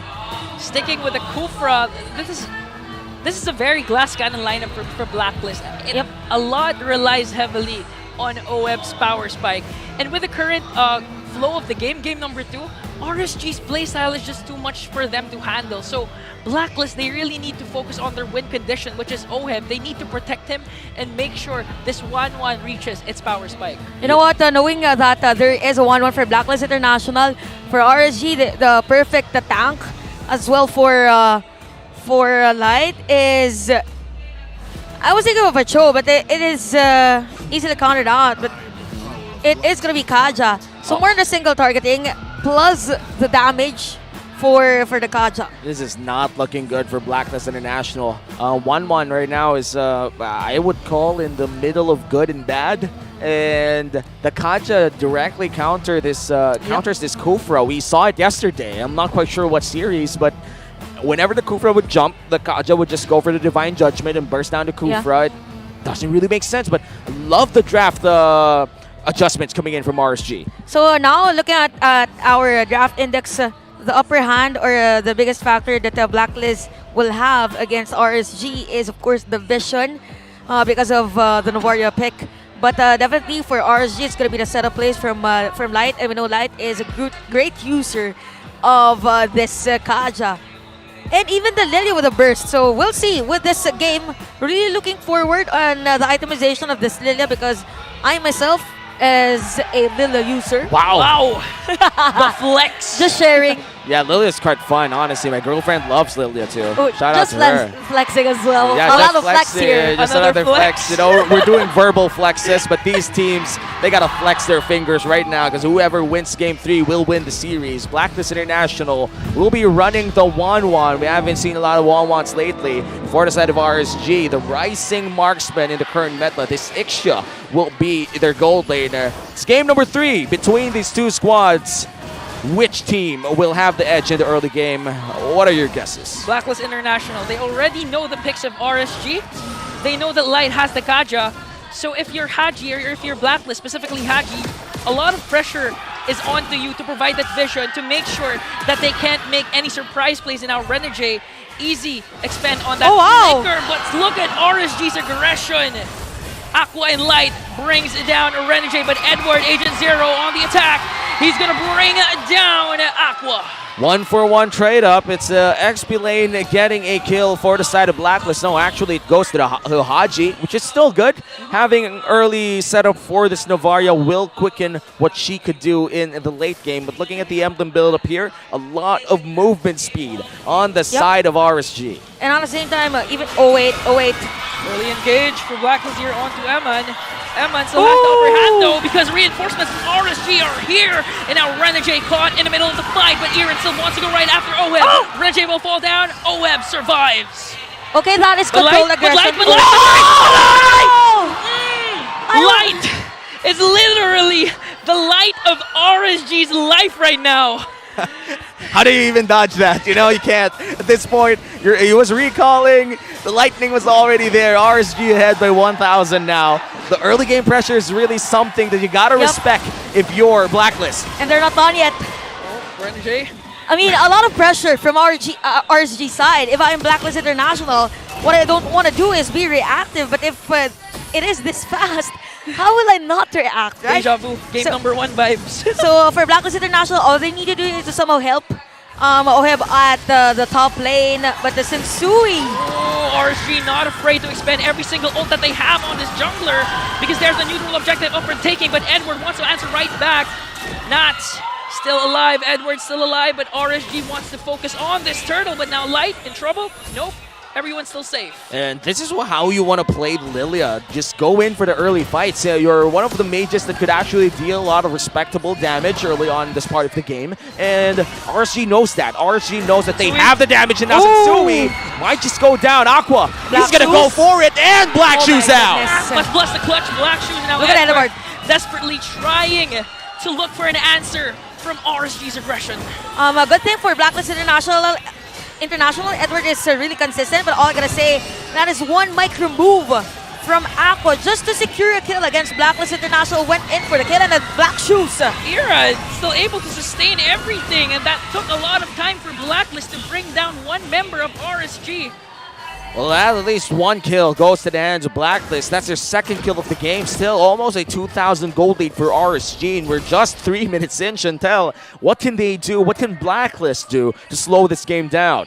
Definitely focus on switching the team fight area on OHIB's side, because right now the edge of Blacklist International is the movement speed from Edward. As to why majority of the skills, it was because of Edward's initiation as well, and those backups and even vision. So yep, just lean towards the other side of Edward, and then focus on bringing OHIB the support needed against this Eman and Light combo. RSG, they're slowing it down themselves. They're waiting for the next big objective here, or maybe just for the next big play. Top lane looks to be the objective. Retribution already used, and now Sensui might be in trouble. Light has the Flicker and Divine Judgment play, but RSG still not committing. They don't know that the members of Blacklist are still here. Haji with Astral Echo, and now onto Irad. And now look at that, crossbow attack will be casted, but Irad will able to sustain it. And now Aqua and the rest of members of RSG continuing to deal damage. And it looks like OHIB is going down. Haji? 1-1 is out of the picture. Aqua wants to go right after the KDA machine. And Aqua cleans up the mess that Blacklist made. 3-1-2. This Lilia is looking to be a great pick for RSG. You know what though? We said earlier that wait. Edward, one more! Forced to run away. Is he going to survive? But no, Light once again does the same thing at the top lane. Sensui wants to answer as well as Renegade, but RSG. Clean display of aggression.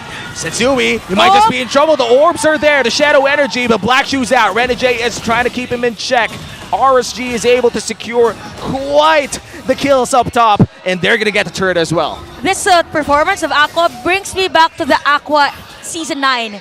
He's one of those players that actually plays Lilia even if Lilia isn't part of the priority hero pool on the mages. So RSG is at the 3.2k gold lead, 313.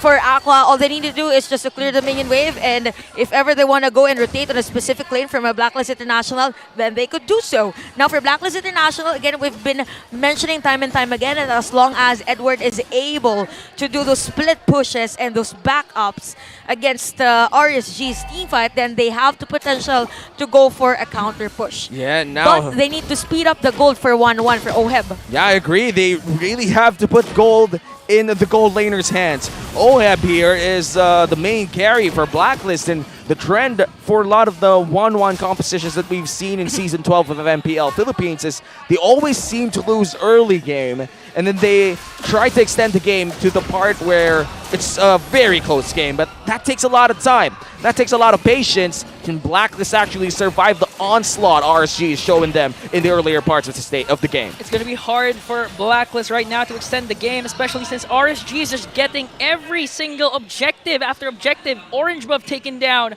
bottom lane turret taken down, and I think they want to bring down Sensui here, as well as Edward. Edward, one more hit, but Renegade answers right back. But here comes Light with a Divine Judgment onto Renegade. Oh, man! Penalty zone for RSG, and now Blacklist. Oh, but there's OHIB with the crossbow attack. It's not going to be enough. No more damage so far for Blacklist. And now RSG successfully taking down the turret in the middle lane, and Renegade is gone. Can I just say that both Nats and Renegade casted a skill both at the same time? Wait.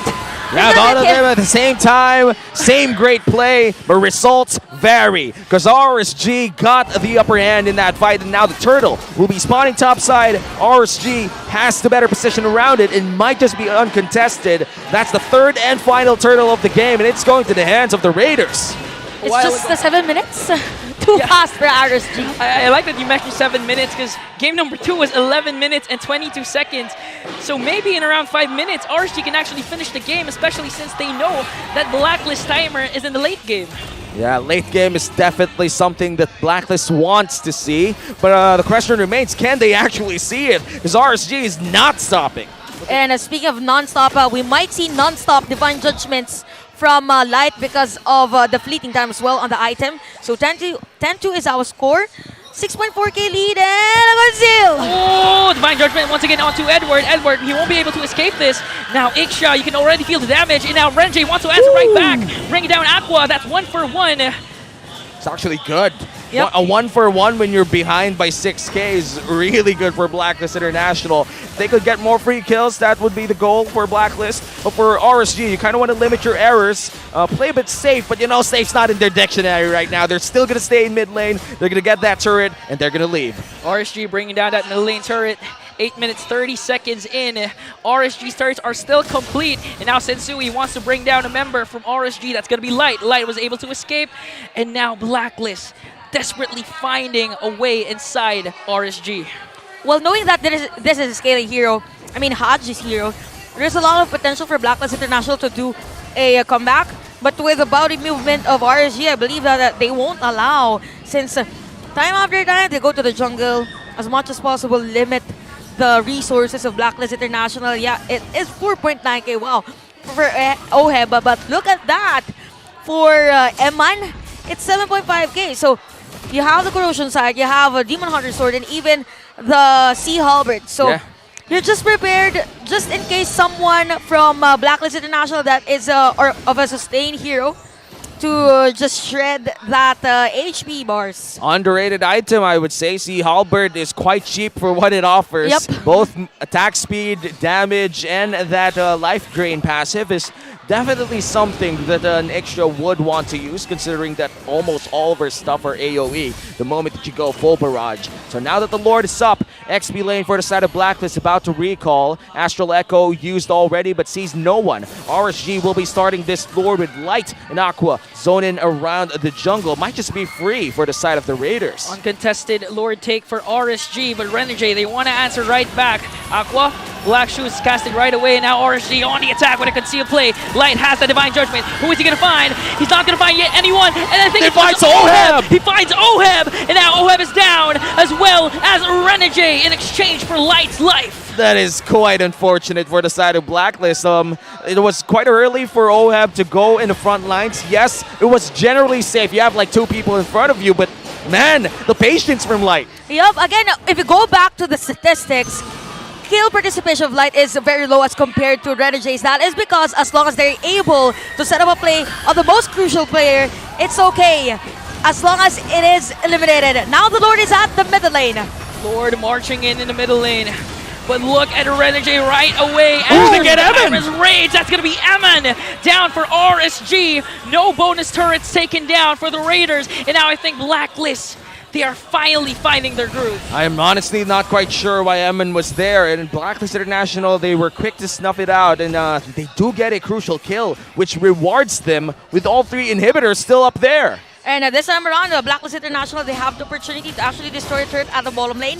Now, looking at item for RSG, there is a blade armor already for Nats. And yeah, literally burst damage for Aqua with the Divine Glaive. So we might see our armor penetration, magic damage penetration rather, for the next item on Aqua. But yeah, it's 5-13, 11-minute game time. And Edward, sneaky play. Yep. Was able to avoid the rotation of RSG. I think they're prepared though.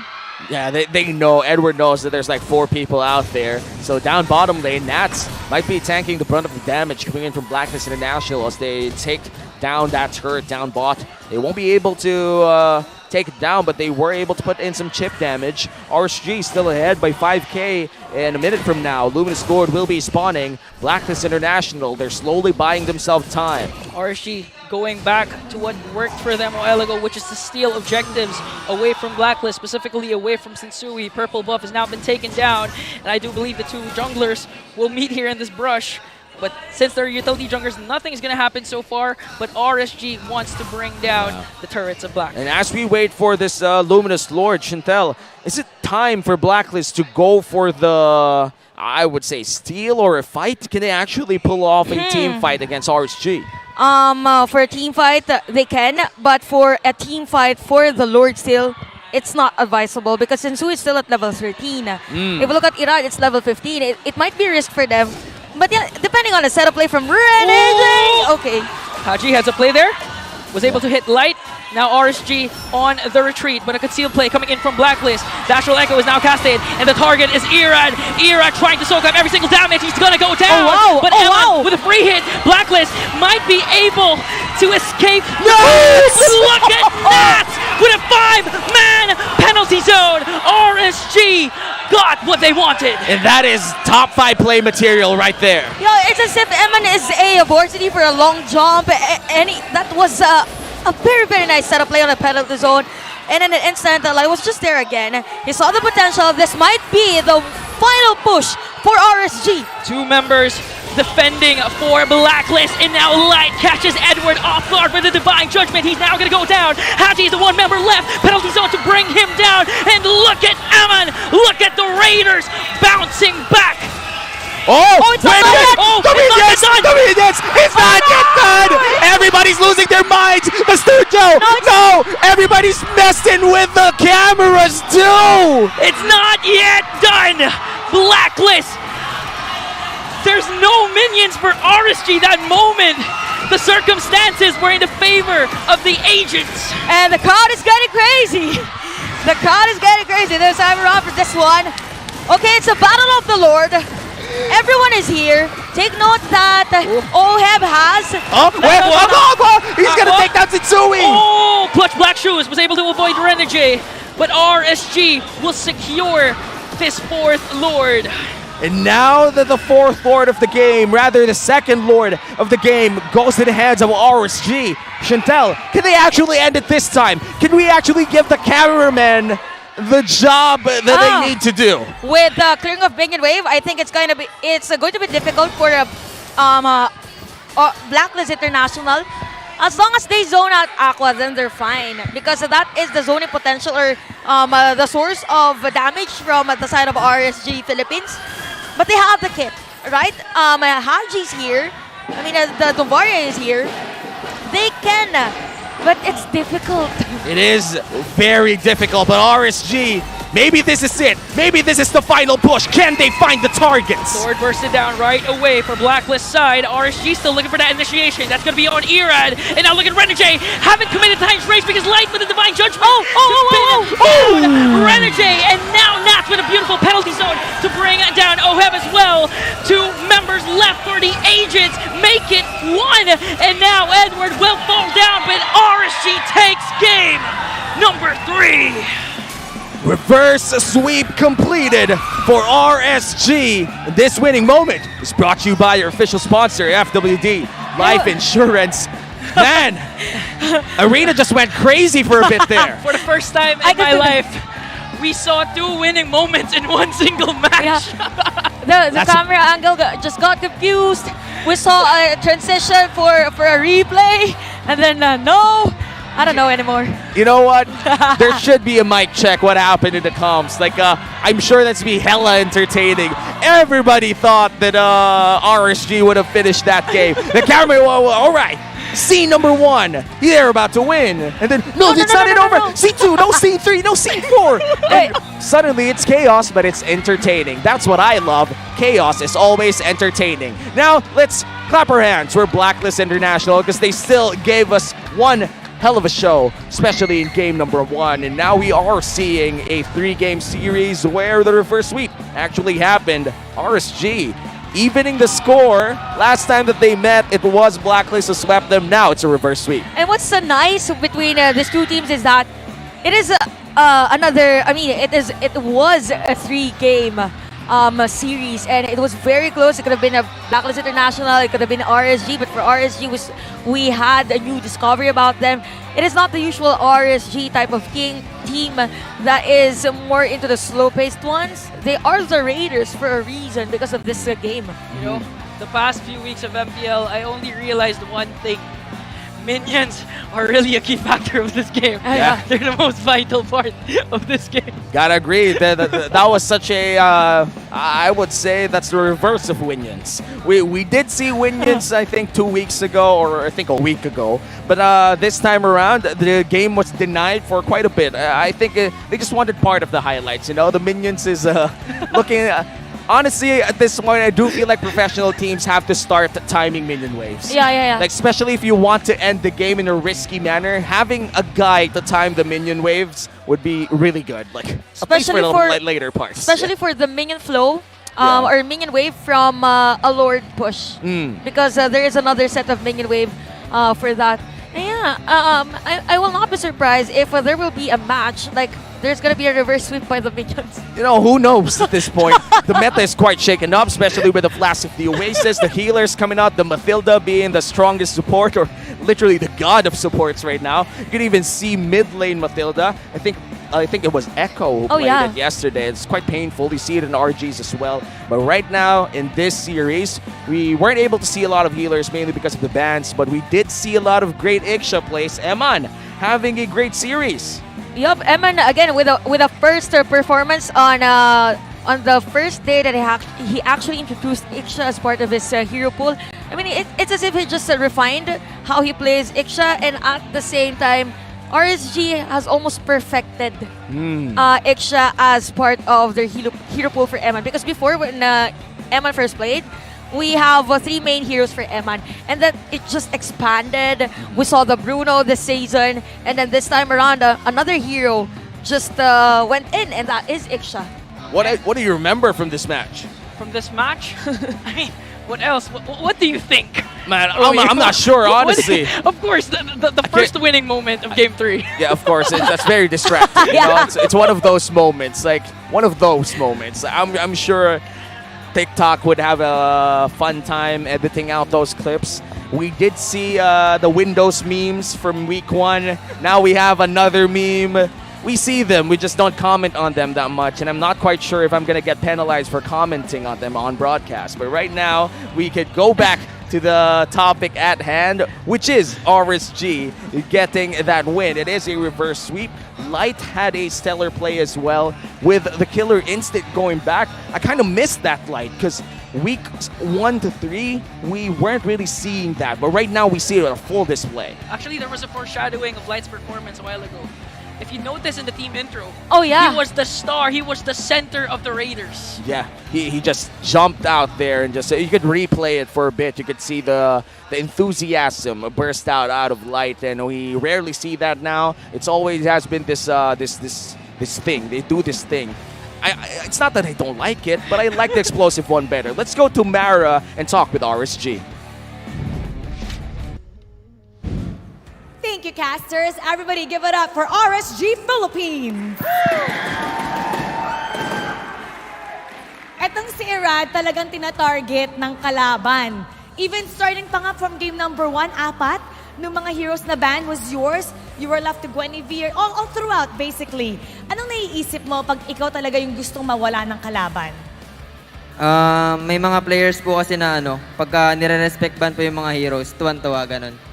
Yung sa akin naman po, na-disappoint po ako ganun. Kasi, imbis na maayos po yung hero ko sa team namin, nagpapalit pa po kami ng hero, ganun. Medyo, nakaka-disappoint. So may frustration ka, may inis kang nararamdaman?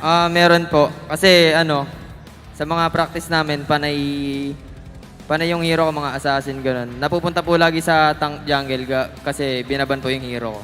Pag ganun situation na may inis ka na disappoint ka, how do you make it work for you para siguraduhin na hindi ka maapektuhan sa game at matuturn around mo yun instead sa motivation? Yung mindset ko lang po sa games, yung pinakamalaga lang po sa akin, sa team, yung pakikipag-communicate ko po sa team ko, kahit na tank po yung role ko sa team. Tsaka, hindi ko po ginagawang assassin yung tank. Kumbaga, pagka nakapanalo kami sa early, dinodominate namin agad para di na makabawi yung kalaban. Pero Irad, I'm so proud of you kasi talagang ikaw talaga yung tinatarget ng kalaban. Ibig sabihin, nire-respeto ka ng iyong kalaban. Great job once again ngayong season. Si Nats naman, dito ka na lang magbato ng coins. Anong coins yan? Nats, congratulations. Thank you. Alam mo, yung lagi mo nilalagay, yung kalaban mo sa penalty zone to wrestle all the way at nakukuha ka pa at least 3. Pag ganyan yung nagagawa mo, you're very successful. What goes through your mind? Yesterday po kasi natalo kami sa ONIC nun eh. Tapos yung mga main reason ba't kami natalo is yung Terisla. Tapos pinanood ko po kay Jem and parang inimitate ko po yung galawan niya sa Terisla po. And now po parang nagaya ko po siya. And doon sa now naman po, Kaya po maganda yung performance sa Trisla kasi take advantage ko lang po yung kalabangan namin sa game. So, kay Jem mo nakuha. Siya yung naging motivation. Yes po. Would you say, siya kasi ang frontrunner ngayon sa Rookie of the Season. What do you think about that? Do you think he deserves it? For me, sobrang deserve niya talaga eh. That's very nice. Jem, kung napapanood mo yan, wow! Napuri ka ni Nats. Ito naman kay Light. Hey, Light. Sige, ituloy mo yung sigaw mo. Sino yung sumigaw? Ayun. Nabitin yung sigaw eh. Light, alam mo kapag kalaban niyo yung Blacklist International, palaging matindi yung laban. Even yung game number 2 niyo, tinapos niyo kaagad ng 11 minutes and like 22 seconds. Kumain lang ako, pagkatapos ko kumain, tapos na kaagad kayo. Tell me about your motivation every time Blacklist yung kalaban niyo because all throughout the season, since you've been with RSG, ibang klase talaga yung laban with Blacklist. Di naman po sa Blacklist yung game na gano'n. Kasi malakas po talaga kami sa Pag na-hold po namin yung early game ng maayos, then nakapag-turtle po kami, mas nakakapitalize po namin yan, kaya mas mabilis po na kami nakakatapos ng game. Just like in game number 2. Now, it's time to announce our match MVP. Let me hear some name, Raiders.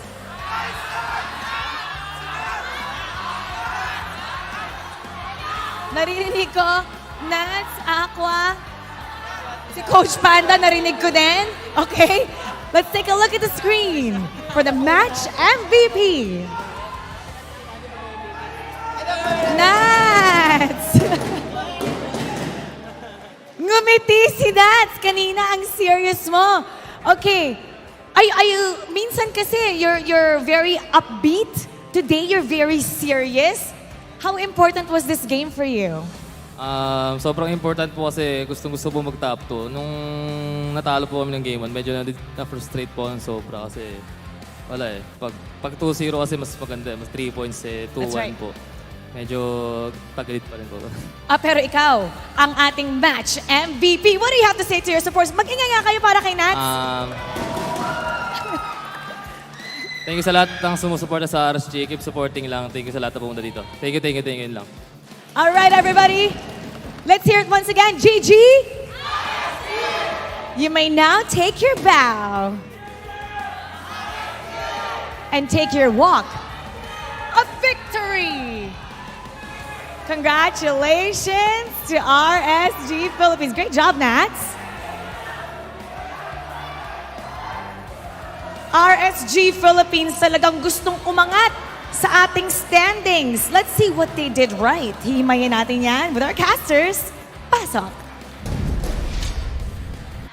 And they definitely did rise up in the standings with that win against Blacklist because they're now 4th in our ladder and Blacklist goes down to the 5th. And this is what you don't want to see if you're an agent going to the lower end of the ladder. So hopefully Blacklist does recover in a while, but this time around, RSG, it's a glorious moment for them finally in the upper half of the ladder. But it's not going to be over because they still have a game tomorrow. Yeah, for sure. And now we're going to dissect game number 3 with our analyst, Chantel. Your time to shine.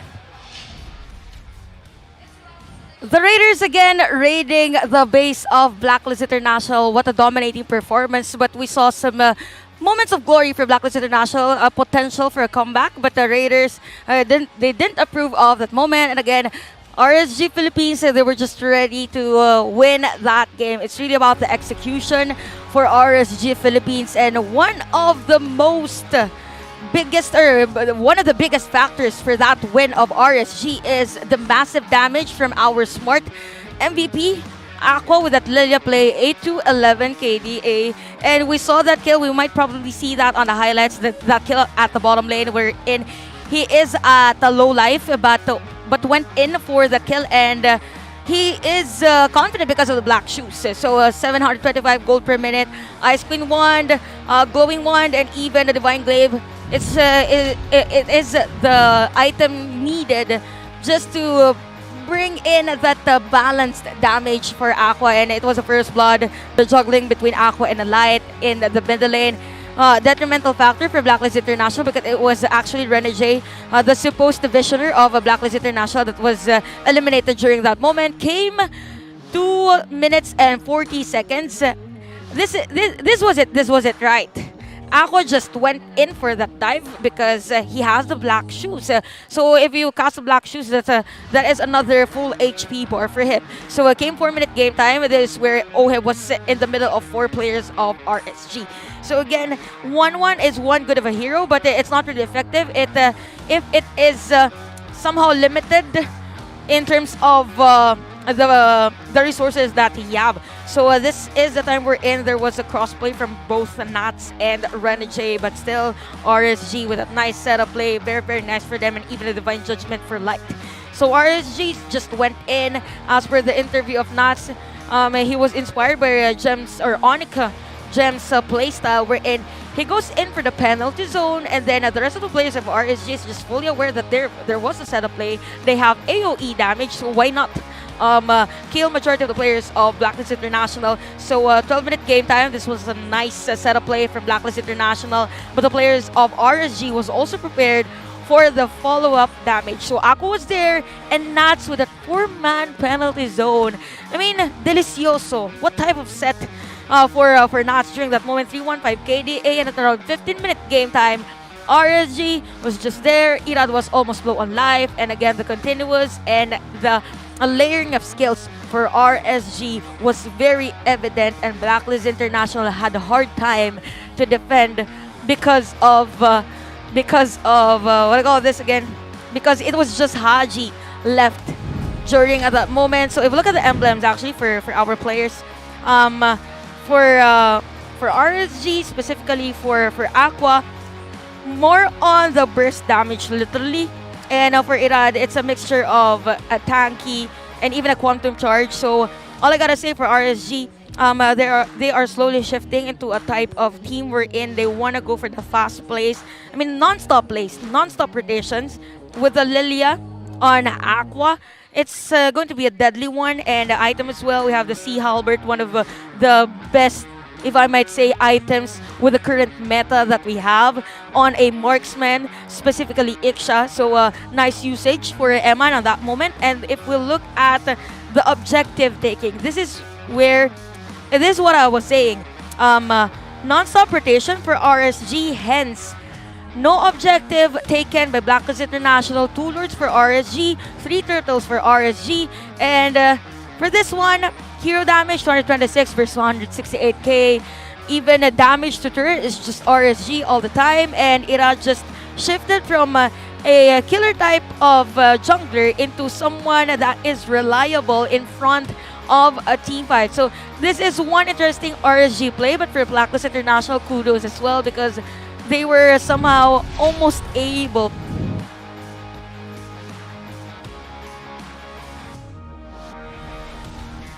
interesting, and it's gonna be surprising all throughout the day.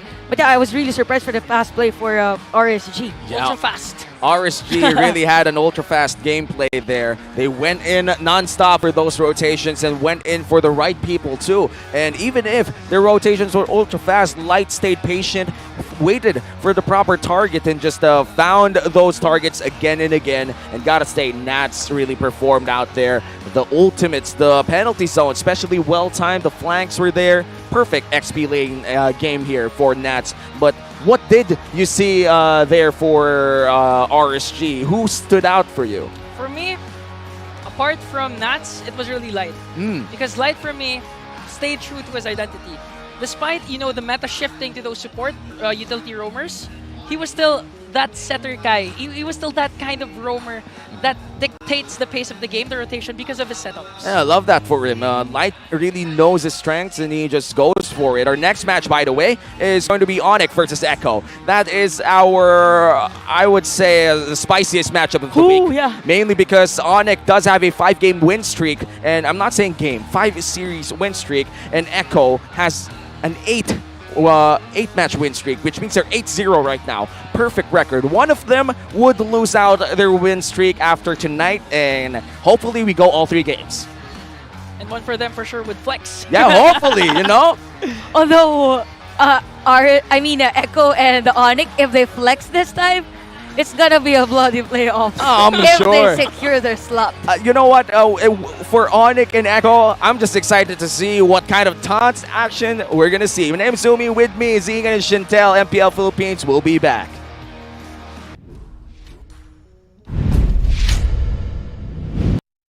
The 12th season of MPL Philippines is brought to you by the following sponsors. Smart, the official telco partner of MPL Philippines Season 12. Our official sponsor, Infinix. Infinix Note, ultra-fast gameplay. And FWD Life Insurance. In the epic adventure of life, FWD is your expert wingman. Celebrate your victories living with FWD. Our partners in esports, Maya, it's everything, and a bank. Secret Lab, the official gaming chair of MPL Philippines. And Pi Channel. Experience the MPL-PH Season 12 action live at Shooting Gallery Studios. Tickets are now available on our official ticketing partner, Slash. Don't forget to catch all of our official league content on TikTok, Facebook, Instagram, and Twitter. To ensure the equality and fairness of our games, MPL Philippines is also monitored and supervised by the Games and Amusements Board. Habang yung blacklist ay kumakapit pa, ayaw pa rin na napakalakas pa rin ng Pilipinas.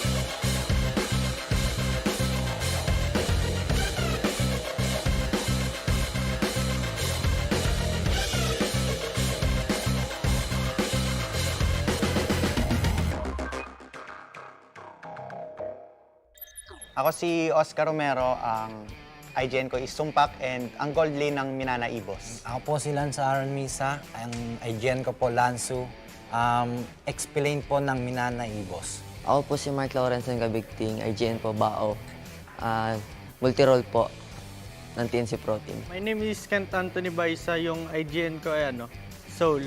Tapos yung role ko ay gold lane. At ang pinasokan kong team ay RSD. My name is Cedric Gil Romero and IGN Yoshino from ONIC-PH and as a tank roamer. Hi, I'm Jem Lanyuan of ONIC Philippines. IGN Jem, role explain. My name is John Patrick Dagdag. My IGN is Mumukid. My role is Post-4 of AP Brand. Sakto po, nagpapatryout po, naghahanap po ng XP yung Minana.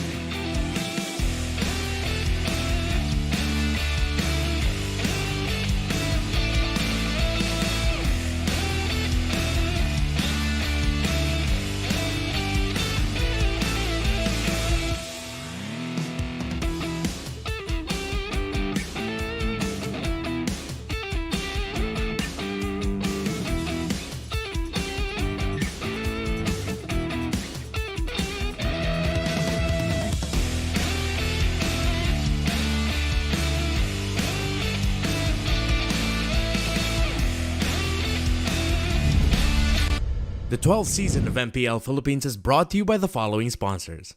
Smart, the official telco partner of MPL Philippines Season 12. Our official sponsor, Infinix. Infinix Note, ultra-fast gameplay. And FWD Life Insurance. In the epic adventure of life, FWD is your expert wingman. Celebrate your victories living with FWD. Our partners in esports, Maya, it's everything, and a bank. Secret Lab, the official gaming chair of MPL Philippines. And Pi Channel. Experience the MPL-PH Season 12 action live at Shooting Gallery Studios. Tickets are now available on our official ticketing partner, Slash. Don't forget to catch all of our official league content on TikTok, Facebook, Instagram, and Twitter. To ensure the equality and fairness of our games, MPL Philippines is also monitored and supervised by the Games and Amusements Board. Habang yung blacklist ay kumakapit pa, ayaw pa rin na napakalakas pa rin ng Pilipinas.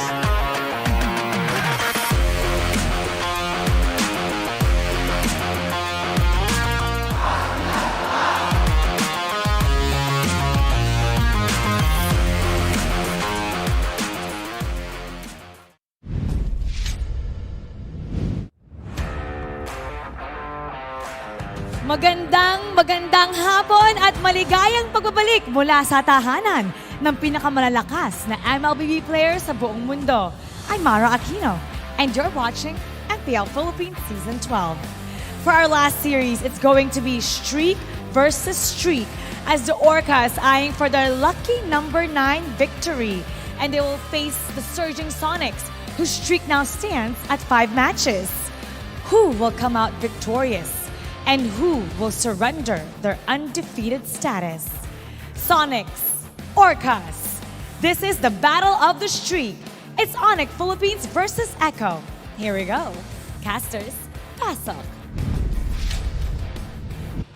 Two surging teams will collide and their streak is on the line. You better do well with your bluff because the aces are here to play. Good evening, MLBB fans all around the world. I'm Umi. With me is Naisu. And here is Shintel.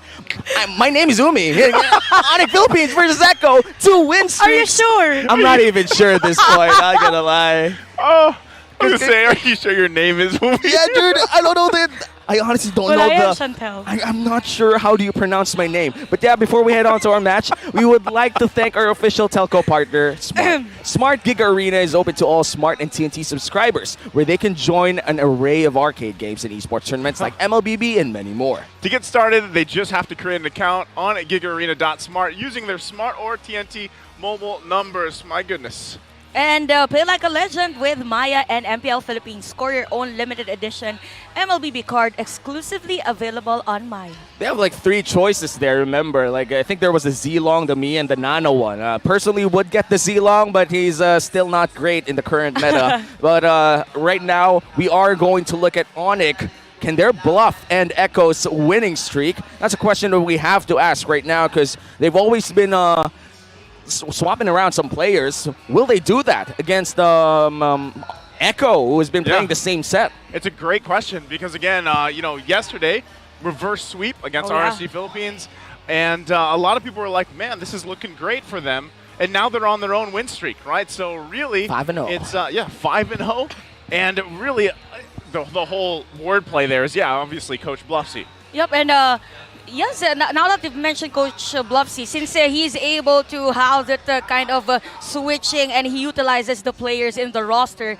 it's the type of bluff that you don't even know, okay?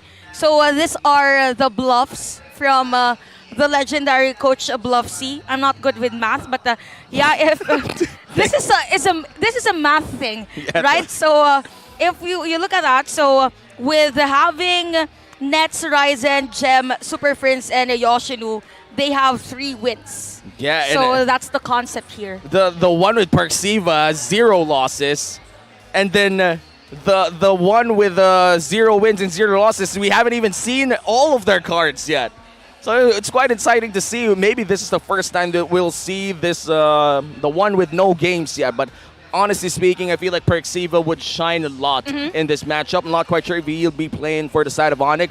The last time that we saw Parksiva, he was making play after play, and kid's got those magic fingers, I would say. Let's look at the last time that Echo and ONIC faced each other. Do you feel like Echo won this? Because they're undefeated. Of course they won that series. That's very simple math right there, right? You know, that's how it works out here. This was back in day 2 of week 1, right? Chantel, take us through it. So if you can recall, ONIC was able to actually score a game of Echo in their first meeting. Cardizi though mentioned that they were playing passively. I mean, for this one, we could see actually in terms of the statistics that average turtle kills, it's something that ONIC has been struggling more on securing the kills and even the turret. So it is actually nice to see ONIC, knowing that this was the statistics for that game, that they won a game. So it's as if ONIC during that time is a type of team that is a bit struggling on their identity. Again, that is because of the shuffles, the bluffs that Coach Bluff C has been doing. Okay, wordplay. You know, the bluffs went so hard that it even bluffed the earlier weeks of the team itself. That's what happened to them, and the struggle was real, because they aren't struggling that much anymore for the past few matches. 5-0, and that's a big number, especially if you're up against Echo, who's currently 8-0, which is the biggest number, which is the bigger and biggest number right now, because they are number 1 in our standings with 21 points. They are ahead by the second. ONIC right now is 15 points, so they're ahead by 6 points. That's insane. Yeah, so imagine if they, let's just say it happens.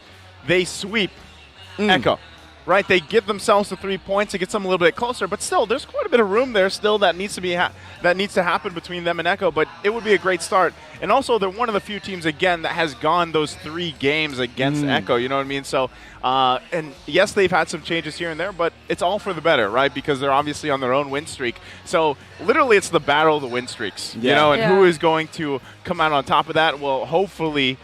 We see a great series ahead of us. I'm really personally hoping that it does go 3 games once again with both these squads, because this should be a great ending. Sorry, I have to laugh at that because I was here since Series 1. Yes. And you're wishing for 3 games. I'm so sorry. It's fine. But the audience deserve it. Yeah, we love I'm so sorry. It's fine. I have disregarded Chantel's brain capacity. It's all right, man. Chantel asked for like trading. You know, she wants to feel the surge of English analysis, and now she's feeling This is how it feels like. This is how it feels like. And honestly, I want to know what it feels like inside the players' room as well. Surely our insider Brigida will know a lot and will share it to us. So Brigida, please do.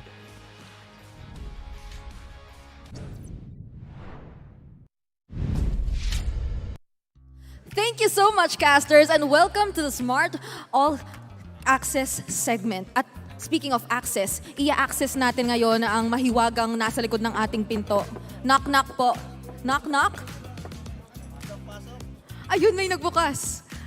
Isang magandang gabi sa ONIC Philippines. Anong oras na kasi? Pero iba yung konteksto ng pagtanong natin ng oras. Dedire-diretso ako ngayon kasi iisa yung ating gustong makapanayam. Coach, hello. Nakikita, ayan. May mic, ayan. So, Hello. ang kasama natin ngayon ay si Coach Bluff Z at nakita naman nating sobrang interesting nung graphic kanina. Pagpasok namin, nakatalikod sila kasi nanonood. So, tinutukan nyo talaga, no, Coach? Opo. Nakita nyo yung parang napakaraming boxes na may pagmumukha nila, ganon. Tapos parang may mga numero, may kung ano yung mga panalo. At dahil lang naman yun kasi kayo talaga yung team na napakarami ng naging combinations so far dito sa ating liga. So, maitanong ko lang, unang-una sa lahat, bago pumasok ng MPL Philippines Season 12, talaga bang nakaset na sa utak nyo na, pagpasok namin, talagang i-maximize natin lahat ng players natin as much as possible at isa-shuffle natin sila? Actually, nung una, meron talagang parang merong konting pagtatalo, kumbaga, about doon sa lineup. Pero yun nga, nagkaroon ng, kumbaga nagkita kami doon sa gitna, different perspective. Tapos yun, kumbaga nag-align lahat. And then moving forward, sabi namin pagpasok ng Season 12, kumbaga gumana Oo. Tapos yun yung ginagamit namin hanggang ngayon. Oh, natouch ako. Kasi ganun talaga dapat. Kapag kami mga conflict, guys, nagmi-meet kayo, di ba? Yung perspectives nyo, pinagtatagpo nyo, hindi nyo ipinapanalo lang basta-basta. Wow! Nagkaroon ng ganun pang parte ng discussion no? Pero humugot sabi dito ni Coach Bluffsy. So, masunod lang, or dito tayo sa ating susunod na katanungan, nakita naman natin yung mga naging outcome so far. Kung alin yung mga may mga naipanalo talaga, kung alin yung mga siguro medyo quote-unquote naging ineffective in some way. So, ano po ba yung parang mga naging realizations nyo talaga or discoveries na parang alin yung mga pinakagana para sa inyo in terms of yung pag-shuffle nyo ng players? Ang sa amin kasi may kanya-kanya kasi silang mga strengths eh. Kumbaga may mga best duo talaga na magkasama. Tapos kumbaga hindi naman porke talo na isang beses sinusukuan na namin. Kumbaga may mga bagay na kailangan lang din kami adjust. Tapos yun, kumbaga pinag-uusapan din namin. Sa ngayon, wala pang final eh. So, kumbaga marami pa rin pwedeng gawin, marami pa rin pwedeng pagsama-samahin. So, kumbaga may bulag factor pa rin yan. Nararamdaman natin na marami pang mailalabas ang ONIC Magic at patuloy lang natin yung aabangan sa mga paparating pa nilang mga magiging laban. Kaya naman feeling ko oras na para talagang ihanda na natin yung ating mga sarili at simulan na natin itong mainit na laban na ating tutunghayan. Kaya naman huwag na natin patagaling pa, ibalik na natin sa ating mga casters. Thanks, Brigida. And quick recap for our international viewers. I think Bluffsy discussed about conflicts inside the team way back before they figured out their main or their lineups. But they did meet halfway, and I think the final point was expect something more, which is the default response for all the teams. The default response, indeed. I mean, you know, it's funny. It's funny because when they're breaking it down there, and even with what Brigida said, when there's conflict, you know, you have to figure out the compromise and meet in the middle, and maybe that's.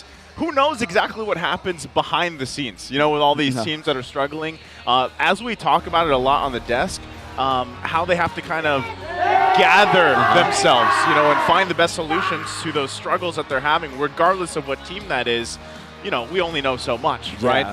There's way more going on behind the scenes. And this is where the coaches come in, honestly. Not just the analysts, but also those coaches that lead the team, try to, find compromise or find the, not even compromise, find the solution to have everyone's voice collated and have a better solution for the entire team. But going back to this match, hopefully both teams have already prepared both mentally and physically because I feel like this is going to be a long one. Yep. Nice laugh. Yep. And I kind of feel like for both of our teams, since they don't want to end that win streak, right? For Echo and ONIC, it's really a matter of a battle of composure. Oh, yes.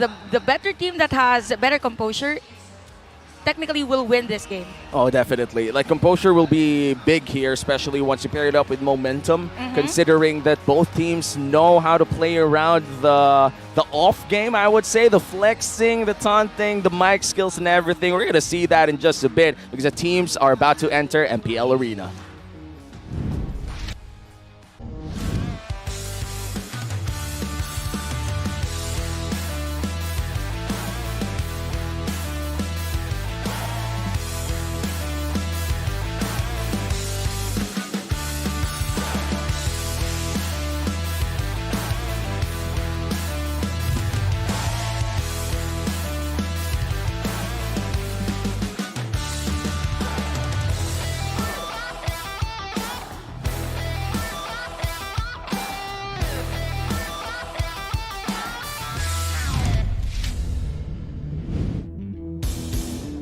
They've been on their own win streak up to this point. Is it time for ONIC to be the ones to put a stop to the Orca dominance? Give it up for ONIC Philippines!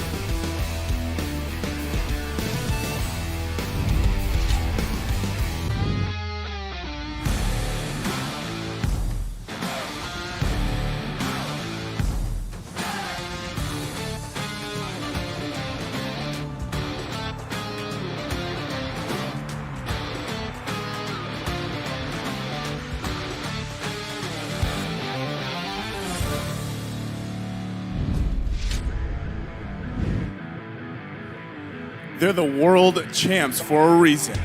Still undefeated. the Orcas look to keep their dominance alive. Let's welcome Echo!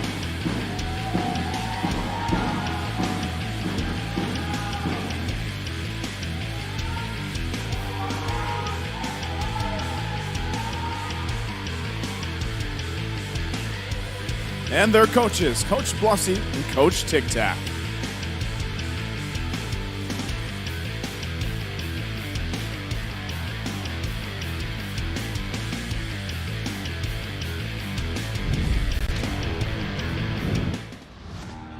Both teams already ready with their quite cool varsity jackets already up in front. ONIC Philippines, let's talk about them. What can you say about this team, this squad specifically? Well, for this one, again, this time we've got Rapidu here in the Rome, and also Krem, of course. The other names across the board, pretty similar from what we've seen, but this lineup right here for ONIC Philippines 1, it's always about, I feel like when Rapidu comes out to play, a lot of people are looking towards him, the chef, if you will, right? Chef Rapidu. He gained that kind of name for himself here. He's part of the team that helps them cook, if you will, within the land of Dawn. So my eyes are going to be on him. And of course, also, we've got Ryzen and Nets, who are also big playmakers for the team and a lot of the success they've had recently. And even Nets himself in the gold lane, if he gets his hands on one of those iconic heroes like the Bruno, could work out well for them. I mean, he's one of those Bruno mains in MPL Philippines, but this time they're facing the reigning, defending world champions, Echo. What do you know about this squad?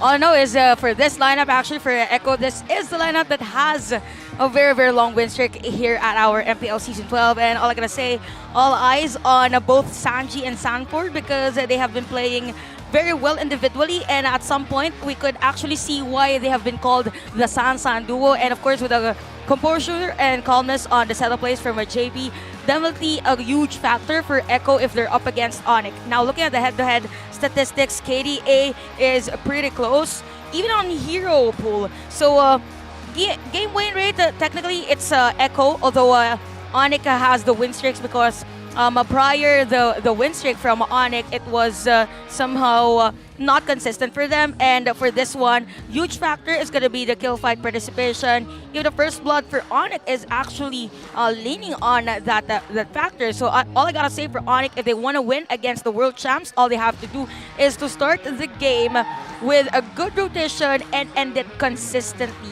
Oh wow, gotta say, looking at this Sunburst chart, it's really hard to fight a team like Echo when they control Turtles and Lords in such a huge manner. Meanwhile, ONIC looks to be going for more split push, more isolated plays instead of those team fights. So it's a big disparity. I think the banana split is back online for ONIC. It's a new identity. Loving the attitude coming in from Nets and Ryzen, personally speaking. I love it when players like Ryzen and Nets would speak up and flex up. It's like it's going back to the banana split, but with like different toppings. Oh. What are your topics? You don't have toppings on your banana split? On banana split? What's banana split? Well, let's go to Infinix K2V with our analyst, Chantel. This time around, it's going to be Echo Express versus the Banana Split. These are the keys to victory for both ONIC Philippines and Echo, brought to you by Infinix. Infinix Note Series Ultra Fast Gameplay. For ONIC, learn from your mistakes, show aggression. Again, part of the aggression is having to diverse the attention of the other team, and as reference as well, ONIC has been known as someone that could play on a fast-paced game, and at the same time, all they need to do is to give that space to Ryzen and have Nets the time of his life just farming and having the damage on the latter part of the game. Now for Echo, just keep swimming, and just keep swimming may also be interpreted as just keep winning. Echo has exhibited ways to bounce back from an early deficit, not just outright domination. If I'm not mistaken, that was yesterday against Blacklist International. Blacklist was literally on the lead, but they were able to defend their base and actually won that game with a sweep. And for both our teams, play one game at a time. I mean, it might be exciting that you're both you're top 1 and top 2 in terms of the rankings, but let's not forget that you have to breathe, and adrenaline rush might be kicking on these players. So you have to play one game at a time. If you win game number 1, you win game number 2, and you win the match. So that has been my kiss to victory, brought to you by Infinix, and I'm just really excited for this game. Same with my co-casters, Naisu and Wumi. She had to think twice too how to say your name. Thank you. And also, Nicer and I talked it out. It wasn't banana split topics. It was banana split toppings. It was my ears fooling me. Did you hear topics too? No, I heard the toppings. That's why I said marshmallow. Something in my ear then. Something in my ear, definitely. What? You know what's crazy? Before we talk about this player head-to-head, the KTV there, it just like threw me way back in time because the last one there, play one game at a time, right? Play one game at a time. Fun fact. What? What? I was in, I played football. I was in varsity football, right? It's not soccer. American football. It's American football, right? Yeah. And that was something our coach always told us. And it's funny because that is a KTV, and it's really, when you think about it, it's really true, right? Yeah. Focusing on this one game, it's a series. Who knows if it goes 3 games? I know Chantel's not hoping for it, but hey, if it goes 3 games, you focus on game 1 first, and you go from there. I think that's super important because sometimes people focus too much on the entire picture rather than what's in front of them. So hopefully that's what they do. Yeah, and hopefully they do get a reset, especially if we get one of those games where one dominates the other, and especially about the junglers. Like, when your jungler is tilted, you know already you're going to lose the game. You never want to tilt your jungler. And right now we're looking at 2 great junglers, by the way. We have Ryzen and Carl TZ. What do you remember about these guys? Like, I know for a fact that Ryzen has improved a lot, but Carl TZ, 2-time world champion, wow. You know what, for Carl TZ, it's very notable that he is one type of jungler that actually adjusts mid-game, like how he will function himself. So there are junglers wherein they're more focused on like really farming, but doesn't really adapt on what is needed on the current situation of the game. So sometimes for Cartesi, he acts as the tanker as well. So it's the usual playstyle that the utility jungler will do. But for Ryzen, the challenge here is how will you outplay a Carl TZ? Yeah, that's always been the question. How do you outplay one of the GOATs of MLBB? And that's almost always a question that you can't answer immediately. Because right now, you're going to take away the Lancelot, the most banned jungler right now in the season, against one of the Lancelot specialists of the league, which is Ryzen once again. Mathilda out as well, Angela, you know what it is. Healers can't play. Oh, there's the signature pick as well that we were talking about, going in the hands possibly of Nets. And Echo's not going to let that happen because they've seen what he can do on that hero alone, so they decided to ban it out in this first phase. That's great. We'll see what the response is from ONIC for their last ban in the first phase. Now, that leaves the question, really, what is the priority going to be here? Chantel already talked quite a bit about, you know, Carl TZ's adaptability, especially when it comes to the junglers. And there was a time, again, when all he did was pretty much pick Fredrin, right? Might just be the time might just be the case. Yeah, that has been a trend actually on our drafting, even on the Series 1 and Series 2. If you are on the blue side, why not pick Fredrin? So, okay. They know it too. They know it too. So, okay, let's stop the Fredrin. Priority pick on the blue side. Let's open up Baksha, which, by the way, is been used by Carties as well. So, Novaria, by the way, is open. Kaja is also open, which has a high success rate for them. So it's going to be Valentina for this one. So Sanji used this Valentina on many international tournaments. So it's going to be the experience that will be the upper hand for Sanji on this one. And now for ONIC, Edith is open.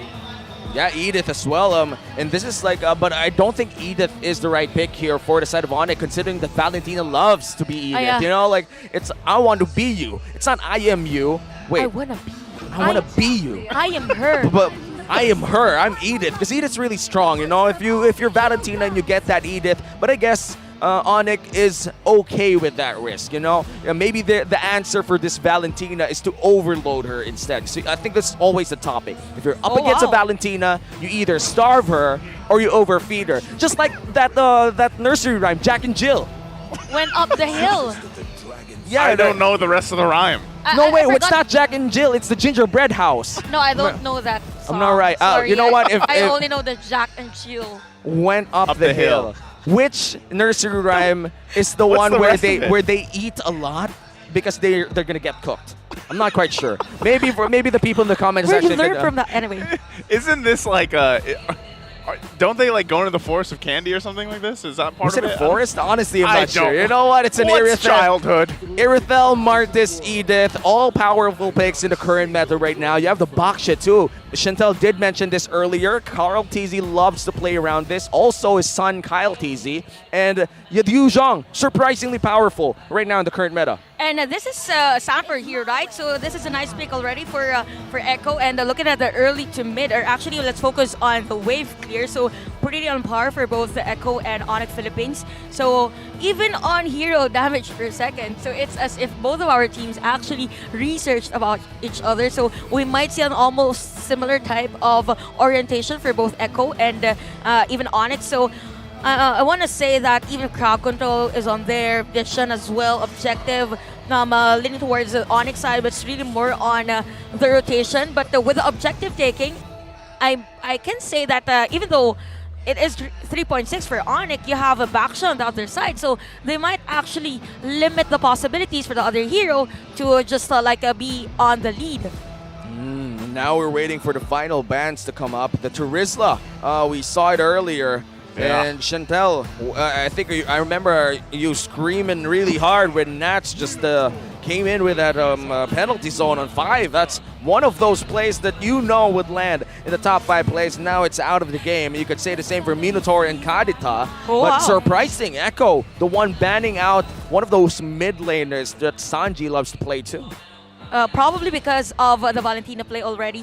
So I kind of feel like for Echo, they are focusing on hiding the hero for JP. So we might see a really tanky hero as to why Minotaur has been banned. So this is a counter pick actually for, I know that Rapidot actually uses the Cho, but if it's on the hands of JP, it's kind of difficult for ONIC Philippines. So this is a nice pick for the side of ONIC. Now for Echo, they're still lacking that gold lane hero.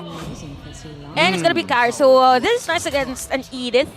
But scaling mobility almost on par versus an Irithel. It's just the criticals, but the DPS is leaning towards a carry because it is continuously just dealing damage against the other heroes, while for Irithel is really more on the criticals. So anyway, it's going to be Paramis, longer team fights here for ONIC Philippines. And we see familiar faces from esports. Yo, that's Bill. Bill. Bill, welcome to the real Bang Bang.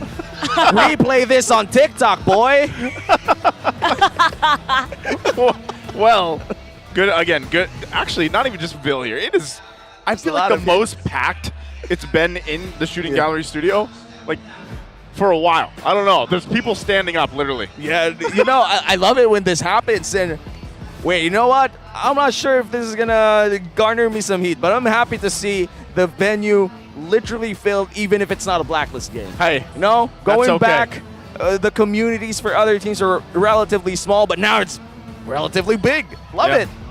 You know what? I actually saw some tweets that the majority of these fans are actually friends, even though they support different teams. So, yeah. Oh, wow. Audience predictions. Oh, Echo really dominating the audience predictions. You could predict, by the way, at home, and you might even win something, but you're going to have to wait for that notification if it ever does come up. But it is game 1 of the Battle of the Win Streaks. Echo with an 8-0 run. Meanwhile, ONIC having that 5-0. One team will come home with a dirtier match history. Yep. Still, and one team will still have a win streak. Because today it's still clean. After this, it's dirty. Yes. They get tainted. My favorite adjective, dirty. Anyway, guys. Second is chaotic. So this is a usual matchup in terms of the junglers. So one is more on the let's say a snowball effect because of the speed in terms of clearly being wave jungling, and the other one is because of the damage potential or killing potential, which is Marcus. So we can see the Pure Rage here for Ryzen, which is pretty nice, and more on the assassin type. So a lot of movement from more on the movement speed for majority of players or heroes of ONIC. Same goes with Valentina of Sanji, the usual emblem set that he uses for the Valentina. Now we are heading on to a very silent early game, and I do think that this will change really quickly the moment one pulls the trigger. It's not like they're just waiting for that moment.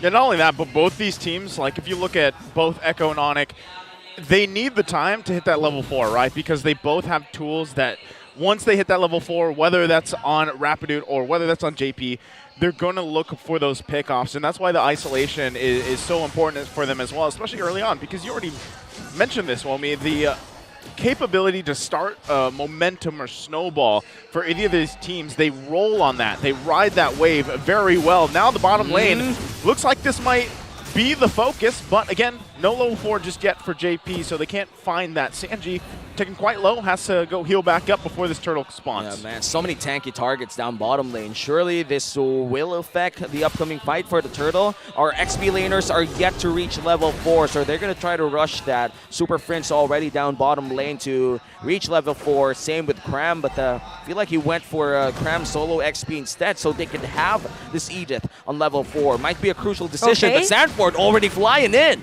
Sanford going to fly in with the Dragon form. JP just barely level 4. Still going to be the focus here. They're going to zone them out the best they can. Still, Turtle going to be worked on. That was the flicker used as well. Quite low. There's the Terrified. Ryzen going to get pushed out. Sanji has the decimate of himself. He will fall, though. Not able to get it, but Echo gets the first turtle of the game, a body for an objective. That was a nice zone out by Sanford during that moment. Outright predicted that Ryzen was there after that the Dragon Form went in with a Petrify against Ryzen. So it was a cause of delay for the jungler of ONIC Philippines as to why Echo was able to secure that turtle. And also because of that, it was also on point because JP went level 4 because of that XP as well on the turtle. So it is an evil ball game, but the rotation definitely will be on the gold lane for like couple of seconds, and actually JP is already on position. Yeah, JP could just flicker in, except he doesn't have it for a minute for now, so he's just going to wait there. He's going to go for an ultimate if ever he finds someone, but looks like he won't find anyone unless they go for the dive, in which case Nets snuffs it out. Almost a death-defying situation where nothing really happened, my guy. Well, if Nets is very vocal and proud lately of the performance of ONIC, definitely he knows that he is the target early game. He's actually going to he got dragged just now off camera, but he's going to be just fine, right? That's what JP was waiting for the whole time. Even used the Divine Judgment out there, but good thing, as you were mentioning, Chantel, Nets doesn't get taken down. So best case scenario, Cram, going to use that Primal Wrath, should be fine.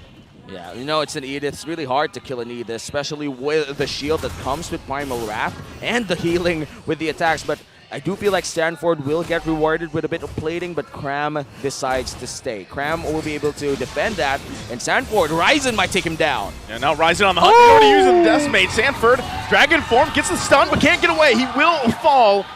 Kill going to the hands there. Ryzen grabbing a kill for himself. Now all this leading into the second turtle. Carl T's going to go ahead and work on his buff here. Meanwhile, everybody getting in positioning. JP also waiting for the Divine Judgment. There it is. Got the flicker as well. They're in a good position to contest this turtle. Well, I do understand the Petrify coming in from Sanford. I feel like canceling that Black Dragon form quite too early. It was a bit of a miscomm coming in from Echo, and now Cram goes in, does find Carl Teasy. Oh, it doesn't find him. Gets the knock up with the Earth Shatter, though. It's still going to be working on Turtle. Will be claimed here by Ryzen. Gets him that one. Rapidude will fall, though. Echo now on the board. Still going to be looking for a fight here. Holding on to the Nether Realm. They're going to use it themselves. Pushing ONIC back. Cram going to get Retribution. There's their Nether Realm. And now everybody still at a stable position here in the mid lane. They're going to back off. Okay, for ONIC, they actually secured the turtle, and it all started with the zone out from the players of... actually, for Echo, they wanted to zone out Rapidude. So Carl TZ went in for Rapidude, and at the same time, for the players of ONIC, JP was actually able to do the Divine Judgment. But it just so happened that for Echo, they weren't able to secure that turtle because, they went in for Rapidude. So it's more of a miscommunication, if I might say, for Echo on this game. And even the Retribution it has been used just to slow down the players because this is a roamer and you have to force them to, as much as possible, be limited in terms of the vision that they give to their teammates. Yeah, and Rapidude has been very effective in doing so. Carl Teasy had to put his hand on it. In this case, his wheel on it. It really hurt Rapidude with that one skill alone. It's quite surprising to see a Baksha deal that much damage. And now we're back to this lull, this time where everybody's just waiting for the next big objective or maybe someone to be isolated. But both teams are really displaying this excellent decision-making inside the lane where they don't show their weaknesses. You know what? If a game is this discreet as early as 6 minutes, it means that both Echo and ONIC has of high respect to both because they don't usually dive if there's no good objective. Oh! Okay. Rabbit I thought there was going to be a play. I was waiting for it too. It looked like that could have been a moment where Rabbit jumps in. Me too. I was expecting. I was ready for my shot as well. The preemptive shout. I know. I felt it too. You know. I felt it, dude. No, it was a 3-man knockup. We were just trying to read the rapid. Oh, its name. Okay, never. It's a 9. That's how you do it. Yeah. That's how you do it. They're vocalizing, and now Ryzen plus Carl TZ sitting near the turtle about to fight. Cram will be able to knock him off, but look at this. Another knockup. Crucial CC from Cram. Already going to get both of these Nether Realms down here. Turtle going to be secured. Carl TZ gets it. Still going to be looking for a fight. Sanji on the run has to flicker out. Ryzen already using that Decimate, not able to get the target. JP, though, will go down here. Top side. Okay, so there was a casualty on the top side, but Echo was able to secure that turtle objective, and all I gotta say, that was a nice control flicker from Sanji actually, because it was a Cartesi that was hit by the Decimate from Ryzen, but ONIC Philippines is just all over the place of Echo's territory, and there's a possibility for them. No, it's not a possibility. It's as sure as day that they will secure this third at top lane, but the lead is just for 100, and that's because of the good laning as well. And even though Nets was able to tear down a turret against BLCK. BLCK is still on the lead, just a very minimal value of gold. And I just have to say the choice here for BLCK is really nice. Having that golden staff early would allow him to deal more damage in exchange of having no lifesteal. But you know, it's better to... The best defense is offense at this point. You kind of want to kill your enemy before they kill you. That's the best defense for BLCK. Yeah, it's and not only that, but what you're seeing is just a lot of discipline from both the sides here, because it's relatively a low-action game to this point, right? Between everything that's happened with the Turtles into the First Lord. Even right now, Onyx using the conceal, looking for a play on the bottom side. They're not going to find it, but if they can get a turret, that'd be great for them position and space-wise. Yeah, and cross-map play. Well, I think Echo will be able to take down a turret top side. In exchange, ONIC will be able to secure one bottom side. And that's really good because this is a good display of what competitive MOBB is. Nobody's showing their openings. They're just exchanging objectives. And we're bound to see one big team fight that changes that all. And wow, I love soccer. Feels like it. But anyway, as a part of what Nice said, as a part of the discipline, actually since this game started, here we go! They knew right there. They get the Nether Realm out. He's going to be in trouble. They have to go on. Ryzen from the backside. Still going to be looking. Nets unleashing as well. Way the Dragon going to find Carl TZ. He's still quite healthy though. Here comes Sanford on the hunt. He's going to find him. JP will fall. Rapidu flickers out to safety. Now Nets on the run, but Sanford's right there for him. And they grab another kill. 3 down for ONIC. And Echo makes a beeline to the Lord. 3 for 1. Echo with the sustain allows them to survive the initial burst coming in from ONIC. And they had proper target acquisition, getting nets as well. And this will reward them with the first Lord of the game. Can ONIC actually contest this, Rintel? I doubt that they will go because Ryzen is not actually up. He's still at 5 seconds for that timer. And I gotta say for Echo, that is one controlled aggression because they just waited for that concealed play and just went straight to the players of ONIC. And ONIC wasn't prepared for that kind of play. And it's a nice sacrifice for JP. He is the tanker. As long as they were able to secure a kill against ONIC, and they're fine. And now a 2.3k gold lead from 500 to 300. It's huge this time around. It is huge. 2k gold lead, 10 minutes in. ONIC could still fight head to head, but I would say Echo has a slight edge in terms of picking them off. So they got to be careful with their positioning. It was as quick as a snap. The moment that they saw someone enter that bush alone, it was go time for JP. And right now, they got to deal with this Lord, which they should make quick work of. As they do, still holding on to the tier 2 turret as well on the top side. They've got to deal with the waves next, losing the bottom tier 2. And Echo finding what they can. And I do think JP. Oh, JP gonna get dragged here. Going for it. Finds Ryzen. Ryzen quite low. Still gonna be up for now. Somehow still alive. Goes back to the base, but the rest of the team is gonna be slaughtered as they take on the force of Echo. NetherRealm to push into the base here, driving them back. Thankfully, only one down for Nets. Oh, wow. But it's another one for the GOAT. 2,000 assists, and he's still going with Echo here. Full force into the base. Wow. Now the focus in the middle lane. Turret still a couple hits away. They should be able to get it crammed, trying to keep it together. Ryzen as well. One hit away, and the turret falls there in the mid lane. Masterful formation and masterful juggling of turret aggro. This is a world champion, Echo. You know what? 11 minutes, almost 12 minutes, and 5.6k gold, and it's as if ONIC doesn't have a time, or they don't really have a breather, because JP's always there, does that flicker and the Divine Judgment, and ONIC, it's as if they are forced to be reactive for this game, even though Nex has the items at level 12. I don't think it's advisable for him to be upfront, because the moment the Echo jumped into their inhibitor turret at the middle lane, Nex was in front, so he's a perfect target for Echo. So ONIC right now has to be careful and force that maybe 16-minute game time for this to be the lead to a lesson.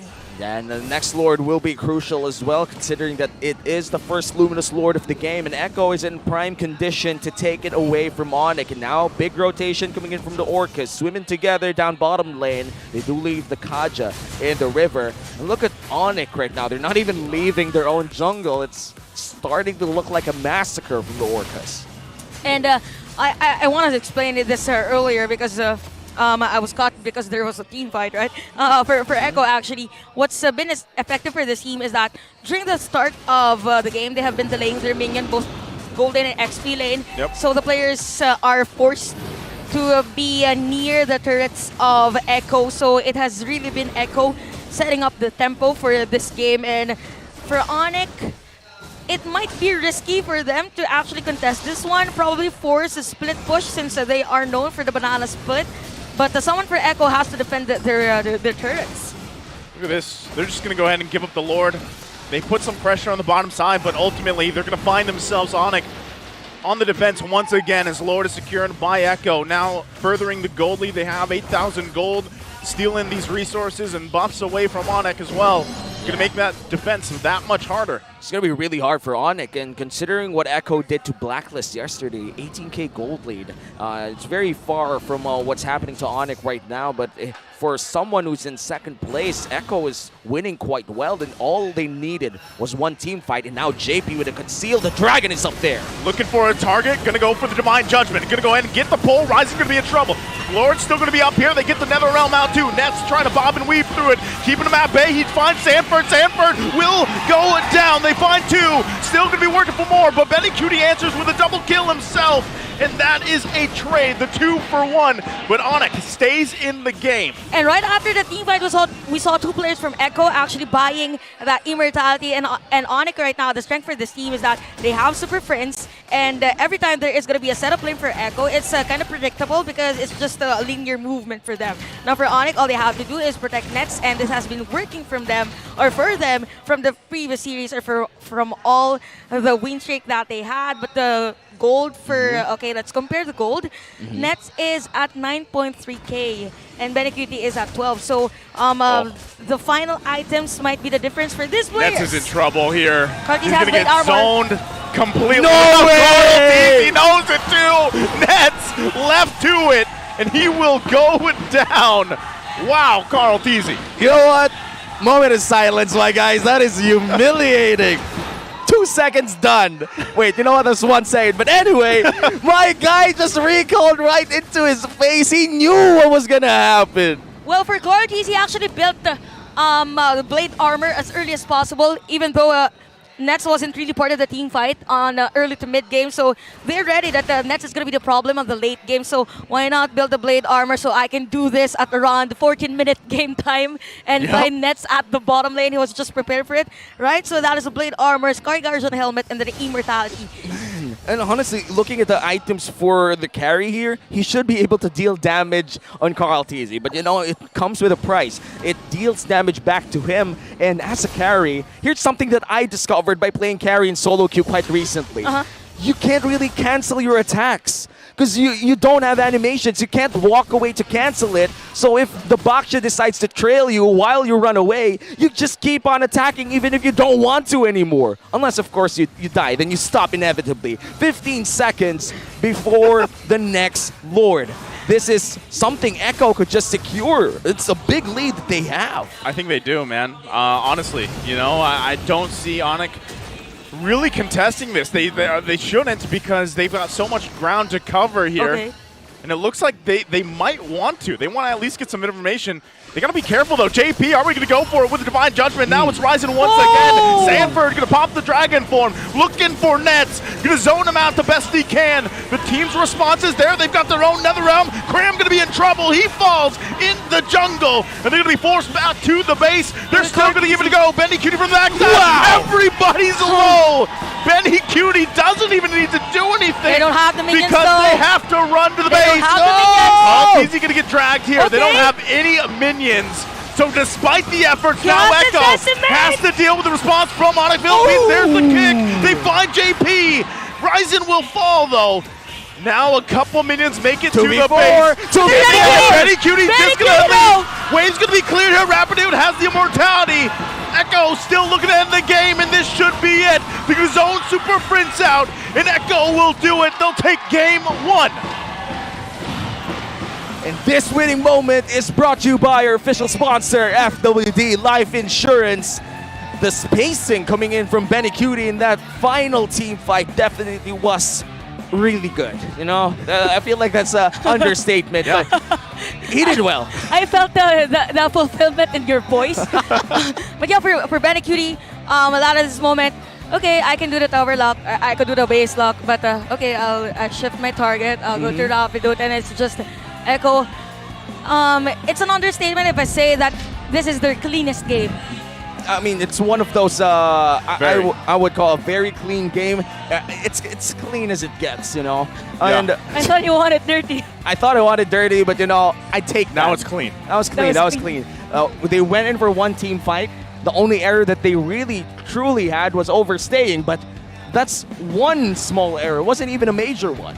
I mean, like, with that kind of performance, that kind of game there, even Benny Cutie at the end, right? Like, he didn't really have to do too much other than lock on the base at the end there because the gap was just so far for ONIC Philippines that even Carl Tiziana Baksha was like enough to deal quite a bit of damage to the lineup of ONIC, and then everything else. Sanford really zoning out very well on the Yuzhong there, finding nets, putting pressure, getting their own Netherrealm out. Of course, we saw the Battle of the Netherrealms being utilized, right? Yep. But just, it was great kind of choreography from Echo, really forcing a lot of things out from ONIC when they even felt like, maybe we shouldn't fight this. Maybe we should, maybe we shouldn't. But most often they shouldn't have. But still, they were put in that situation, and it faltered.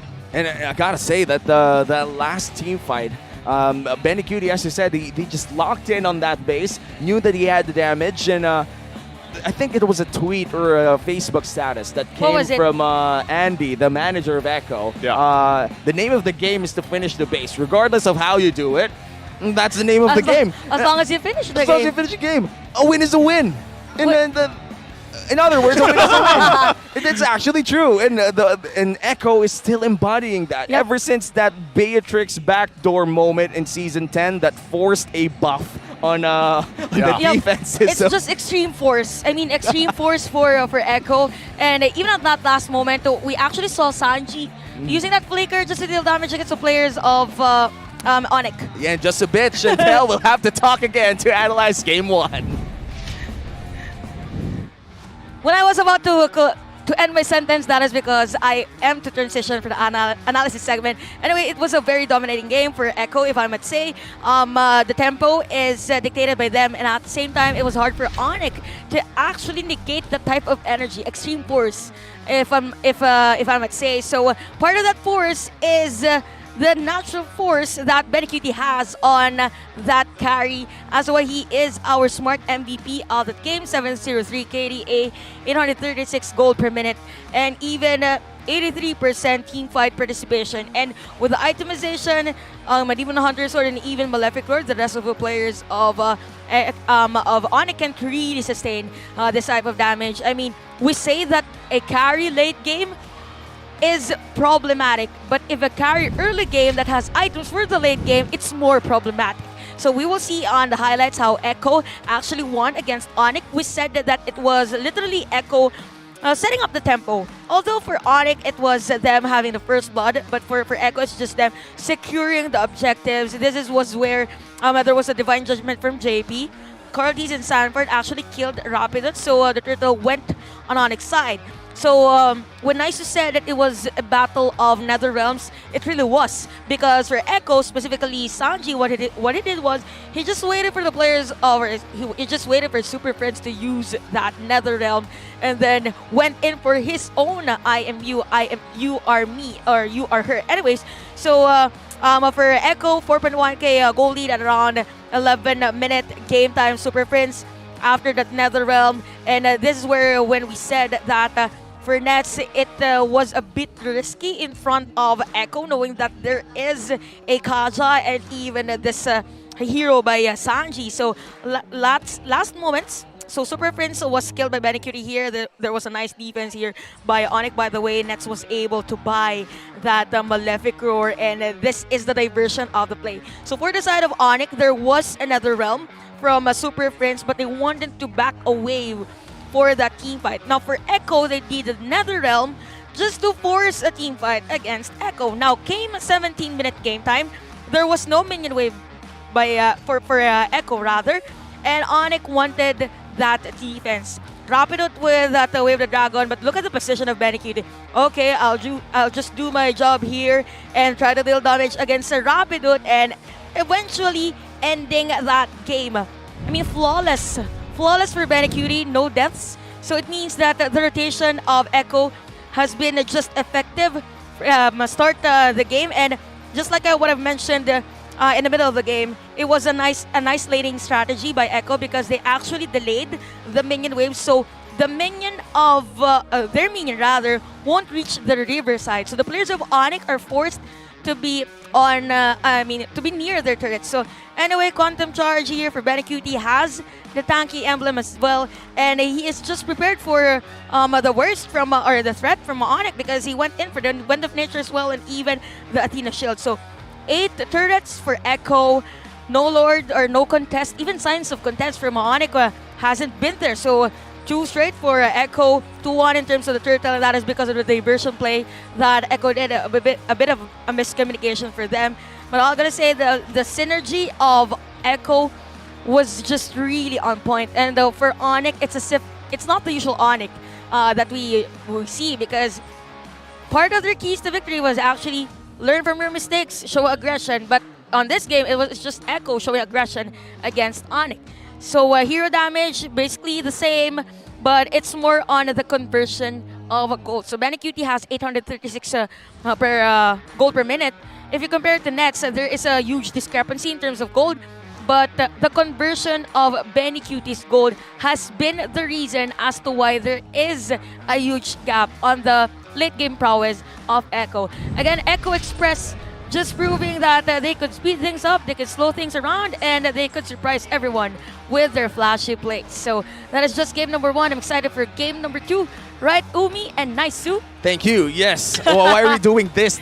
I don't know. I don't know. I just did it. I'm sorry. I just do it every time the camera comes. I don't know. Thank you. Well, I'll start doing that too. I'll copy it with at your service. My name is Leo, and I'm Naisu, and you should watch out for the weekly giveaway that will be posted on the MPL Philippines Facebook page for a chance to win some MPL goodies and Smart Bro devices. Of course, you just gotta check out the page to know more about that one. Because right now, of course, we also have the Smart Game Phase of the day. We will look at the MPL Arena people right now, and whoever has the best game phase would win in-game a freebie. So MPL Arena, just make sure to flash that green phone. Wait, that no. The green background. There's a green phone? phone with a green background with the hashtag Power of Smart on it. It's gonna be like that. Anyway. You know? Wait, I'm we gotta on return the that box. properly, man. Yeah, I'm sorry. I'm The sorry. box is green, right? The box is green. You know? But yeah, redeemable in-game code if you guys win. But of course, if you're not watching here, you could visit /events to enter the building. It's quite fun here, honestly. You know? Oh, sorry. I just It's got okay. excited. There it is. There it is. There Thank they you, are. my guys. Thank you, my guys. She's, my guys. She's catching on. She's catching on. Second day. I mean, she has done 3 series today, Yeah, so. I've been here the whole day. Yeah, you know. Same with other people here, the gold passers. That's right. I mean, okay. okay. That is the game base of the day. You already know the clear winner when you see it. You know, this guy wins a redeemable in-game code. Congratulations, my guy. That should be an emote. That should be an emote. That What a- smile is $1,000 or maybe pesos. Depends on where you are. The value That's a difference. huge discrepancy, as Chantel used earlier. That's a discrepancy. Spell discrepancy. Oh no, I'll just do a facial reaction for that. I mean, facial expression. Discrepancy, my favorite. Oh, Oh no, my guys, don't do that to me. No, my God. I keep calling you my guys. No, you're not my guys. Pretty- You are my bros. There you go. We Pretty haven't- soon, she's not going to be Atemo Chantel anymore. She's going to be I'm your elder sister, Chantel. Okay, if that's how you want it Evolution, my guy. A what? What? Sorry, what did you say? Evolution, my guy. Evolution, my guy. That's what... Honestly, I don't know what that means. What is Hey, evolution? what are we talking about? We're even? losing everything because right now it's about to happen. Game number 2. But before we head on to game number 2, of course, we're going to have to talk to some of the people inside the arena or maybe to some of the players as well. But I'm quite sure that it's going to be the people in the arena because the players don't really want to be distracted after a game like that. Like, it's one of those games that if you're ONIC, you kind of want to rest a bit. Not today. But right now, we're going to have to, I think, in just a bit, go Here. to Mara Aquino to talk with the people in the MPL arena. They're In ready. fact, they're quite ready now. So Mara Aquino, please take the mic away from me. I'm suffering.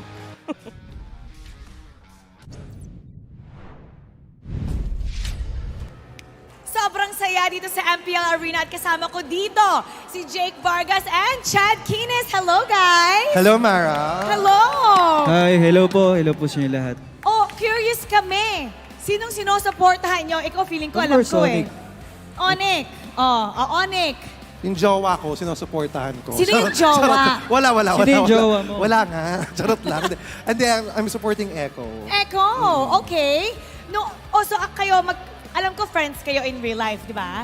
Friends kayo in real life, pero you're supporting different teams today. Yes, but it's okay. So, paano yan? Ganun talaga. Oh, tingnan natin. Ako curious ako. Ikaw parehas kayong nag-ML, di ba? Yes, ako nag-ML ako simula nag-start yung unang labas ng ML. Di pa ganun kaganda yung graphics. Anong MMR mo? Sige nga. Ha? Nagtanong ng MMR eh. Anong rank mo? Ngayon, kasi nag-end season, so ang rank ko ngayon is Epic. Epic, kasi Yeah. kaka-end season lang. Anong rank mo before mag-end Before season? Mythic. Before Mythic? Yeah, Mythic. Mythic, ilang points nga? Sige. 18? Oh, 100 din naman. Natatalo mo pa ako, hindi ako nakabot ng Mythic eh. Ikaw, anong rank mo? Mythic din. Mythic, pero ngayon? Mythic na. Wow! Mythic ka kaagad? Kaka-start lang ng season agad-agad? O siya nga ako nagugulat oh. Siyempre, batak na batak. Oh my gosh! Dapat pala, Chad, maglaro tayong dalawa eh. Why not? Oh. Dapat maglaro kayo. Curious ako, anong role? Anong role niyong dalawa? Ikaw muna. Ang role ko, supportahan yung family ko. Charos. Charos. Hindi, ano ako, mage, nag-top PH Vexana ako. Top PH Vexana? 2 days. Oh my God! Ang galing mo naman! Siyempre, kung may sakit ako, wala ako dito, di ba? Oh my God! Kailangan pabuhat. O ikaw, ano ka? Top ano ka? Ano ako minsan XP, minsan tank. Ganun. Minsan XP, minsan Minsan tank. tank, oo. So pwede ka, mate siya, ikaw XP tank. So Yeah. dapat buhatin mo siya kasi epic. Oo Epic nga. lang siya. Pwede naman. Nag-XP din ako. Actually, any role. Any role, wow. Ano ba yung best Multi-role, pick mo? flexible. Ha? Ano ba yung best pick mo? Best pick ko, Yes. funny. Funny? Funny! Ang lakas mo naman pala. Kasi pag ginamit ko yun, nakakatawa. Funny talaga. Kasi hindi sumasabi, tumatakbo lang. Ay, I love you. You're so much fun. Ikaw, ano yung best mo? Best hero? Best two. hero ko, minsan nagpapakito. Ayan, pakito. Ay, ako Chiquito. Chiquito? Tapos sa tank is, ano ba? Franco. Franco, mahilig ka mag-hook. Yes. Mahilig siyang mag-hook. Kaya mamaya i-hook ko yun ko, si Chat. ang mga ano ko talaga, Tirisla, ang hero pool ko, for XP, Tirisla, Glue, Export. And then for Mage, kahit ano. Chat, magkaibigan tayo, pero hindi, flexible. magkaibigan tayo, pero hindi ko alam nag-ML ka I was playing I was playing ML, which was launched July 14, 2016. Uy. Di ba? Wow! Nanalo Iba na ka, sa Chat. quiz. Ikaw, di ba sabi mo naglaro ka since it opened? Yes. Hindi pa ganun kaganda yung graphics ng ML. So first mo talaga kayo kasi hindi nyo alam na naglalaro yung isa't isa? Magkaiba kayo ng team? Hindi, syempre kapag kami, hindi naman kami nag-uusap minsan eh. So, biglaan lang din talaga. Ayun. Alam mo kung nakalaro kita, di sana nabuhat na kita. Sana nabuhat ka na, nag-metek ka na. Okay, sige. Mag-final message tayo sa ating mga teams. Ikaw, para sa Echo, anong gusto mong sabihin sa favorite players mo at sa buong team? Walang kakaba-kaba. I know you can do it. 2-0. Wow! 2-0. Naku, sorry, nahampas pa kita. 2-0 daw. Naku, ang ONIC, masyadong gutom yan ngayon. Kaya feeling ko sa Game 2, mananalo na yan. For sure. Alright, let's see who's gonna win this one. Balik na tayo sa ating casters. Pasok. Thank you so much, Mara, and to our lively crowd here in the MPL Arena. I'm sure the people in the international audience, it's quite a shame. The other guy was so funny. The Chad Giddy's guy was really hilarious. If only you could understand him. So translator, it's time for the work. But it's a lot of local jokes. So I'm not quite sure if you guys are going to get it anyway. You know what doesn't work too well either? What? The auto-generated captions, man. True. I literally have tried it a couple times. What happened? It does not work very well. So I don't know. Huh? To us? Yeah, like English stream. You know, everybody watching right now on the stream. What? The auto-generated captions for like Tagalog to English just aren't very accurate. I don't know who needs to improve that, but we need to get on it. Hopefully. I think I could do that job very well. YouTube, you're willing? Hire this man. Give him the money. Give him the bag. Nice already has Nice a lot of it, but he needs more. Ask me anything in Tagalog, I'll translate it easily. Not right now, but Not right now. Okay. I'm glad that you said that right now. We were ready. We were ready, my guy. And now we're going to see game number 2. Once again, we already have to put context to you guys that Echo really played really well. Yep. And I said really twice. My God. That's how really well they played. Yeah, that's like a very good game coming in from Echo. Yep. They needed just one team fight to be ahead, and that just goes to show how great of a team they are. I don't know, after that concealed play from Echo, they just went straight. And it's as if they were able to study the rotation of ONIC because they didn't really see they didn't really had a vision during that moment. They just knew that the players of ONIC was there. So I'm looking forward if there's going to be a switch of the sides for both of our teams. So Echo's going to be on the blue side still, and ONIC is at the red side. Yeah, red side for ONIC means they could get 2 power picks after Echo inevitably locks in the Fredrin that just got banned from ONIC. So this might just be another Valentina first pick if we're following the trends from game 1. I think, if they go that route, it's almost as safe as picking Fred first pick, right? Because, again, Valentina first pick for the most part, not only do you guarantee yourselves the whole stealing of ultimates, but also it kind of makes the opposing team really kind of consider what they're going to pick up, right? So there it is. Valentina locked in for the first pick for Echo. So actually for this one, since this is almost the same pattern for Echo, the difference this time around is going to be Baksha and Yuzhong. So they went straight for those tanky type of heroes. So definitely for Echo, I highly doubt though that they will combine both Valentina and Novaria on the same spot. Although JP, they could actually have him on his Cho or maybe a Kaja, same with the game number 1. But they could have an XP lane as well. But there's going to be Akai and Terizla this time around for both the Sanford and Carl TZ. Actually, we're not even sure yet if Akai is on JP's hands or Carl TZ's hands. Yeah, they got the counter spin for the Baksha. And I gotta say, the XP lane matchup is looking quite good. This is by far the healthiest XP lane matchup. A Trizla versus a Yuzhong. That's the new staple of the meta, where both XP laners just sustain and deal damage. I'm really happy to see both of these guys here in the draft. And now, Nets can't have the Bruno anymore, but they could steal the carry. I do remember Nets play the carry a lot before. Lilia? Lilia. Lilia, this is somehow more in a safer route. Actually, for ONIC, since the Super Friends has been known as well on using the Lilia, so we've mentioned the marksman heroes actually for this one. So, okay, so let's discuss first the draft pick. So, because of the Lilia pick for the side of ONIC, team fight is basically the same for them. Hero damage per second. It's really more. Oh, interesting. Wave clear is still on Echo's side. So all along I thought that because of the Lilia it would be on ONIC side. So probably we might see an export actually for ONIC just to reiterate on that clearing of minion wave. And we are seeing a lot of Yaoi fans in the crowd, and one of the best Echo fans ever since. Shout out to you. And we're waiting for the next few bans here. As you said, X-Borg could be a viable choice, if ever. But I do think the XP laners are already locked in for both sides here. And the Kaja plus the Minotaur will be banned out for the side of ONIC, which means they're targeting a lot of roamers for JP. Yeah, I think you have to do that, right? Kind of go that route. Lock that in if you can. Narrow the choices. But now at the same time, my big question is, who's going to get what for the gold lane, right? That's carry being taken out there. And again, these are three heroes that are picked up quite a bit. Claude, Bruno, carry. Now that leaves the Irithyll that's usually grabbed up. You have the Brody. That might be one of the safe routes to go as well with what's left here. But we'll see. We'll see how ONIC wants to play this one. Yeah, they're still looking for their gold laner and possibly their roamer, because I do feel like this box show will be going to the hands of Ryzen anyway. So it's either they get a roamer or they get their gold laner now. The Iksha, a valuable pickup from last series, could be the answer here if you'd like. But I do think that it's safer to leave the Iksha for later when you know who you're fighting How about against. Moscow? Anyway, it's going to be Kufra. So ONIC still thinking of the next possible pick for them. But this is a nice pick with the Kufra. So one rapid loot, the specialty hero. Because of that, they are already at 4 in crowd control. So succumb to his power. Kufra is the most used hero in the roam role this season with a pick rate of 33.33.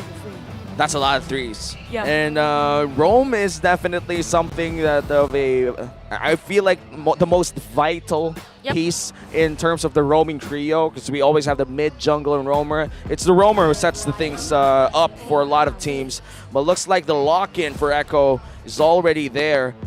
And it's going to be Rafaela and Iksha. We did mention the Iksha earlier, but we didn't even mention the Rafaela. It looks like it's going to be the answer for Echo. Okay, so way back season 10, it is also actually JP that uses the Rafaela up against a different strategy back then. So for ONIC, since they're up against this one, it's a crazy thought, but they could actually go for I was thinking about Granger, but the Brody is the safer route, or maybe Moskov.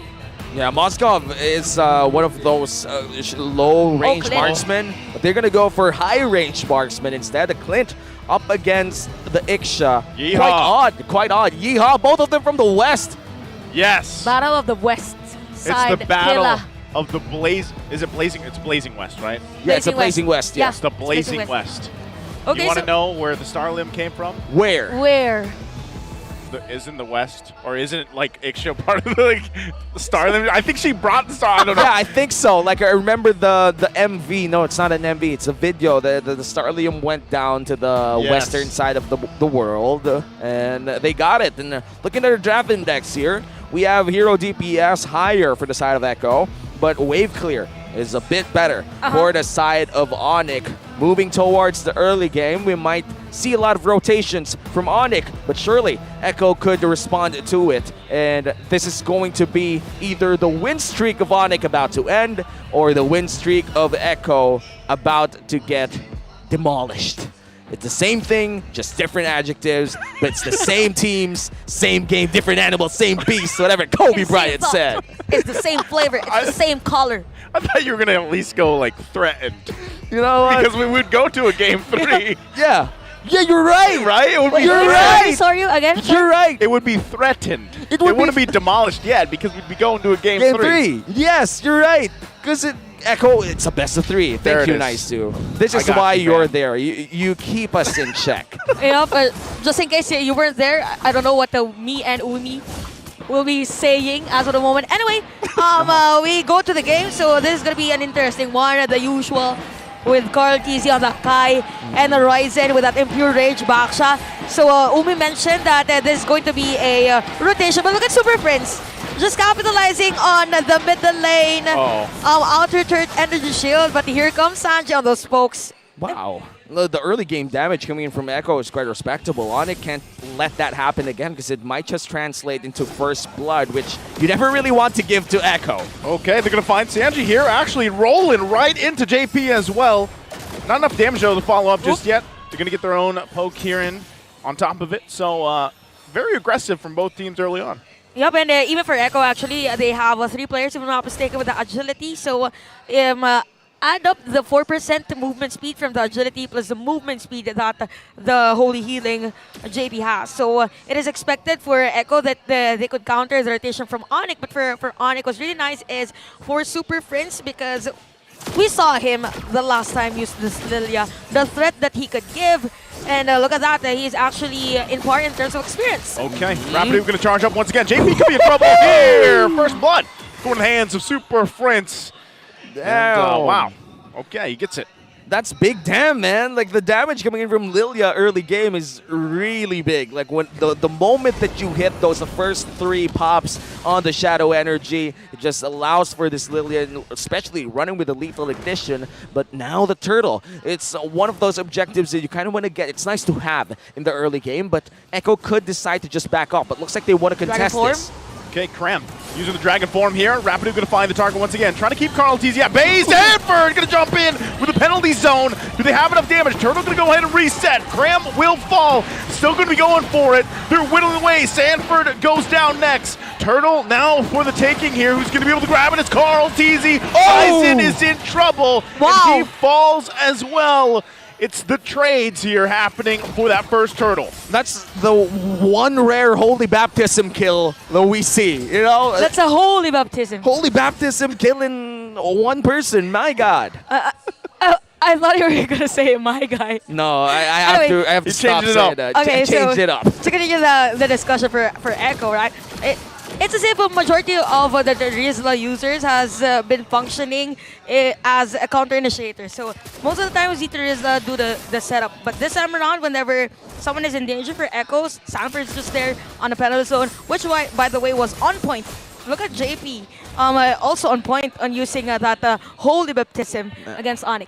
Quite unfortunate, though, that if only the full barrage was a bit towards the right, that could have been a flicker or whatever coming in from the Clint. But you know, you can't have everything in the world. And right now, Sanji and Super Prince are battling it out. I do think that having the black shoes on Valentina is a bit of a waste, but it's a good escape tool. Just in case for the pokes, if ever Super Prince wants to go 1v1 on a lane, then probably it's a better choice. Or even for Sanji, just for those taunts, and then just go out with the black shoes. So discipline again for both.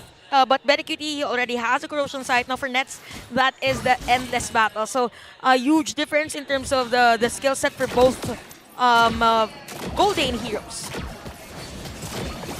Okay, both of them just, at this point, you know, we're at that, like Womi said before, it's kind of just a stalemate. It's a lull, right? They really can't find what they're looking for. You thought there was going to be a play up top side as well.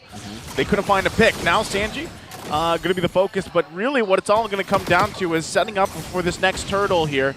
And that's what ONIC is trying to do. They're trying to have that advantage in terms of the positioning. So they're going to find Sanford. They do get that flicker out. He's not going to have that for that penalty zone combination anymore.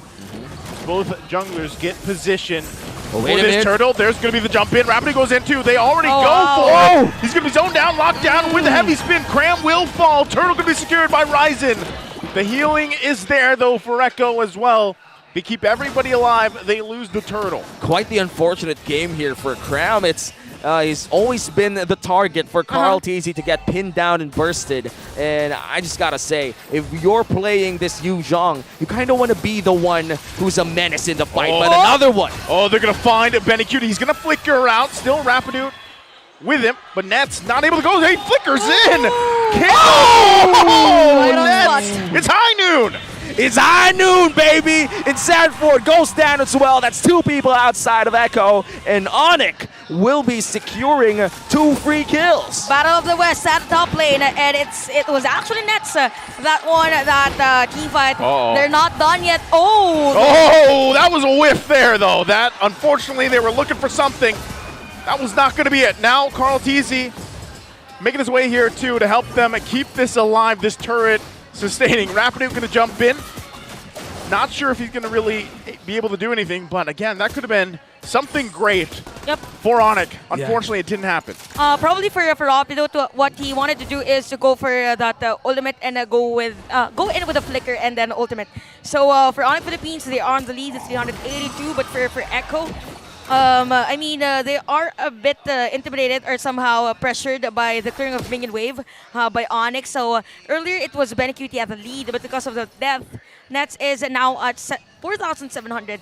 And Hunter Strike as well here for Cram. So Cram has just to be composed for the next team fight. And it's as if everyone's just ready again for the Brawl Fest here at the middle lane. I love the item choice as well coming in from Nets. It looks like he's going to go for the Blade of Despair. We rarely see this item anymore. It's usually going towards the Malefic Roar, a bit cheaper than the Blade of Despair, and really counters the tanks in the current meta right now. But ONIC, they're banking on pure damage here, and they're going to be the ones pulling the turtle on their side. Sanford just zoning out Rapidoot, and looks like Turtle will be facing Echo for quite a bit. All people from the side of Echo already present here, but Clint is nowhere to be seen. Yeah, so the numbers advantage is going to be there. Sanford using the penalty zone, but look at what's happening in the bottom side too. They know he's going to be there. Looks like JP also found Nets. So we got 2 things happen here at once. Nets going to kill JP off camera, pushing him back off the turtle. Carl Teasy waiting there. He can't get the turtle. It's secured by ONIC, and they're going for this fight as well. Sanji going to be in trouble here. Ryzen threw over the wall.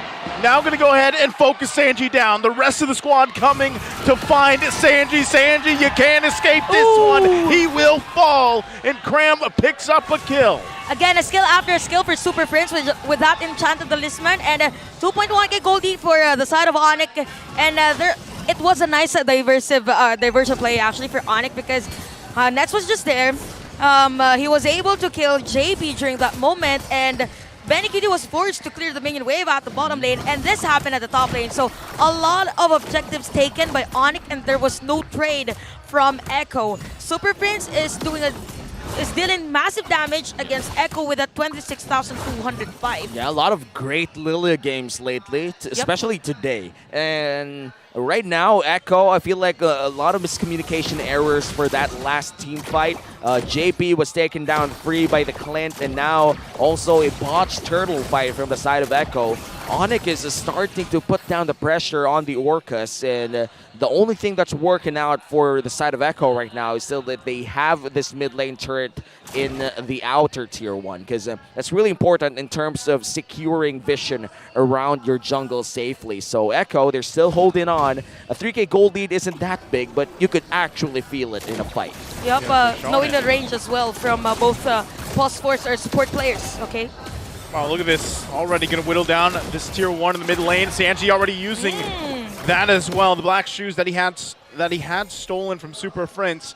They still hold on to the tier 1 though. They're really trying to keep that there for this Lord fight to come up in about 10 seconds. Yeah, it's such a crucial position, especially if you're hoping to secure more vision or safe vision around your area, around this Lord area. And this is going to be the first Lord of the game. ONIC does have a slight edge over Echo here. But Echo, they're really brave. They would want to secure this for themselves, but this is going to take a lot of effort, a lot of maybe even shocking setups coming in from JP. He does have the Purify though, no Flicker, Holy Baptism that may come from JP.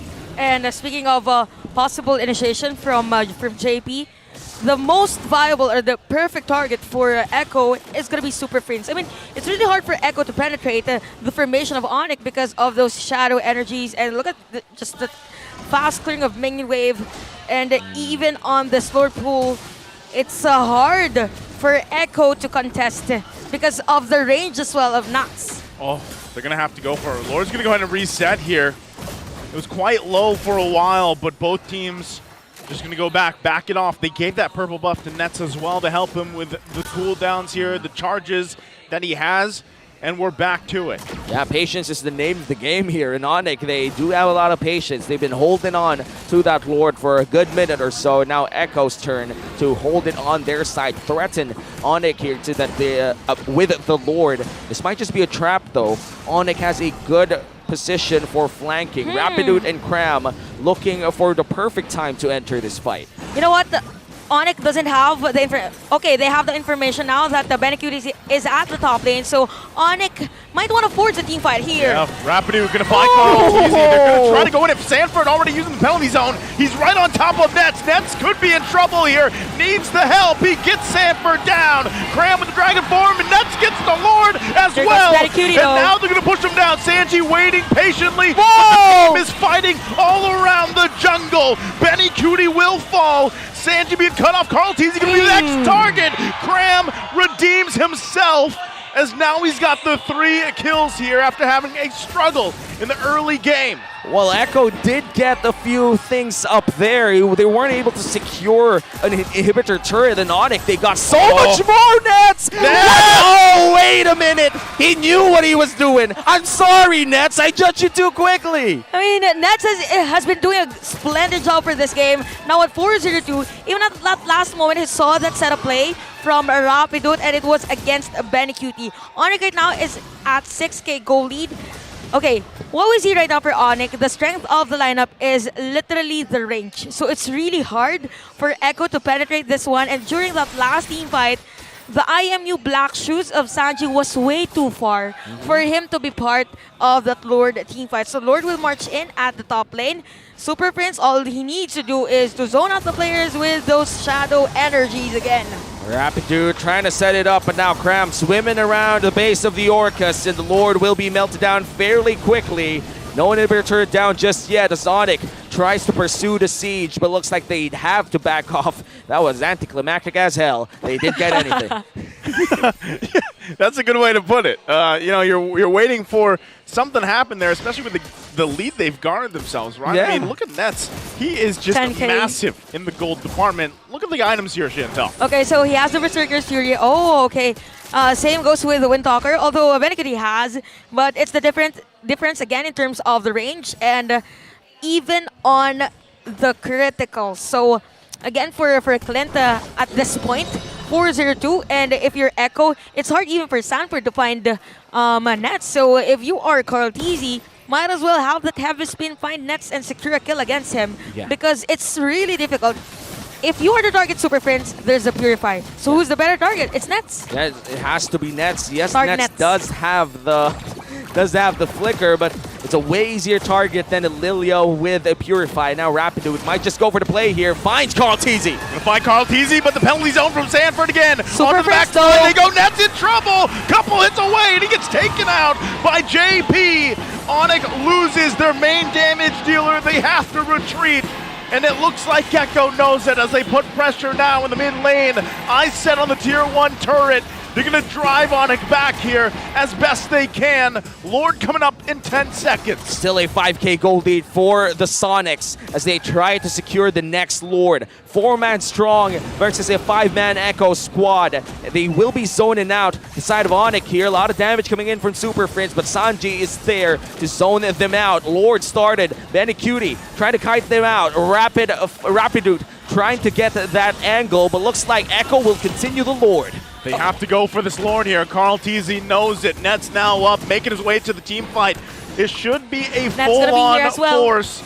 Everybody here, and in the backside, Rapidude as well, trying to cause chaos on the backside. Lord gonna come down to it. It's Carl Teasy that gets the Lord, but who wins the team fight? Sanford once again on Nets, takes him out. Nets is down! But meanwhile, Cram, it's 1 versus 3. He tried to buy time, but he will fall. And now on the backside, they're still going. Super Prince and Ryzen here. It's a bloodbath for the Lord. Echo only loses 1, and they make a straight line to the base of ONIC. Big wave topside. Echo could try to end it all. It's a 2v4 here, and they could just go inside the base right now. Big wave as well waiting in the top with the Lord as well. Can ONIC defend this? 8 seconds on Nets. Although Here this they go. there's a minion wave though. They're waiting for the wave. Super Prince whoa, use the whoa, black whoa. shoes. It's down to him and Ryzen. They have to buy a couple more seconds. Nets now up to help the Ryzen could be in trouble. They gotta clear the waves here. Rapidu gonna jump in now. Full Lord barrage. as well. Full barrage comes down, clearing the minions. Echo, can they end it here in a sweep? ONIC Philippines defending for their lives. They bought enough time so far. I don't think they're giving ONIC the time to breathe because there's another minion wave plus Sanford as part of the team fight. Yeah, and they're gonna back off. ONIC successfully defends, but they lose their 5K gold lead. In an instant. In an instant. Their 5K gold lead that they held on for the last 5-6 minutes, suddenly gone. Echo now holds the lead. A 1K gold lead, but yes, all inhibitors down for the side of the Sonics. And for Echo, it was again on the decision making, more of a macro play because they literally zoned out the player from ONIC that should actually zone out the jungler of Echo. So Rapidut has his attention on the other players of Echo, while Cartis was just there focusing on the retribution on the Lord. And after the Lord secure, he went in for that heavy spin and was able to actually catch 3-2 players from ONIC. That's why the gold is almost close for a majority of the players for both Echo and ONIC. But the qualities again has the blade armor, also Sanford as well. Man, the spacing coming in from Benny Cutie in the last fight was really good as well. It was for sure he was gonna die. Full barrage puts you in the state where you just stand. And you had like 3 people right in front of him where he wasn't dying. I'm not quite sure how he did it. Hopefully he could just bring it back the next time. I'll watch the replay. And that's what I'm gonna do. And 20 seconds from now, the next Lord will be popping up, and it will be an Evolved Lord if they wait for just a bit. Echo would love to have their hands on that one. Yup, and for this Lord that will spawn at around 10 minutes. So we already have Immortalities. Okay, so next, we went in for that Rose Gold Meteor. And this is Super Prince just using all those skills for this Lilia. And 17 minutes, I highly doubt that this Lord is going to be secured at around 19 minutes, not unless there's going to be a sandwich play from the back from a Rapidut. But yeah, there was a gap in terms of the earlier level. When the Lord was secured, Sanford was just at level 12 or level 13 as compared to the level 14 Cram earlier. But anyway, it's 80-minute game time. Both junglers has Immortalities. Man, this is not an Evolved Lord. They did not wait for 5 seconds, and now they're gonna fight for a level 2 Lord 18 minutes in. Conceal play gonna come through. Sanford also looking for his own angle here. Rapidu gonna charge up. Sanford waits for his gonna dodge back. Rapidu not gonna find the target. Come down to Lord. Carl TZ gets it. And now they go on for the fight. Ryzen trying to roll on out of there, but he's gonna get heavy spin locked down and slowed. And he will be whittled down. Immortality gonna be popped. Rapidu gonna jump in, looking for the rage. They get him. They look for it. Oh, the barrage comes through. Benny Cutie with a massive ultimate. And ONIC Philippines will just fall apart as Echo doesn't even care about Cram. And they march with the Lord into the base to keep the streak alive. Still undefeated. The defending world champions are on a streak. This winning moment is brought to you by our official sponsor, FWD Life Insurance. The Orcas continue the streak, 9-0. I don't know how to collect my words anymore or gather my thoughts because I can't really explain how dominating Echo is. All along we thought it was literally ONIC, but for Echo, it's as if they know how to solve a problem that is not being shown to them yet. Yeah, that's really surprising. You don't even know what the problem is yet, but you've already presented all possible solutions. Echo did what they had to do. And wow, Benny Cutie on this Iksha. I kind of want to play Iksha too. That was so good. Yeah. Like, the full barrage just turns you into the most handsome gold laner in the league. But let's clap our hands for ONIC. The win streak for them ends, but it's a big surprise to see ONIC Philippines second in our standings. They really shot up in this Season 12. And that also makes it so Echo is now at 24 points. Insane. They are so far ahead right now in terms of points for the standings. It is, I don't know what team it is going to be that stops this blazing streak that they're on. And wow, what a performance. And the same thing at the end there. Crazy to see that perfect barrage setup, the full barrage setup. I feel like Iksha is literally the epitome of the saying glass cannon. Yeah, it's literally. Like if you reach Iksha, you're probably gonna die. I don't know if that's what she Full does. glass cannon. Full glass cannon. And if ever the Iksha finds you first, it's a different story. And it's really hard to play Iksha because you don't have a dash. Yeah. Usually a lot of our, I would say, meta gold laners do have some sort of dash. And Iksha at this point has this mini flame shot mechanic where he could push down people or push people away. And Benecutie is displaying just peak mastery on this Iksha. I'm sure a lot of YouTube videos about it would pop up next week. I believe for the next upcoming games, we might see Iksha as part of the hero pool already, or hero choices for majority of the gold players here at MPL Season 12. And yeah, Benecutie mastery of another hero. We haven't seen him play a lot of Ikshas, but this one, it's as if it is his 1-1 before another. Yeah. It's like his new 1-1. It's his new 1-1. It's funny because like when there's so many gold laners banned out and you're not expecting Clint and the Iksha to pop up, so maybe depending on who's playing, but it's great to see, right? Because Iksha works really well, but I think it's one of those gold laners where just like, even with 1-1, so to speak, at a certain time, like you really have to rely on your team, and that I feel like that's where really the Rafaela pick fit in. Yep. Because like you mentioned, Womi, you don't have a lot of escape, man. Like you don't have much defense. At least with a Rafael or any of the strong supports right now, at least it gives you an extra layer of defense, and that's the best case scenario for you if you're an Iksha player. Yeah, and that layer of defense proved to be really good because their late game insurance just came in clutch for that final moment that what's the adjective before barrage? Full barrage. Is full an adjective? It I is. don't know. I'm not sure. It is. Imagine if there was like an option to do a half barrage. You know, half barrage. If you not hold it, maybe who knows? But you started then okay. I changed fourth my mind. barrage. And the I don't know. I got distracted. My brain's tired already. That's good. That's nice. That's good. And honestly, the full barrage there was a big buff to it. And by big buff, I mean they added like an inch. No, full every barrage. inch. Wow. Like every It's full inch. barrage. Good to know that a big buff by Womi Sands is an inch. An inch, yeah. Every inch counts for that full barrage. Yeah. Every inch counts. And that full barrage before was like this. Like 1, 2, 3. 3 About inches. 3 tiles. And now 4 inches. Boom! Full barrage, baby. Suddenly meta. Suddenly the best gold laner in MPL Philippines in the best region of MOBB. Just right after this game. Yeah. It has been decided already. Diba? Oh, wait, sorry.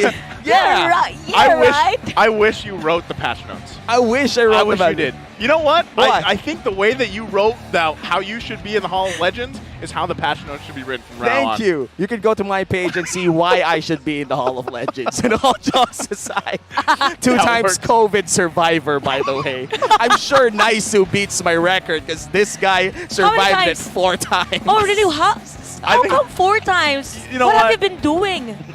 I've been traveling the world. Traveling the world.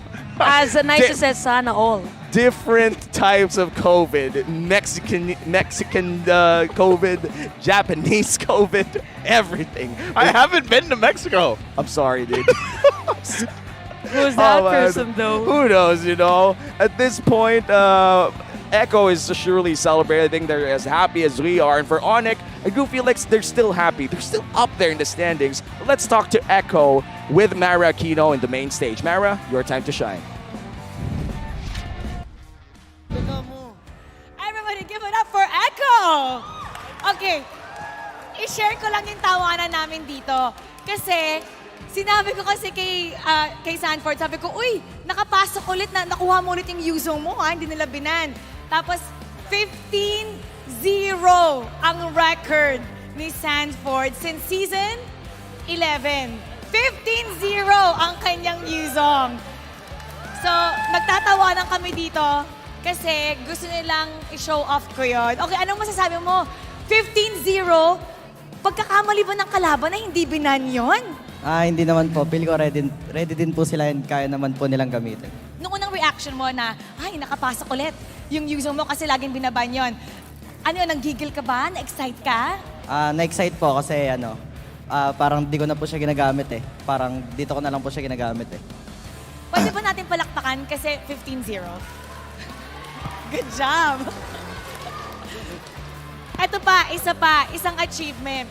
Si Carl Tizzy kasi last time, na-recognize siya, meron kang leaderboard nun, 1,600 kills, nalagpasan mo yon. Ngayon naman, nalagpasan mo ang 2,000 assists. Sabi ni Carl last time, pang-5 siya, pang-5th. Sabi ni Carl last time, ang next na goal niya is assist and most damage taken.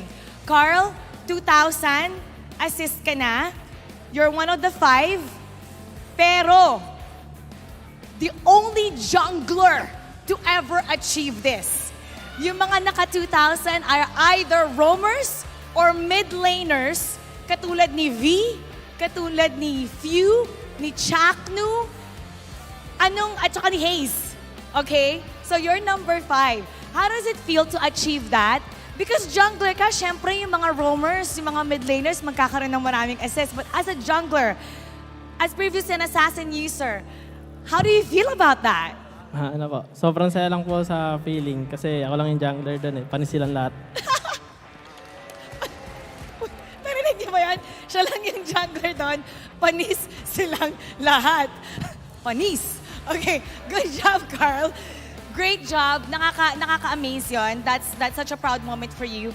At ang isa na lang na gusto niya is most damage taken. Oh my gosh, good job. By the way, 9-win streak, guys. 9-win streak. 9 straight win streak in a row. Sige nga, Sanji, ikaw yung nagsasmile. Ikaw nga mag-comment dyan. Ikaw nga mag-comment dito na, okay, 9-match win streak. With that, how do you guys feel about that? Na-sweep pa, Chamba lang po yan eh. tumuturo ng chamba. Hindi siya chamba, pero seryoso. Like, how does that feel? Kasi kayo talaga, kasi basically ngayon sa standings, it's Echo, solo, everybody's just fighting for number 2, pero sila yung solo na nasa top. Can't touch this. Tan-na-na-na.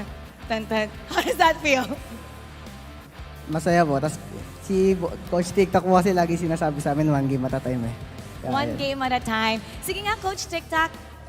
Coach TikTok, sabi mo daw sa kanila, 1 game at a time. How do you motivate your players? Kasi win streak kayo, how do you get them to be the same, yung drive nila, yung motivation nila to make sure na hindi sila complacent? Ayun, sinasabi sa nila na wag papakampante lagi. Tsaka inisip namin isang game lang namin lagi. So para ma-motivate talaga sila na tuloy-tuloy yung practice pa rin namin. Sino dito yung talagang motivator ng koponan? If you could pick one player talaga, na alam mo, this player drives everybody to work really hard. Yawi. Si Yawi. Bigyan natin yung mic kay Yawi. Yawi, ikaw daw eh. O yan o, sumisigaw na sila. Yawi, ikaw daw kasi talaga yung nag-motivate sa team. Now, kahit hindi ka part ng 5, pero ikaw daw eh, ikaw daw. Namimiss mo na ba maglaro? Opo, namimiss ko na. Namimiss mo na maglaro. Ikaw, manghula ka nga. Manghula ka, sino yung ating match MVP? Hulaan mo. Sanford po. O, tingnan natin. Okay, let me hear some names. Who do you guys think it is? The match MVP? Si Yawi. Okay, let's take a look at the screen. For the match MVP.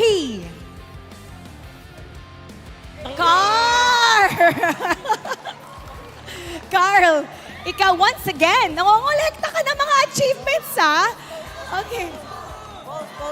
Post ka daw, post ka. Post, sabi nila, sila yung nagsabi, ikaw yung mag-post, post ka daw. Okay, pagbibigyan natin siya. Dahil marami siyang achievements today. Now, what else do they have to watch out for kay Carl TZ? Kasi lahat na kinukuha mo. Hindi ko alam eh. Ano na lang siguro, galingan niya na lang. Tapos, antayin niya maglaro si Yawe. Ayan! Once again, everybody give it up for Echo!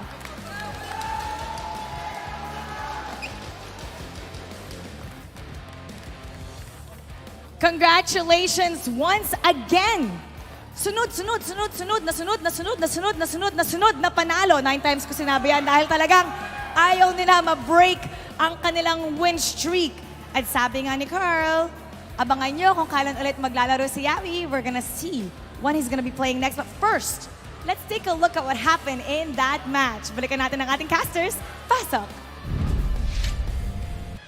Thanks, Mara. We're also curious as to when Yawi would play again. We miss the boy, the taunting, the everything in between. I can't even discuss the rest of the things. And Yawi definitely is one of the best roamers in the league, and JP is proving to fill in that shoes really, really well. And gotta say, it's gonna be a tough decision for Echo, who's gonna play in the future. But right now, it's gonna be a tough analysis on Chantel to dissect game number 2. Your time to shine, Chantel.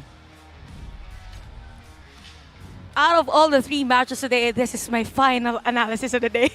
Anyway, it was a nice performance for Echo. What a dominating game for them. And ONIC didn't have the time to actually counter their play. And it's really about the execution and the rotation as well of Echo. So one guy that has been very efficient in terms of the laning is none other than Sanji. So for Sanji, KD of 326, teamfight participation 82%, and came the mid lane. So actually the early game went for the elegant gem until the mid game. Actually went in for 2 elegant gems if he built that clock of destiny. So he's just prepared to have that continuous rotation, and he just wanted that fast rotation with wilderness and even the agility plus the impure rage. So with the damage, add up the passive of Valentina and even the purify, it's hard for the players of ONIC to find where Sanji is. So we have been mentioning as to why it was the black shoes of Super Friends. That is because there's a chance for Sanji to do some pokes and then just go for the black shoes IMU against ONIC.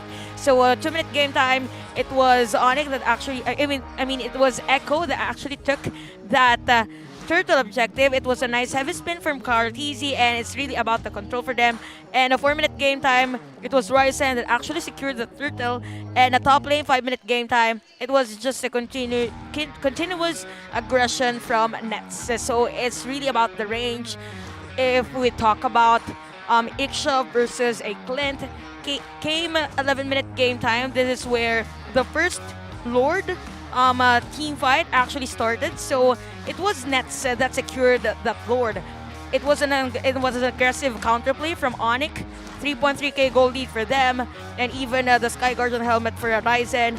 But there was a moment wherein Echo was able to take that lead because of the nice penalty zone coming in from Sanford. And again, we've mentioned during game that the majority of the Terizla users nowadays are using that penalty zone, not just for the initiation, but for the counterplay. So 14-minute game time.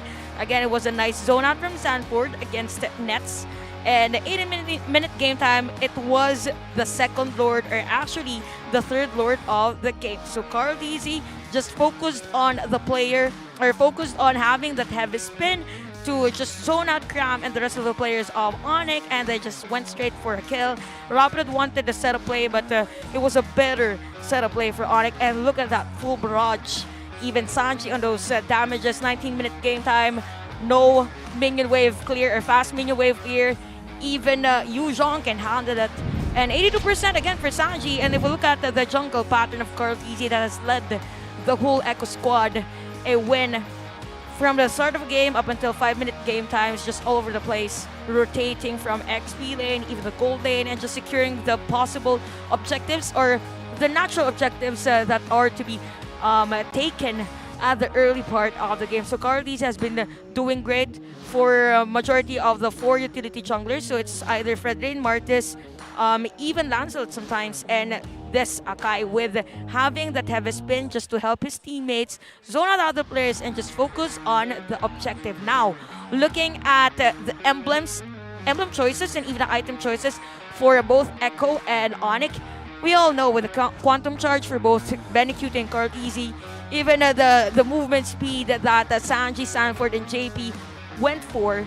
I mean, you have the holy healing that has movement speed, or it buffs the movement speed of your teammates. So it's just really fast for Echo, but for ONIC, all I gotta say, it's really hard if there's a surprise holy baptism from a JP.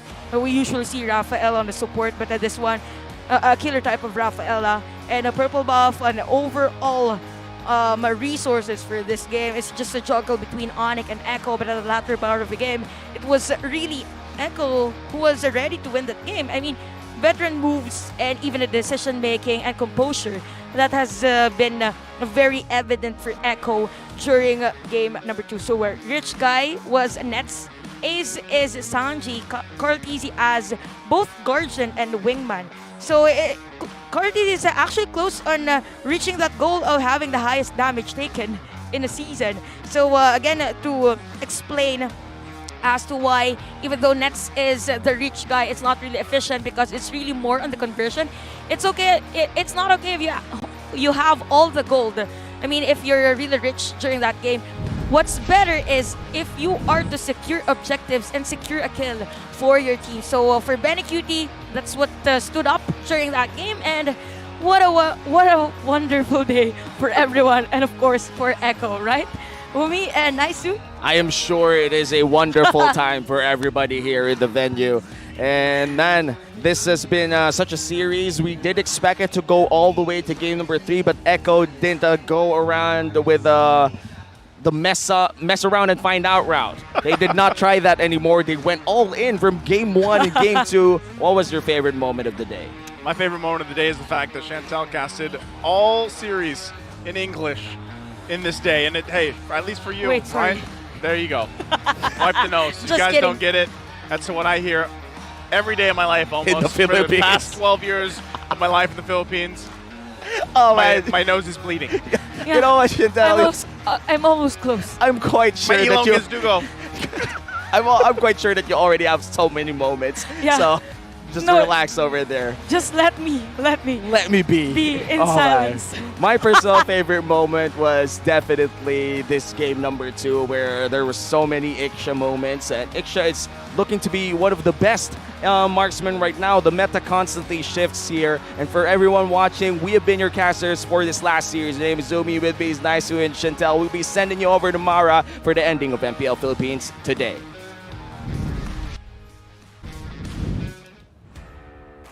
Kapanapanabik na aksyon ang hatid sa atin ng mga laban na talaga namang nagpamalas na tayo ay mas pinaslakas.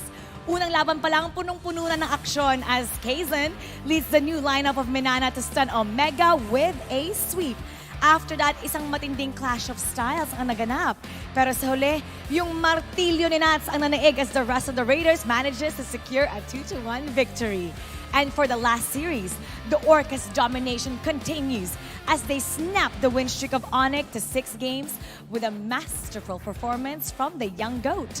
The battle intensifies as we enter the road to M5 World Championships. At sa bawat team ay naggigirian para ibandera ang ating bansa. Kaya naman muli, ako po si Mara Aquino na nagpapaalala na ang tahanan ng pinakamalalakas na MLBB players sa buong mundo ay mas pinaslakas. Keep it good vibes, everybody, and see you tomorrow.